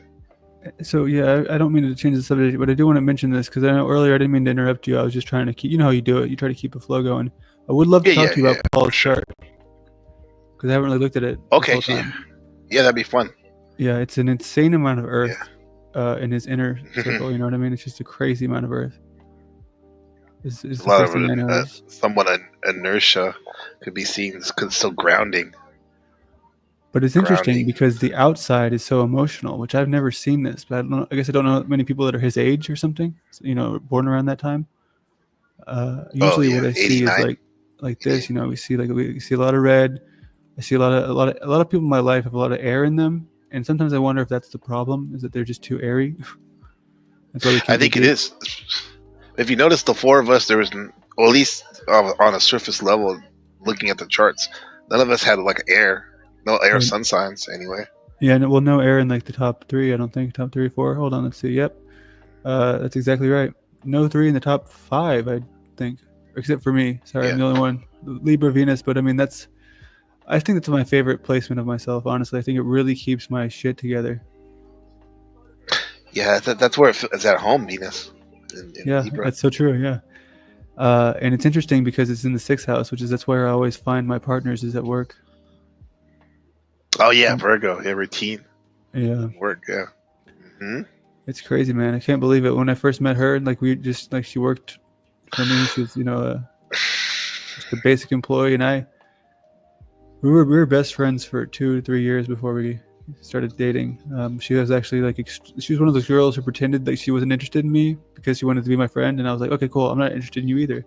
But just growing over time, we were able to get so close because just the stability you build in that situation. This is what I think a lot of lesbians do. Not to get controversial, but it's like when you have that friendship and you're just like a team above all else, and then you want to translate that into a relationship, it's much more structured than if you go in all love. I'm just here to love you. I'm just here to like, because especially if it's just like lust and it's just like, explosive and passionate, but then you just hate each other the next day. It's just, you know what I mean? Yeah, I think I have both for me. I have both the lust, but also friendship based on. And if you look at it, synergy charts, some relationships are better for, romantic. Other ones are better for friendship. And other words are better, like, for work or business. But that doesn't mean just because you're married to someone and you have more of a friendship thing doesn't mean that it's not going to work. It's just if you know those things and you can work it, work those strengths of that relationship, you can have like a really good. But it's good to know for me, like what it's identified as, more or less, and go from there. Absolutely. And so, how'd you feel about that experiment we did with the astrology? I thought it was. Excuse me. I thought it was great. It was innovative, like I was saying, and it was just dynamic and practical in real time. Useful. Yeah. Yeah, I feel really, really cool. That was awesome. That I was given that opportunity. I feel very grateful, appreciative. Yeah. And to really break it down, it's like, wow, we see where we work, where we can, some blind spots. Yeah, and I've never seen anyone do that before. I've never seen anyone. I never have either. Yeah, and that's a cool feeling to do something that you feel like is just unique, innovative. Yeah, because everything's the same now. Because there's so much stuff. It's so hard to be unique. Yeah, it's awesome, man. It really honors the space we're holding, or you guys call it the panel. It honors the space and makes it super high powered and charged and sacred. Someone commented on one of my videos, which is rare, and they said, "Hey, what is this video from? Which video did Steven do this?" And I'm like, "I don't know. I think it was this one." And they're like, "Please just send me the link. I can't actually try to find it because I'm not going to watch his videos. Steven is garbage." Thank you, Little Dragon, for saying that. And not to talk about him or give him attention, but it's funny because he won't acknowledge me. Well, yeah, because I don't know if you've seen when he comes on his panel, Jax, he literally will just talk around me and try to pretend I'm not there, and I'm like, dude, get over it. Yeah, it's snobbish, weird snobbish stuff. Didn't learn how to play with kids when he was younger. Child development, most likely that stage was not nurtured or worked. What is this? I don't know. Do you ever have people in the chat and you don't know what they're talking about, but they're just talking to each other? And I mean, that's fine. Like, my thing is if they talk to each other and they're communing, as I say, yeah, it's cool. But, I love it. I'm just trying to follow. But it'd be nice if sometimes they could check in with what we're talking about. But as long as they're not being hostile, it's good. Yeah. What are they saying? I'm not reading it right now. I'm on my phone. Yeah, they're just talking about. Oh, they're talking about Steven. Okay, that's good. We approve of that here. Yeah, we approve of it. Oh, what about Paul's chart right there? Tell us some. So he has the Capricorn rising. I remember. I always start with the rising. Yeah, it's a good place to start. Hold on, let me pull it back up. Okay, here we go. I'm honestly shocked that he even came by. You know what I mean? It's very unexpected for me. You know what I mean? It's a good sign because it has a lot to add. Yeah, it's just At cool. first, I was like, "Oh, I mean, he's up there. I mean, is it gonna take the fucking Jack? How's Jack gonna respond?" In the sense that No, not that dude, he probably likes they it when he need comes, but it's something just like this. They need some mediator because they both clearly are like, well, man, we can't live with them, can't live without them. You know what I mean? yeah. That's why when Oh, I was thank looking you. at I was cracking up with the memory lane, Ghost of Oh, Christmas dude. Past. But then I was like, Tough, maybe man. sometimes though, it can be difficult some parts because you're like, wow, I can't believe we were getting like that. Hey, man, you know, maybe I'll get in trouble for that tomorrow. Who knows? But like I said, I think cool it's good. It worked out good. Yeah, it's just cool because he's not paying me, and it's like I've no like contracts in this situation, so it's much better to be in that situation rather than to be like, okay, well, I have to sit down and shut up because I'm like financially dependent on somebody. But that's what makes collaborations like this so cool, where it's just to mutually benefit, you know. Mm-hmm. Don't lose yourself, your own chart, purpose. Sorry, I'm bad about the task here. I see also second house. Second house Aries Moon. We got the fourth house Taurus. So it's interesting. So Taurus, fourth house Venus. So his love and his sun are aligned, which is very different than I think. I don't know many Tauruses. Sun. Yeah, well, I'm a Taurus rising. Okay. My son's a Taurus. Yeah. He's a Capricorn rising. Very stable. So he's definitely. Okay. Holy crap! I didn't notice this, dude. Capricorn, 12th house, Saturn, Uranus, and Neptune. So, yeah, that makes put a lot of gravity on the mystical and the dreaminess of Neptune and Pisces. Makes it kind of. That's why he's like, okay, we can do the astrology thing, but let's see what value he can get out of it. I'm very curious in Gemini and Taurus energies because I don't think I ever experienced them growing up. And okay, so I do want to do this real quick. Let me see if I can find. Hold on, man. I don't want to keep you too long. I know you probably have stuff to do and you're busy, but would you mind just holding down the fort and telling me a thought that you might have while I go grab something? It's like 30 seconds. Just don't let there be dead air. Yeah, I think the Gemini. I have that in the second house, and whenever I see Gemini, I think about novelty and variety, and the second house can represent what you value in life, money, of course, resources, and having as someone who has Gemini in the second house, I value like novel information, meaning like different varieties of interesting facts and tidbits and stuff, and like so novelty in life. Always something new could pop up at any moment. That's fun because when you're like that, you never really get bored, right? Because you find everything so fascinating. But having the second house is like money and resources. Having Gemini in the second house could also make your finances be flighty sometimes, meaning like maybe things come and go quick.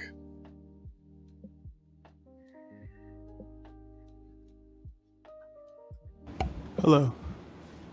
Yeah. I was talking about the second house and not having a Gemini. Second house, resources, what you value. Yeah. Gemini, novel things, variety. Yeah, so my daughter's a Gemini. I don't know many Geminis. One of those things where I think Gemini is also one of the ones that's kind of like Leo, kind of like Scorpio, just where it's I don't. Is it fixed or no? No, it's not fixed. Aquarius is fixed, right? So it's mutable. It's mutable. Yeah, this is why these people can talk about anything. Yeah, but isn't there a lot of people who kind of talk smack about this sign? It's one of those. At least my mom does. Yeah, because they think that they think they're like could be treacherous in a sense. Like one end they'll say this, and then the next minute they'll say this. The two faces. Kind of like a Sagittarius. Yeah, but I say infinity faces. I heard someone say recently about Gemini, about how a lot of times where people might get thrown off by them is when a Gemini goes up to talk to you, already in their mind. They're thinking about almost every possible thing you could say when they what they're gonna say and how you're gonna react in every possible way in like real time. So by the time they end up talking to you about it, they kind of already went through this conversation in their head. And this is why sometimes it may not seem like they're totally present, but they are. They're like a supercomputer in a way. Yeah, it's so this is They're the one our I did president. for. Oh, he's a Gemini. He is. Yeah, That makes sense. always has something quick to say. Yeah, that's true.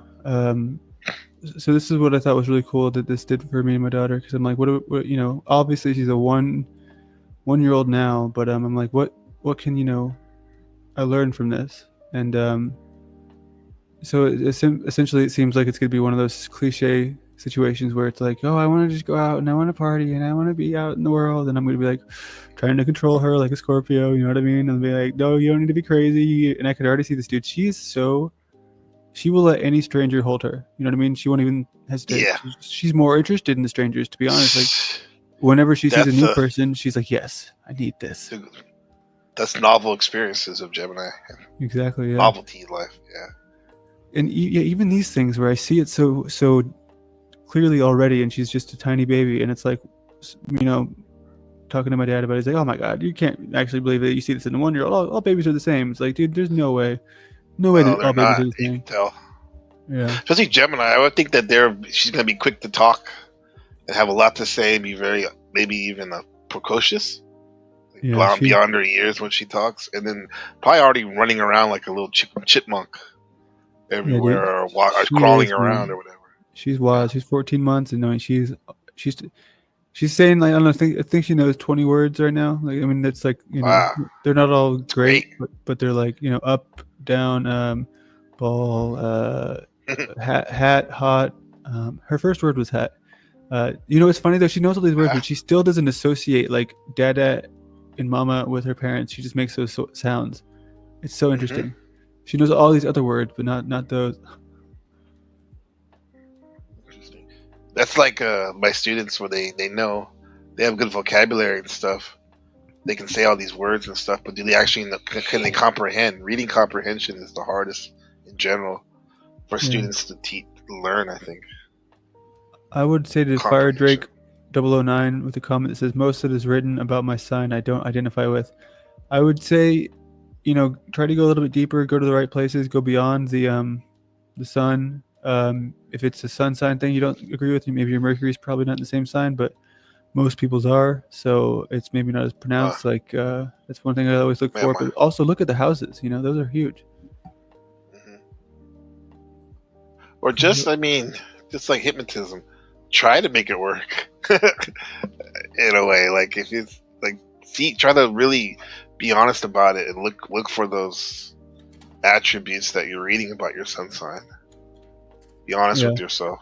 Well, a lot of people go into it trying to find the things that are wrong. They're like, let me disprove this. Kind of like how people in science are. Like they're not approaching it with an open mind. They're saying, okay, and maybe there's something that's right. They find the one thing that's wrong. Yeah, I think that's. Everyone has their own way of operating, but I think that's such an ineffective way for me.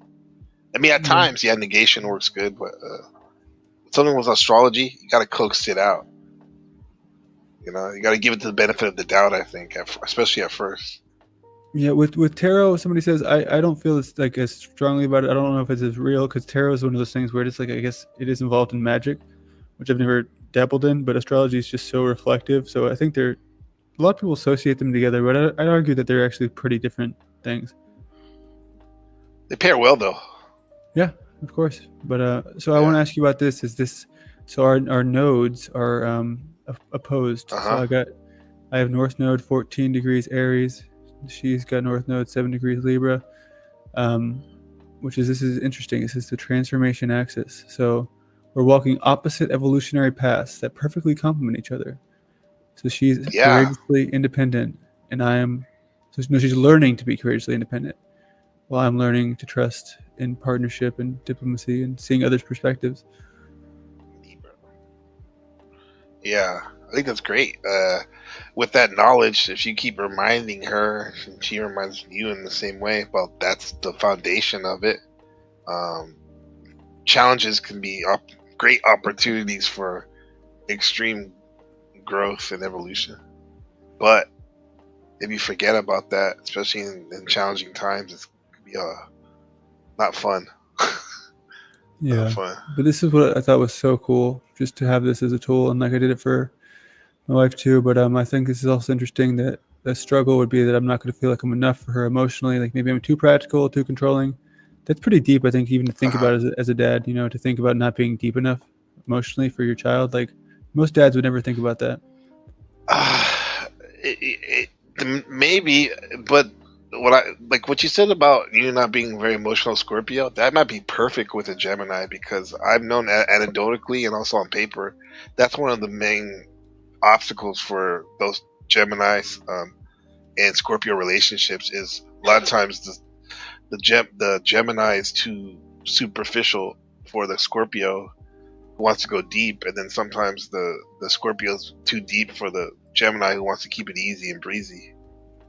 So if you already don't have that much as a Scorpio, that much emotional depth or whatever, like, Well, I think with her it'll be different. You know what I mean? Because she's my daughter. You know, I don't know. I might feel. Well, that's what I mean. You'll be great, actually. I hope so, but Not me. I might crush him. I would crush that. I'd be like, "Oh my god, you're being so. You can't even be nostalgic or sentimental, daughter. What's wrong with you? You don't have a heart." Yeah, but it's just like how she operates. What's your son's stuff? My son's exactly opposite as me. Okay. It was interesting in terms of he's a sun sign Taurus, and I'm a sun sign Scorpio, and he's a rising Scorpio, and I'm a rising Taurus. So I think that interesting dynamic that, like, if we're not careful, it can be some headbutting a lot. But if we are, we're like best buds, like aware of shit. Yeah, man.